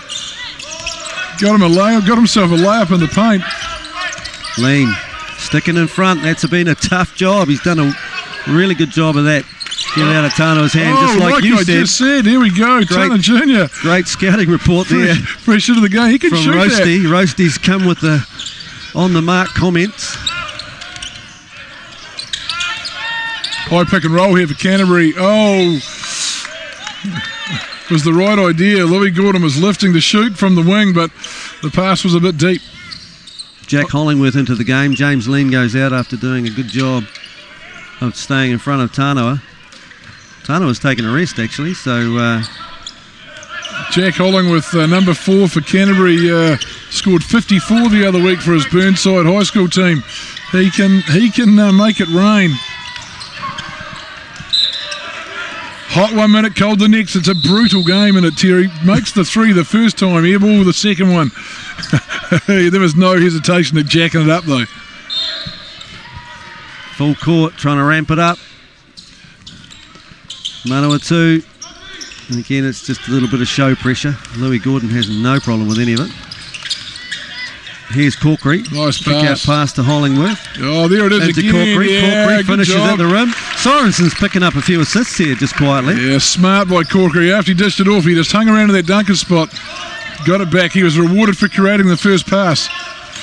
Oh, hard show by Ruben Booth, but a bit hard and knocked him flat. They're all over that call. They've been consistent all week long, and they've been consistent all year long. And that high on ball or that hard show screen, it's got to be set good. Set good? Set proper? What's the right words there, Terry? Anyway, he's got to do a better job. Correctly? Correctly, it's probably the one. Peterson finds Kells. Kells looking to work off the bounce. Corkery up to the task.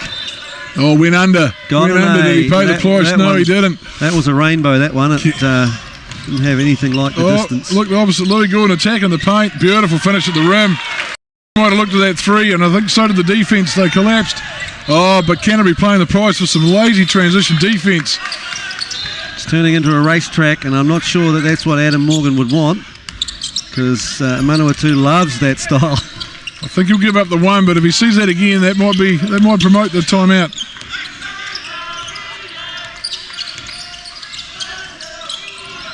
Position low for Ruben Booth. He gave him the hook. He did. He gave him the hook. Relatively easy call on the far side. Both refs for the same call, so can't really question that one.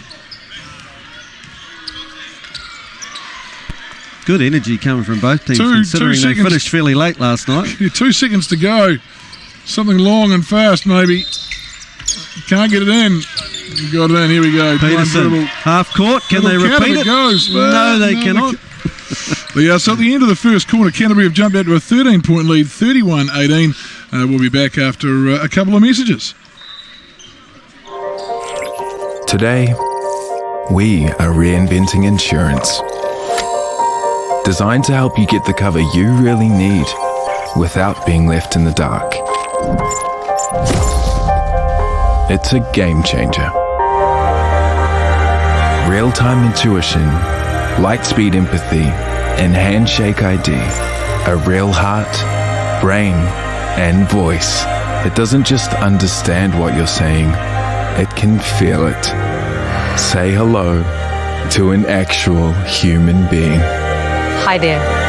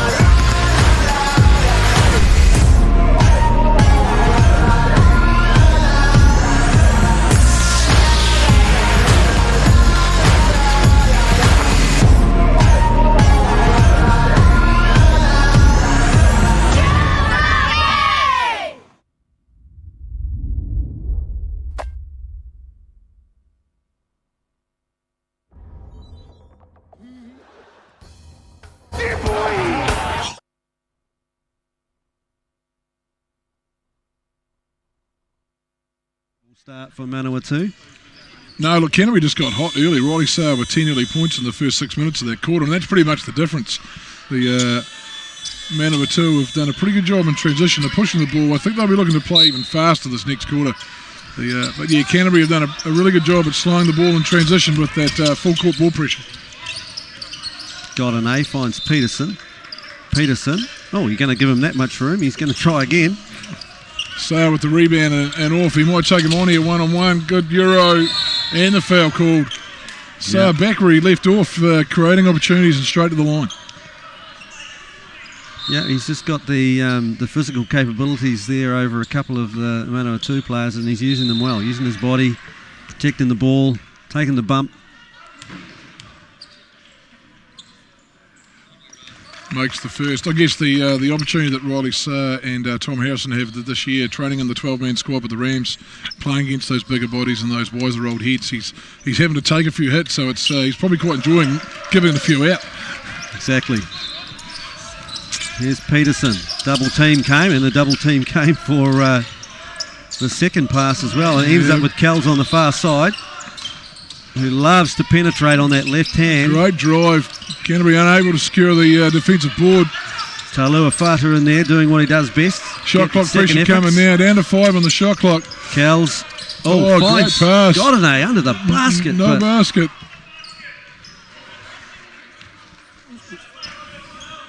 Unfortunate for Godney because that was just a great cut. cut. Great cut. It was a great catch and a great finish. The whistle just going a wee bit early. Man number 2 coach, he's up. He's like, oh, do you want to review that? And unfortunately, that's not happening. I think the foul was on Hollingwood. Oh, great turn down. Great turn down. Great finish with the left. Just couldn't get the roll. Exciting drive to the baseline. Again, Canterbury leaking out. Hollingworth with the step through in the left hand. Can't get it. Ruben Booth looking for that high board. Couldn't get it either. Talua Fata, well, he didn't take it with him. Kells was expecting him to do so. Yeah, there's that line drive 3 ball. It's a little bit flat. Kells, he'll have a try. That doesn't go either. Another opportunity created. And Peterson says, I can do it better. Third look. Here goes the fourth. 3 O boards. Here goes the fourth look. What are we going to get into? There's nothing set. We're just running stuff. Kells attacking the rim. on the left. He wants that left. Hey, Louis Gordon with the rebound. The Canterbury off and running. 4 on 2. Good ball movement. Louis Gordon with a step through. Can't get the finish. Booth with the O board and the finish. Rewarded the big fella for running those tram lines, getting that O board with the putback. Presume miss, and Ruben Booth did that. Just on the replay here, Hollingworth, good decision back to the middle. Louis Gordon with the miss, but Ruben Booth, the big fella, has been running hard all game long. Secures that O board, gets rewarded. Talua Fata has gone to the bench with those couple of fouls now. And got Kuru Tatuku for Ruben. And off the back of the iron. Tahuki back into the game.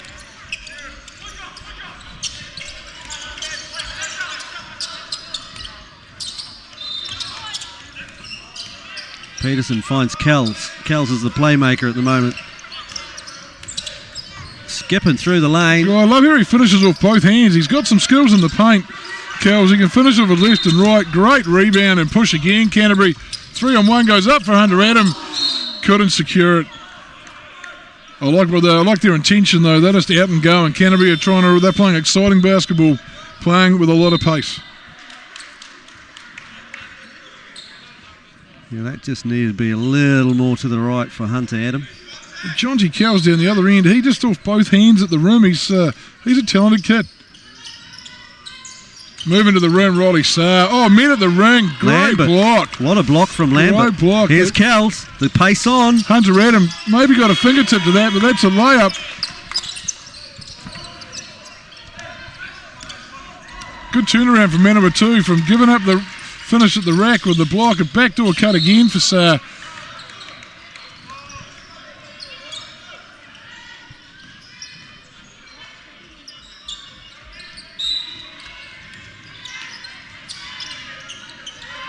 Gordon.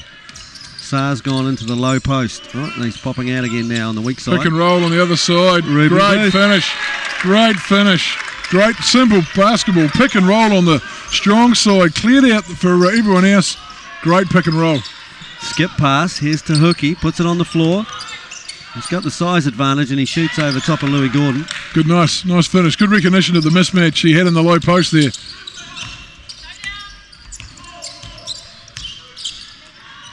Here's Hunter Adam.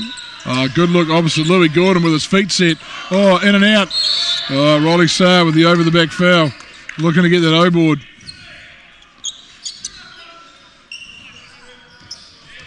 Subs coming in for Canterbury. Mitch Corkery comes back in. Riley Saar goes out.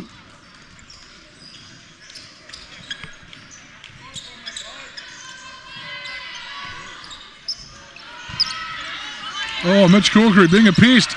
Got a touch, but they hang on to it. Kells moves it on to Peterson. Hunter Adam, got a fingertip to it. Yeah, a little bit ill-advised, that cross-court pass, because Hunter Adam was in that passing lane.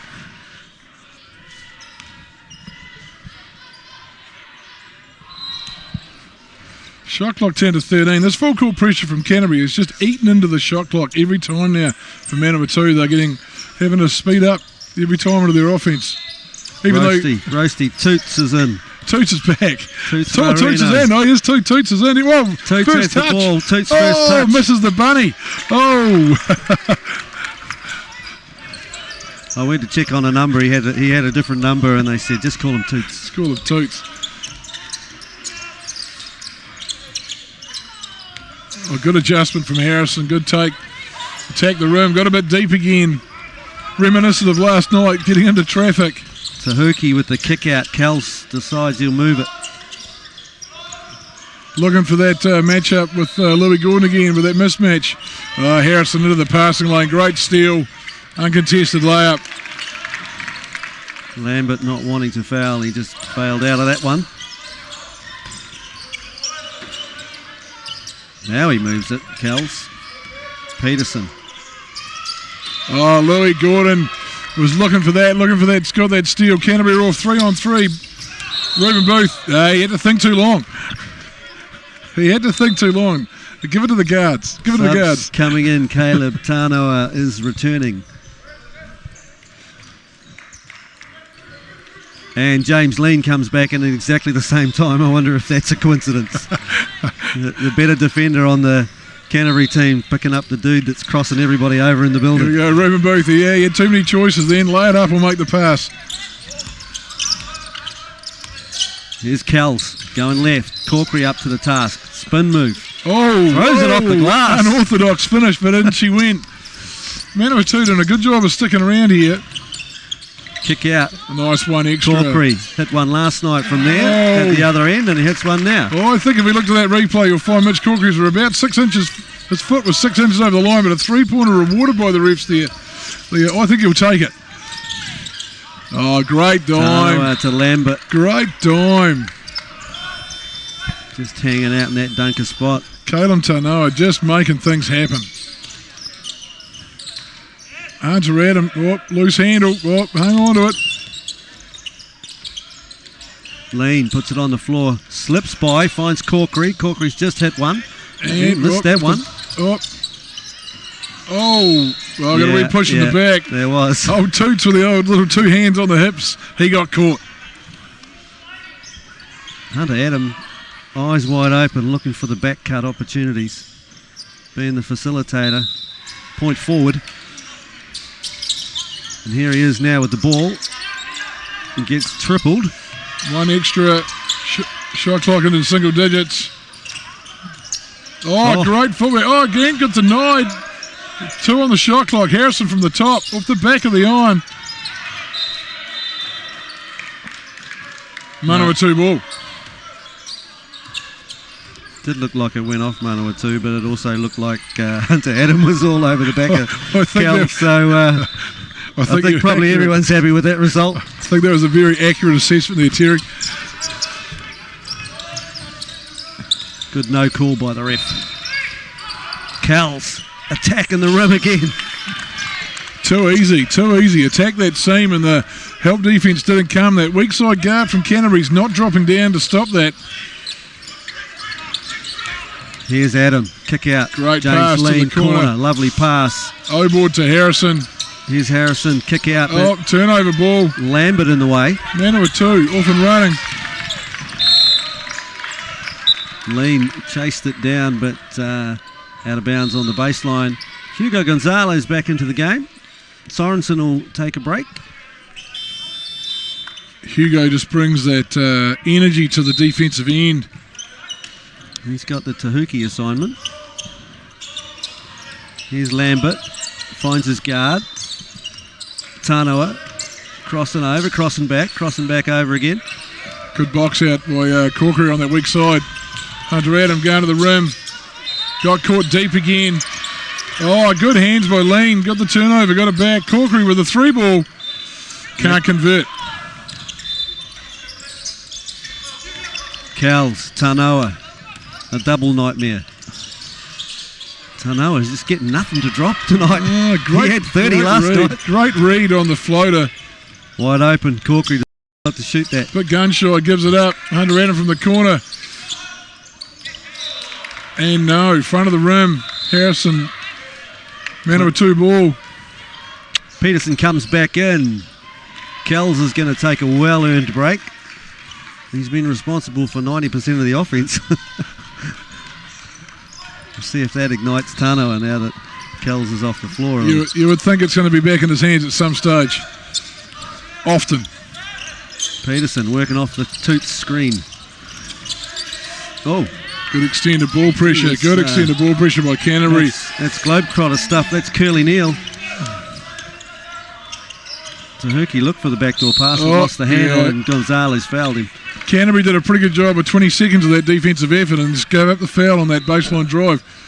Hugo Gonzalez angry at himself there by getting beaten on that baseline. Godinay's coming back in. Toots Rarero will go to the bench.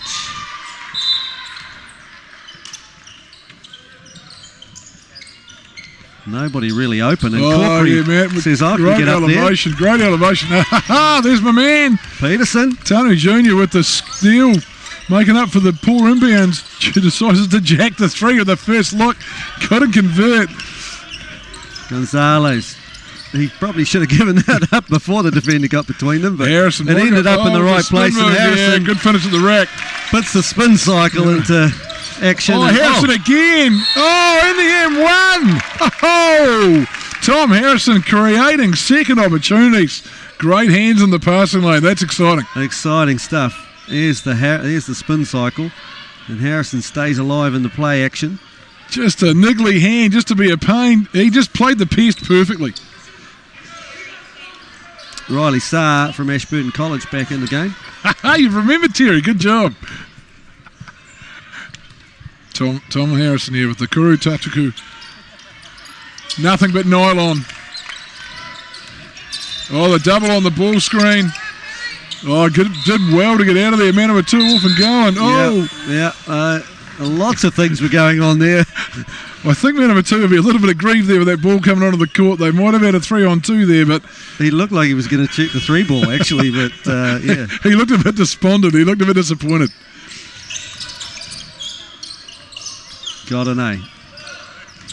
No one to pass to, so he works on his own spin cycle, and he's drawn a foul. Tom Harrison, he probably was the face, I think.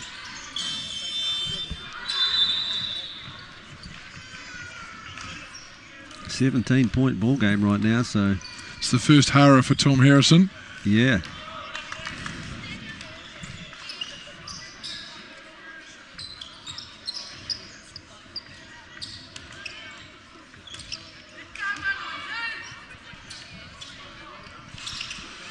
One of 2, and Hunter Adams secures the rebound.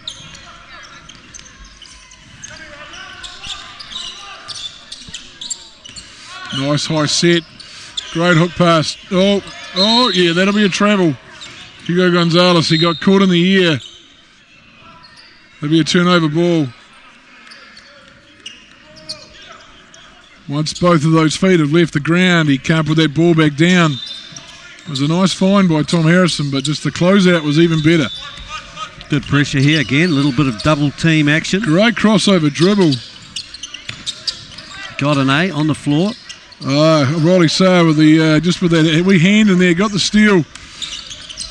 Tom Harrison, great crossover, left his defender for dead, backdoor cut.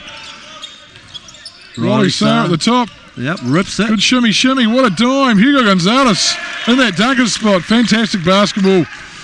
Great two-man play. Inside to Lambert. He's got lean on him. Yeah, just undersized. Got caught there in the wrong position. He's caught it too deep. Knows where to go, Lambert. He knows where the money is. Here's Adam with a kick out, and it's unfortunately just at the toes. That's not the pass. Well, it was the pass. It was just a terrible pass. Subs coming in. Jack Hollingworth comes back in. Ruben Booth comes back in. Harrison goes out. And I think Corkery must have gone out.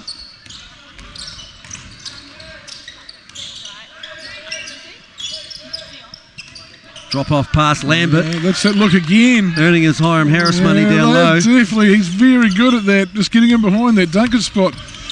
He just plays by the rules. Rolls under or goes under. He's very clever. Ruben Booth with position. Yeah, went for the steal. Defender got caught on the underside. It was well read. Good footwork by Reuben Booth to get that position into the middle of the paint. Here we go.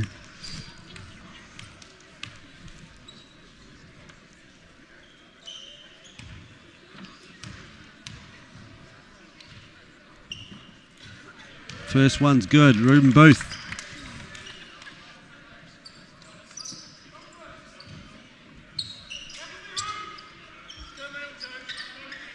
Discussion on the far side between Tanoa and the referee. 2 for 2 for Booth. Nothing but net. Still good pressure here from Canterbury.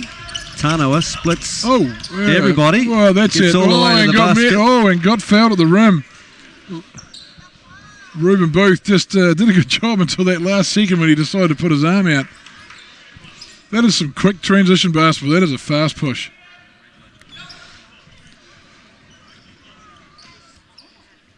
Replay. And the replay here. We've lost the replay.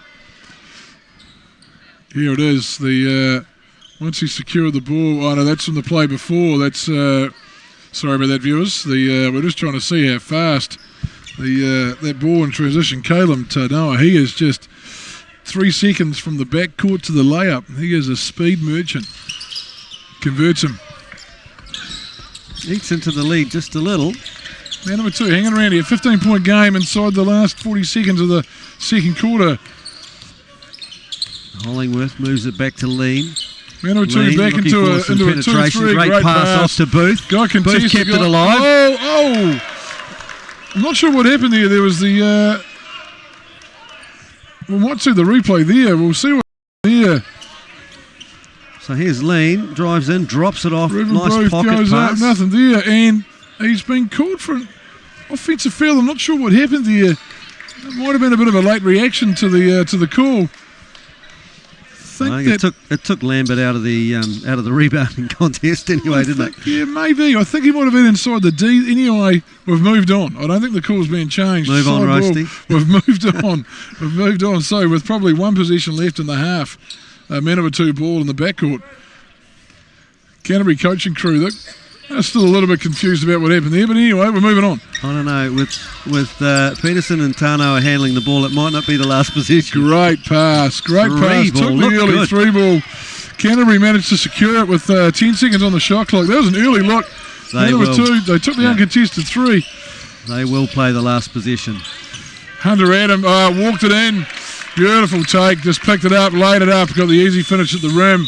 3/4 court shot. No, it wasn't bad either. Not a mile away. But we into half time here.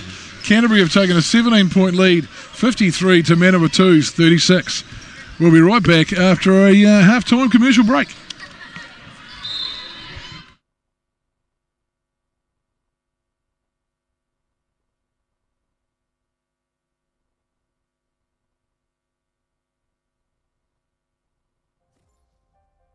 It's a game changer.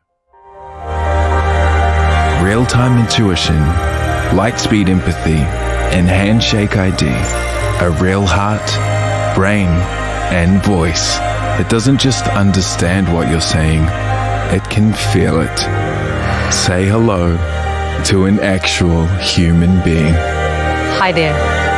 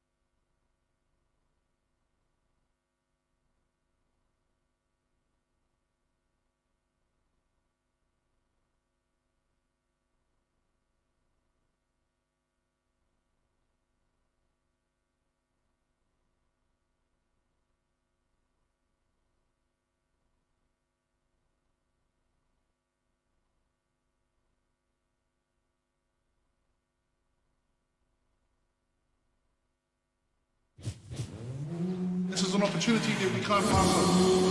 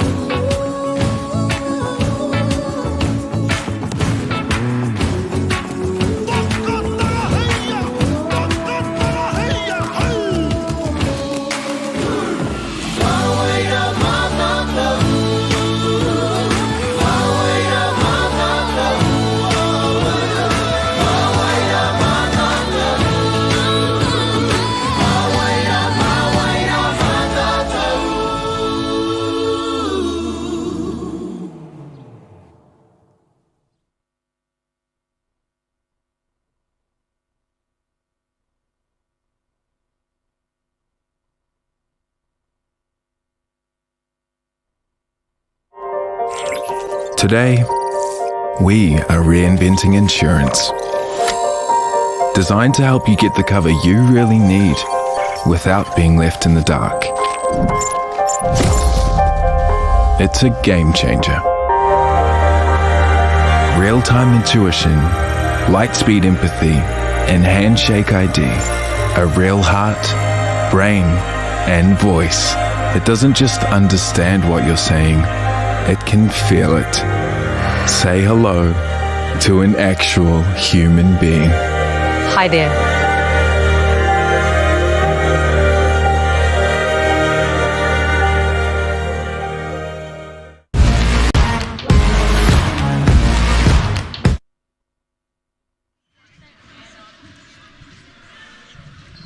No mai, haere mai, welcome back here. And if you're just joining us for the first time, we're in the fourth playoff here at MainPower Stadium in Rangiora. Terry Brunel here with Roasty Douglas. Half-time score 53 to Canterbury, 36 to Manawatu. Manawatu, we're just discussing they may have left not much petrol in the tank from last night because they went at it. And they're a little bit slower in tempo today, or either that or Canterbury has figured out the riddle. That is Caleb Tanoa. Yeah, they've shown him a few different looks. He's seen a couple of chests. Most times he's got his hand on the ball, so the Canterbury have done a pretty good job of mixing that up. Hunter Adam back to Louis Gordon. Louis Gordon was hot early. Sorensen going to work on Lambert. Tough finish. Good D from Lambert. Hand. Good straight up. Here's Tanoa. Floater. No, or was it a little jumper this time? 4 on 2 here for Canterbury. Riley Saar behind the back. Corner look. Louis Gordon to the paint and dish to the dunker spot. Sorensen couldn't finish. Oh, and turnover from Canterbury. Oh, maybe got away with the treble there. Missed it. A frenetic place to start the second half here. Lots of not much That's happening. all over. Louis Gordon with a 3-ball off the front of the iron. Manawatu going to slow it down here and run something. If it carries on like that, it could be entertaining. That was a crazy minute. There It'll we be go. A process of attrition. Oh, jacked it up. Another one. Oh, yeah, we're just going to play here. Everyone's just looking to play. Great pass. Great pass. Inside. Dirksen Capello in the right spot. Lambert finding him.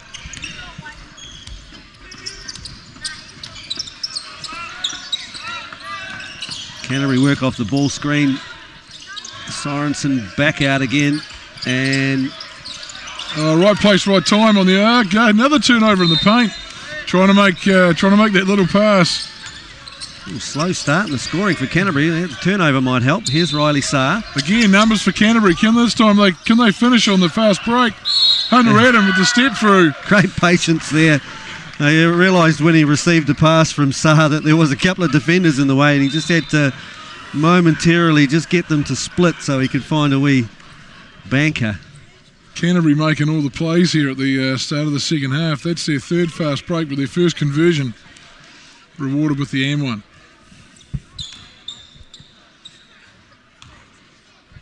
One, Kuru Tutuku, no, off the front of the iron again. But Canterbury secure it.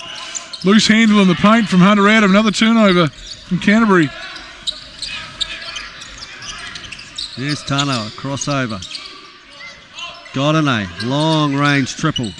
Can't save it. Managed to save the AON sponsorship sign though, which was always a good thing.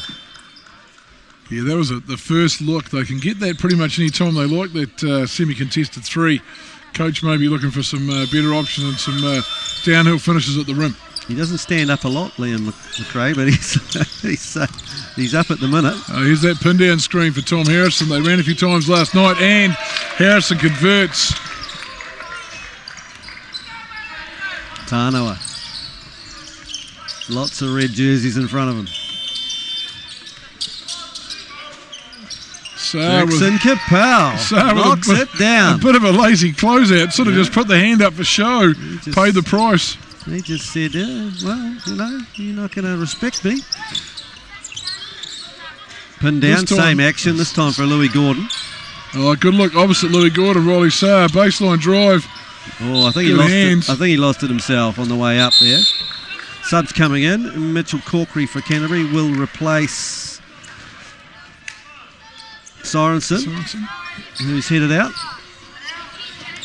Bit of a bigger unit on the floor here for Manawatu. Tahuki with the double crossovers. Louis Gordon trying to stay in front. Tahuki's been a bit quiet in this game, actually, in comparison to last night. Harrison with those active hands. And he doesn't manage to save the sponsorship side. 9 seconds left on the shot clock here for Manawatu. Canterbury have extended their defence up the floor. The guard line for Manawatu struggling to get that ball moving. Looking for the inbound. Oh, Saar with the hand in the line. That's a great job by Riley Saar. Get the steal. Gets it back. Rewarded for the effort. Canterbury looking to space out on offence. Saar attacking the seam. Oh, got with a fancy finish and missed everything. $1 million move. Yeah, the old $2 finish. Oh, great left hand outlet pass. Corkery has another crack at it. Oh, it was unorthodox, but it got there eventually. Jackson Capel working it up the floor. Finds Tanoa. Just going to go to his 3-ball. Canterbury off and running again. Oh, great outlet. That's just a great beautiful pass. Just a tiny bit too long. Oh, great. Look. Finished by Godinay. Godinay finished it at the other end in a timeout. Fantastic pass. It's been helter-skelter. There's been 4 minutes of just non-stop action. Still 6 minutes left to go in this quarter. Wow, it's like a tennis match at the moment. Great pass upstairs for the easy alley-oop finish. Adam Morgan's seen enough of the helter-skelter. He'd like to get back to a little bit of structure, I think. Yeah. Timeout taken. Well, yeah, we're getting whiplash just watching it up and down the floor. The council that is the coaching crew over there for Canterbury, there's a few heads in that timeout, all listening very intently, seeing what's going on. There's actually a contender there for the mullet of the year.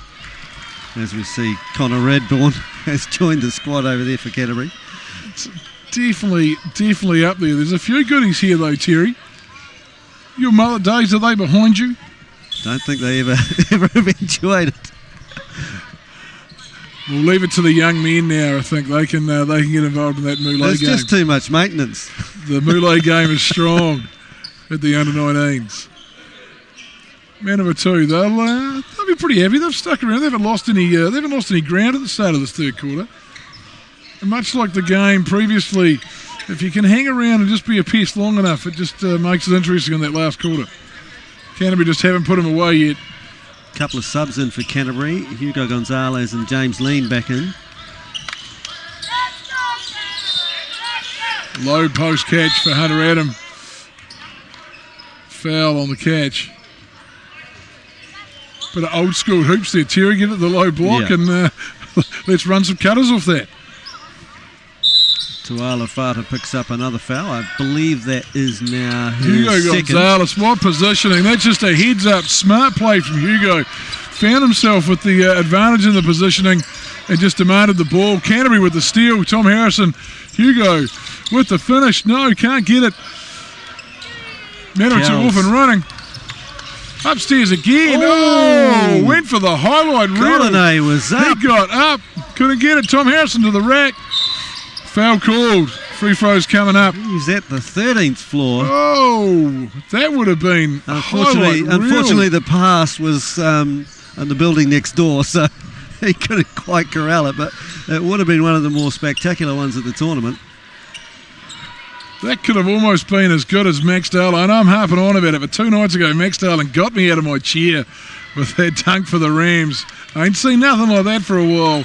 He just chucked it down. Ira Lee just got on the wrong spot late. Max Darling just made him a poster. So Harrison back on the line. A familiar place in this game for him. He's been there a lot. Can't convert any of them. Kells to Tanoa. Tanoa with the wheels. Working on James Lean. Does a great job of staying in front of him. He goes to the step back. Didn't matter. Didn't matter. He just, what a finish. Get much better than that, folks. Oh, great defense up the floor. Oh, now there's a numbers advantage. 3-1 extra pass. Hugo Gonzalez with a great read. Tom Harrison with the O-board. Easy putback. As soon as Manawatu went for the steal and it didn't play off, it was a numbers game for Canterbury and they capitalised. Kells, he's on his favoured left hand. He likes to go quick. I reckon Mitch Corkery might be yelling at one of his bigs there because he got smashed in that screen and no one told him it was coming. He might be having a wee word to that back line that didn't give him a heads up. Peterson back in, Goldene out.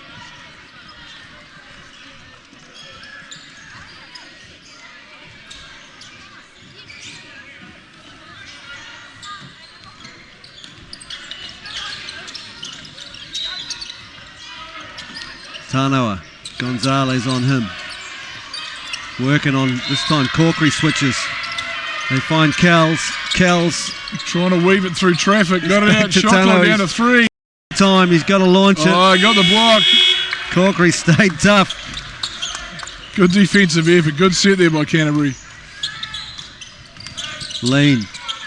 Up to Harrison. Harrison Hugo, back nice to flare Gonzalez. screen. Yes, lovely Great action. Flare screen, but misses the 3 ball.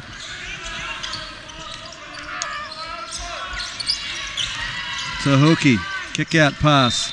Peterson finds Tahuki. Well, I like to spin all these Manawatu guys. Oh, good pass to the middle. Hunter Adam with the starring Euro. Oh, called for the treble. Question mark. But anyway, we've moved on.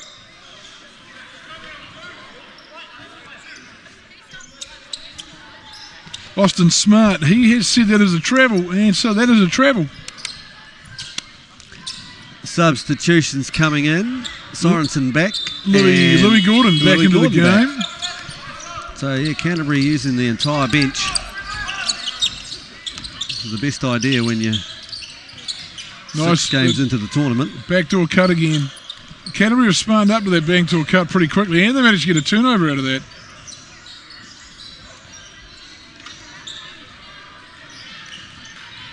I think it's everybody, apart from Connor Radbourne, been in the game so far for Canterbury. There's still a couple of Manawatu players that we haven't called a name of yet.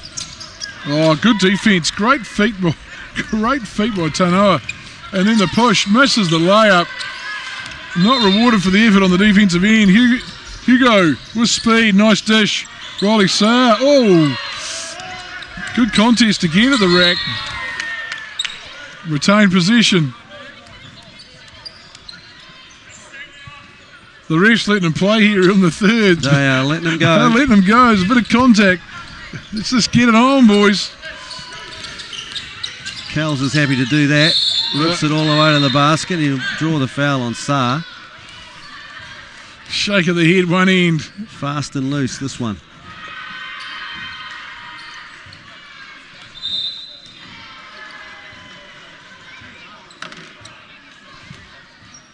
I think Canterbury have actually wrestled the pace to where they like to play, and Manawatu are just in the throes of trying to get it back to where they like it, which is quite a lot quicker.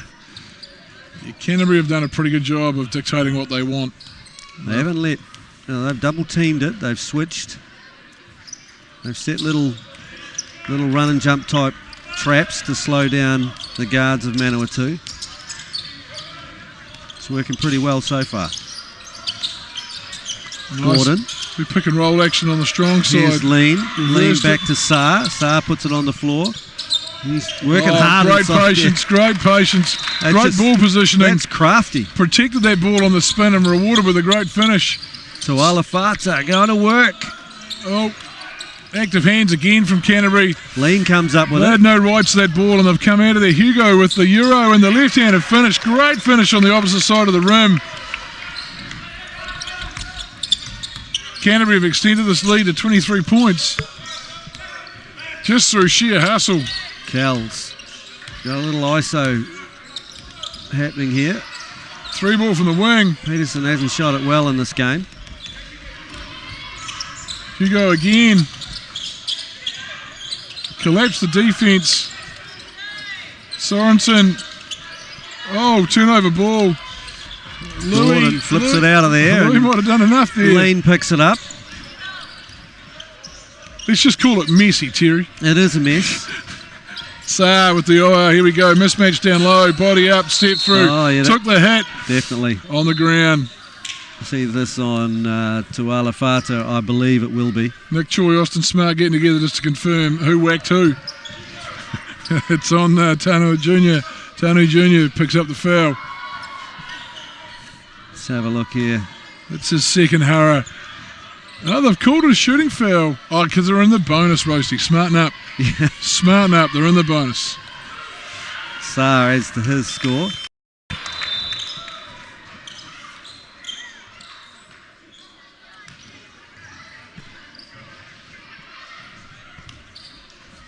One to come. I'll call it now, Terry. Bucket. Bucket. There it is. Look good. Bucket. Some hometown knowledge there. Oh, Canterbury. Oh, looking for the steal. That's what they're after. Oh, active hands. Great job by Canterbury. Just run and gun now. Huey Gonzalez with the finish at the rim. It's rolling out the score. Here's Peterson. He's not going to slow down anytime soon.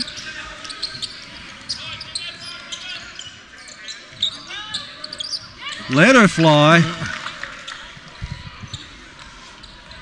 Dirksen Capello with another 3. Could have been Griffin, maybe. Could have been Griffin with the 3. Riley Saar with the 3 ball. Can't answer. Hugo Gonzalez back up on the O board. Looking for the right. Can't get it. I think Griffin might be his first name. I'll check my sheet next time.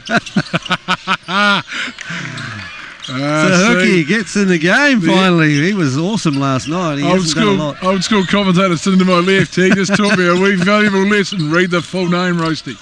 Read the full name. Crossover. Oh, Louis Gordon with the shake and bake. And can't finish. Would have looked good on the highlight reel.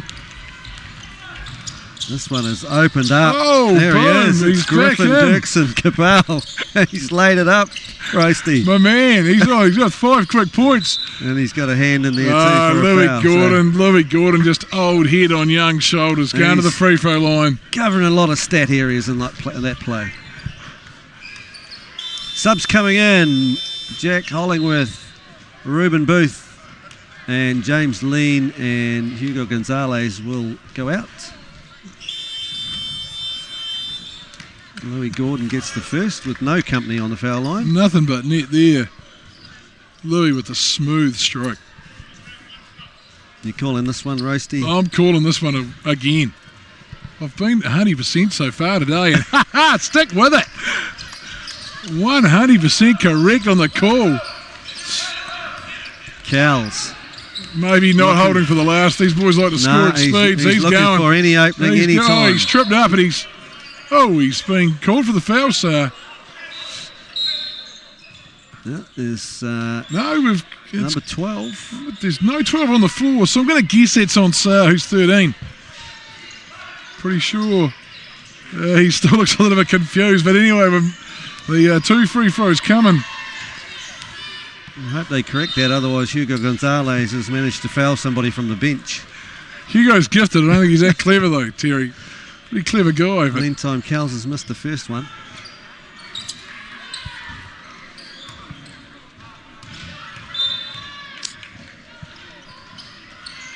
Second one is good. What Manawatu need is a sustained run. They They do. need to hit some shots in a row. Canterbury looking maybe for the last shot here, holding 12 seconds to go. Handoff high for Louis Gordon. Pin down screen. Louis just takes the read anyway from the weak side. Great take. Defence was looking at the wrong side of the floor, expecting the pin down on the weak side. Kells lets it fly. It's the top of the backboard. So at the end of the third quarter here at MainPower Stadium, 77 plays 54. Canterbury maintain their lead. We'll be back shortly. Today, we are reinventing insurance. Designed to help you get the cover you really need without being left in the dark. It's a game changer. Real-time intuition, light-speed empathy, and handshake ID. A real heart, brain, and voice that doesn't just understand what you're saying, it can feel it. Say hello to an actual human being. Hi there.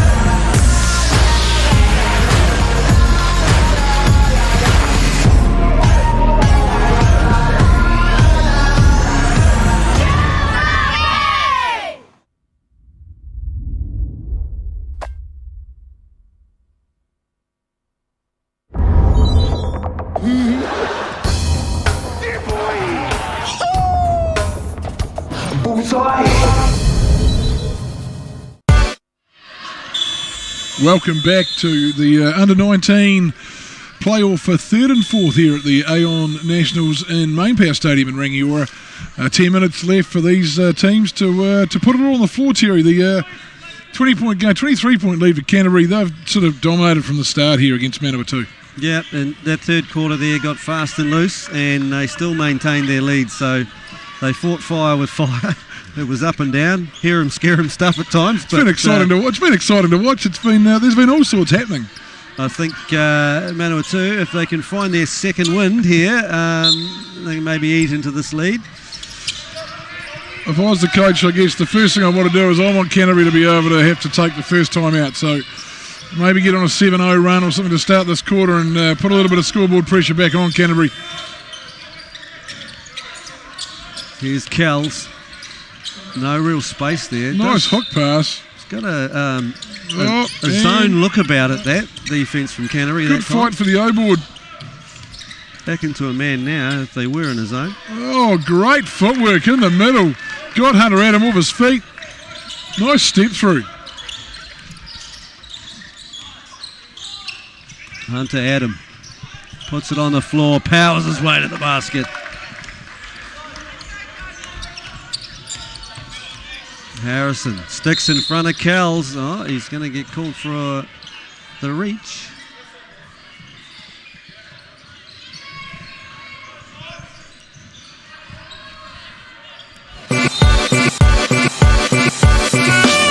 So hoops and putt. Sorry, we just replayed the ad. Here we go, folks. Just look at the spin. Yeah, Tom Harrison got called there for the body check on the spin. Kells trying to find an opening. He's on his left hand now. He's found a wrinkle, but he couldn't get through it. And ends up with a 3-ball. It doesn't go. Oh, messy. It was. There was multiple box out opportunities in amongst all that, and I think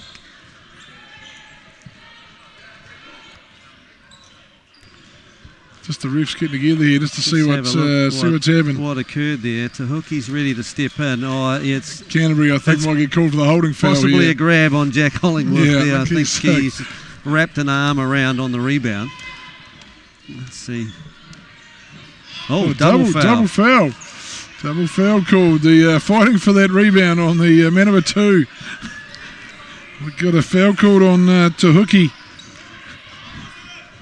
and on Hollingworth. That was a good old-fashioned battle. It was, and I think since it might be a tie ball from that, and that might give possession back to Canterbury. I've also been wrong before, Terry. And Badun. Second foul on Hollingworth.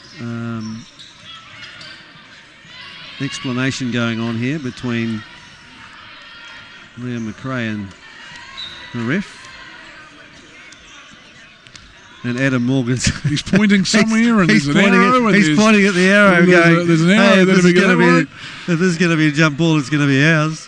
And now we've got together again now just to confirm which way that arrow's going. We'll be right with you, viewers. We'll get back into this as soon as possible. And here we go. Oh, they've got together. They've gone with the arrow. Adam Morgan is correct. Hey, there we go. The Canterbury ball. And we're into it. We're away. 9 minutes left in the fourth here. Possibly because no one had actual possession on the rebound. So anyway, Hunter Adam at the top. Pin down screen for Harrison again for that 3 ball. Boom! And again, he converts on that pin down screen. Harrison has been cashed from the top of the key. It's a good play action for him. Oh, Harrison got spun in there. He cycled there. Didn't lose his feet, though. Weak grin on his face, realising he almost got put on the deck. Oh, good. In-out dribble. Not a lot going on in that offensive position. Here's Corkery. Pass. Go to the rack. Oh, good defence, Manawatu 2, and off to the races for them. Ruben Booth contests. No foul called. Tuala Fata just put it on the deck and went to the basket. Dirksen Kapow putting a lot of pressure on the ball. Inside to Ruben Booth. Great positioning. They got switched up and Harrison recognised it, and so did Booth. Smart basketball. It's a big frame to stop Ruben Booth. Ruben Booth helped in a long way. Gave up the 3, but they couldn't convert Manawatu 2. Hunter Adam trying to find a gap. Looking for those seams.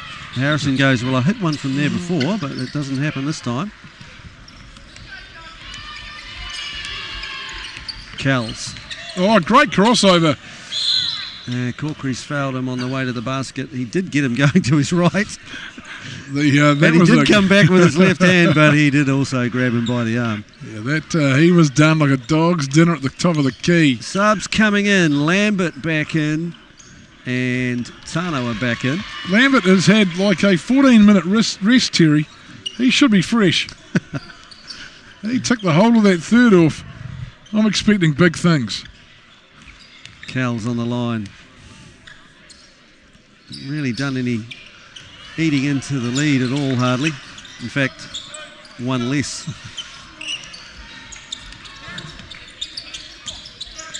Tahuki picking up Hunter Adam. They're looking for Booth down low. Lambert's in the game now, so that's a fair fight. Lambert called for the foul with the wee reach around.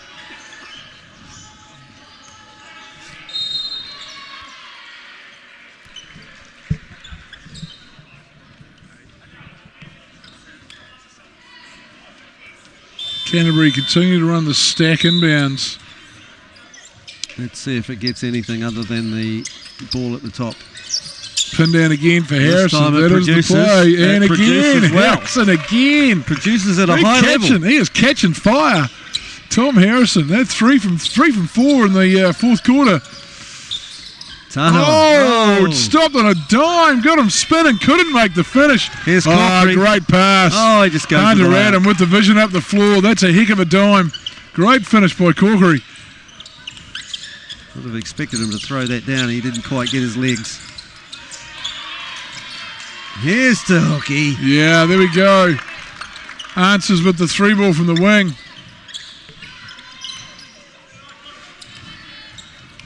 Adam. Peterson on him. Working off the ball screen. This time the pin down on the other side.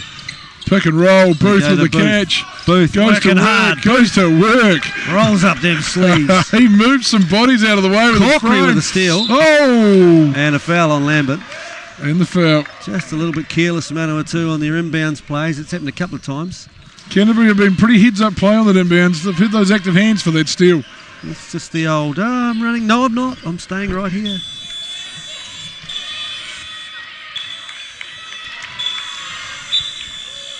Just the rewind.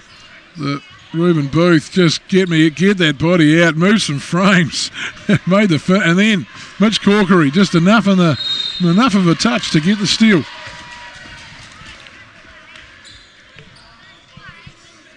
One to come.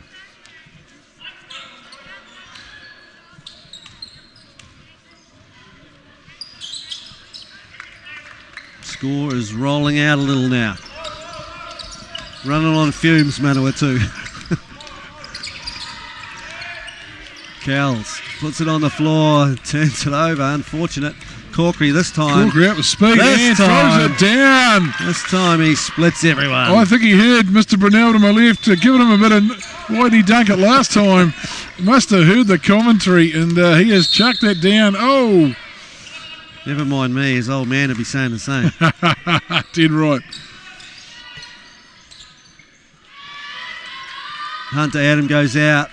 Phoenix Sorensen rejoins for Canterbury. .21 lead here for Canterbury midway through the fourth.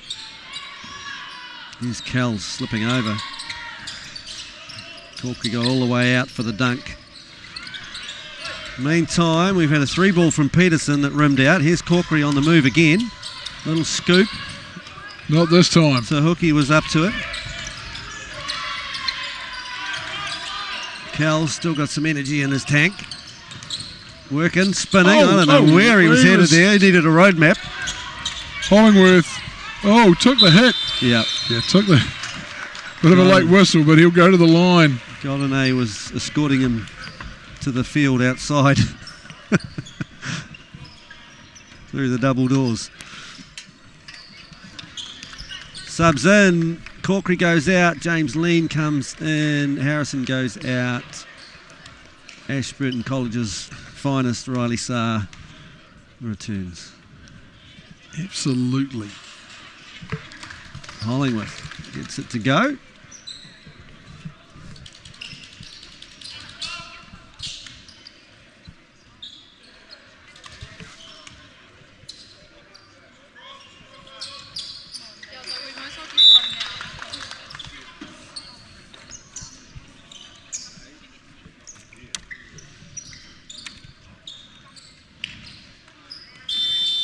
Toots is back. He's in. Toots is back in the game. He hasn't been here very often, but it's good to see him. He's been on that bench a while over there. He'd be eager to get going, I'm sure. Tano is back as well, so is the crossover dribble. Skip did he do? And got the steal. Manawatu pulls the trigger. Got an A up high. No, he bounced the rebound on the baseline, unfortunately.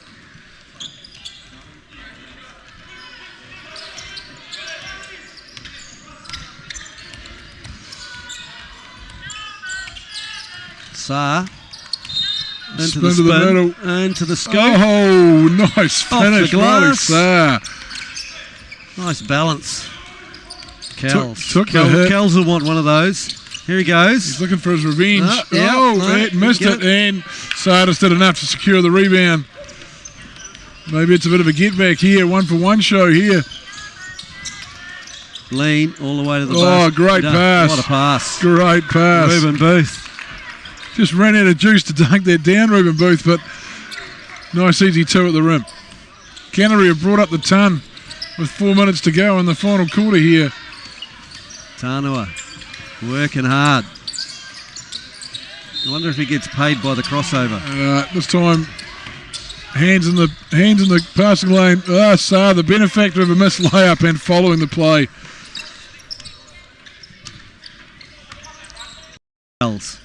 Oh, yep, he's not going to give up.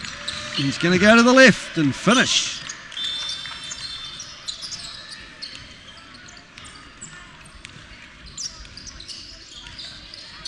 Saar. Oh, they left him a 3-ball there if he wanted it. Oh, you good defense. No football called. Sorensen, no. Taken out by his own player. And a foul on Saar. Or Sorensen. Oh, Sorensen, sorry. It's the do, mate. It's the do. It is. They've both got great do's. What kind of do is that? I don't know how to do. It's just a do. That's the opposite of a mullet. A throw. Sub in. So, Connor Radbourne. First time into the game. Checks in. First time into the game. I hope we get to see him shoot it because he can really shoot, this kid.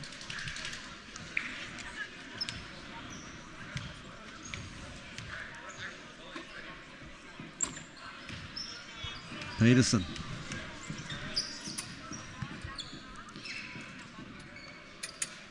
Makes the first. Can he go 2 for 2? Can he? I'm going to go no. You're going to go no? Oh, roasted. No. I know, I chucked that to you late. You did tuck it to me late. late. You didn't have time to prepare for that. I give you that one back. That's my bad. It's a dodgy assist. Corkery back in the game after a brief stint on the bench.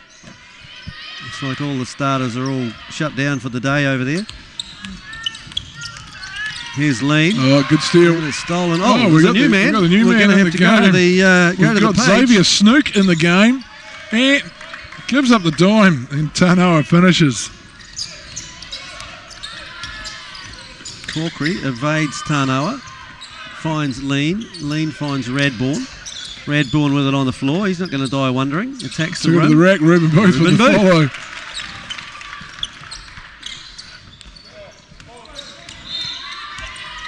This could just become a layup line now for the last couple of minutes. Godney seems to be what's happening. 2.5 minutes of layup line stuff here, Terry.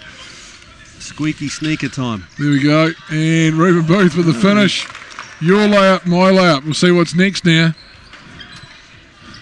Toots having a bit of trouble with the inbound. Here's Lean on Tanoa. Tanoa goes for the behind the back. Nice behind the back and a layup. There we go. Finally got one to go. 4 layups in a row. What can we get to before something changes?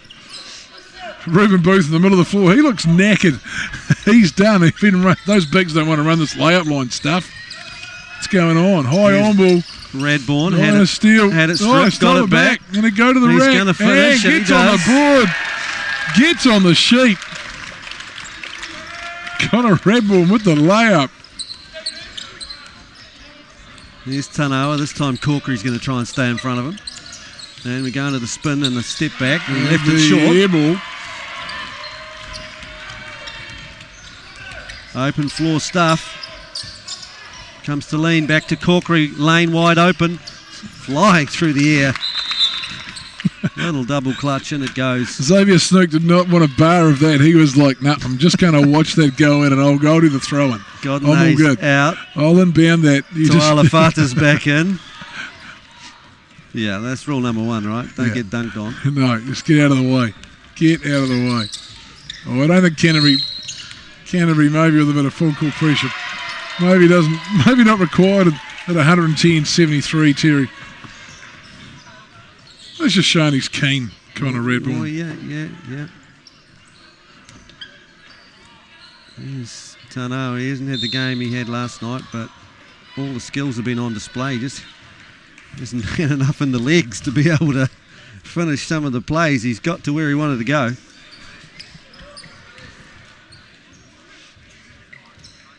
The top 4 at Nationals not to be sniffed at. There's some pretty strong squads here, so to come away with a top 4 finish, be in the top line of the seedings for that tournament next year, pretty good effort.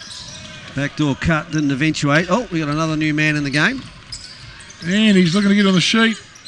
Puts up the baby hook, and he's on the sheet. Great job. Tumawe Hamahona with the finish. Picking he's a bottom major. He looks quite youthful. I'm sure his teammates are well stoked he's on the sheet. Tanoa.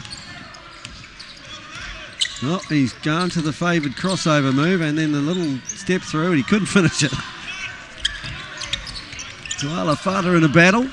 It's 3-on-2 here. Radbourne. Oh, and he gets a wedgie.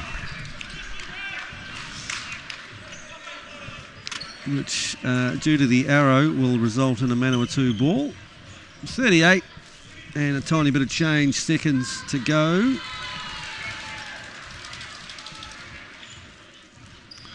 Ruben Booth is sucking in some air there.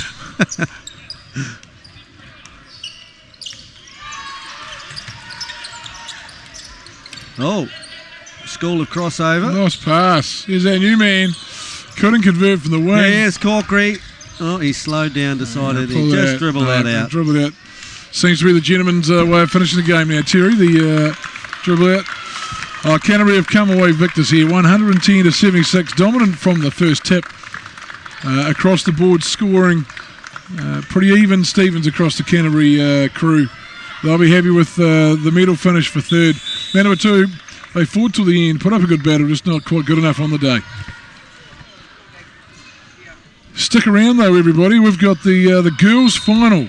That's going to be a good one. That's going to be a rip tickle between. It's a replay from last year. Waikato versus Canterbury. Both teams have shown that they are out looking for that title. They have been super competitive.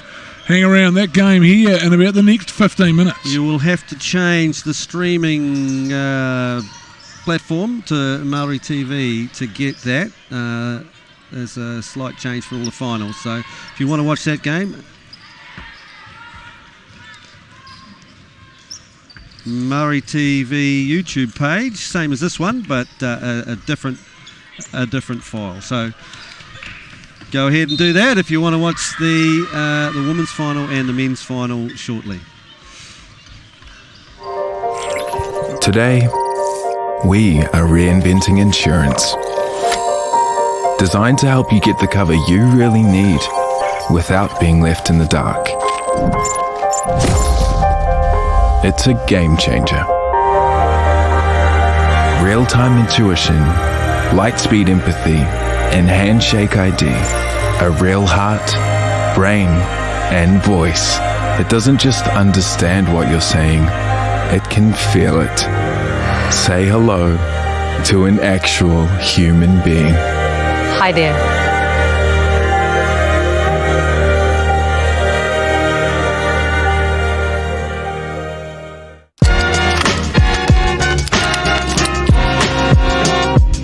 Just want to welcome everyone here today, all you beautiful Whanganui people.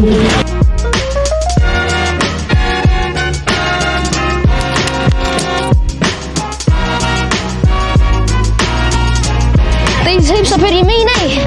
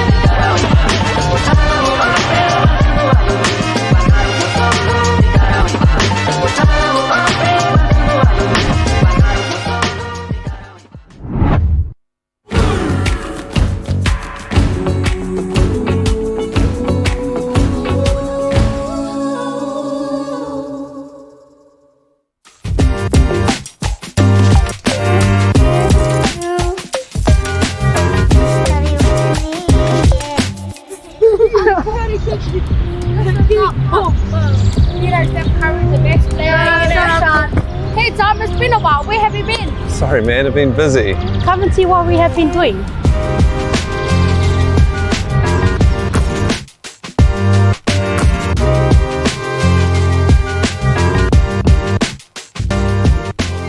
It's been a few years since we were here for the launch of the very first Hoops in Schools in South Auckland. Tell me what sort of impact these hoops have had in the school.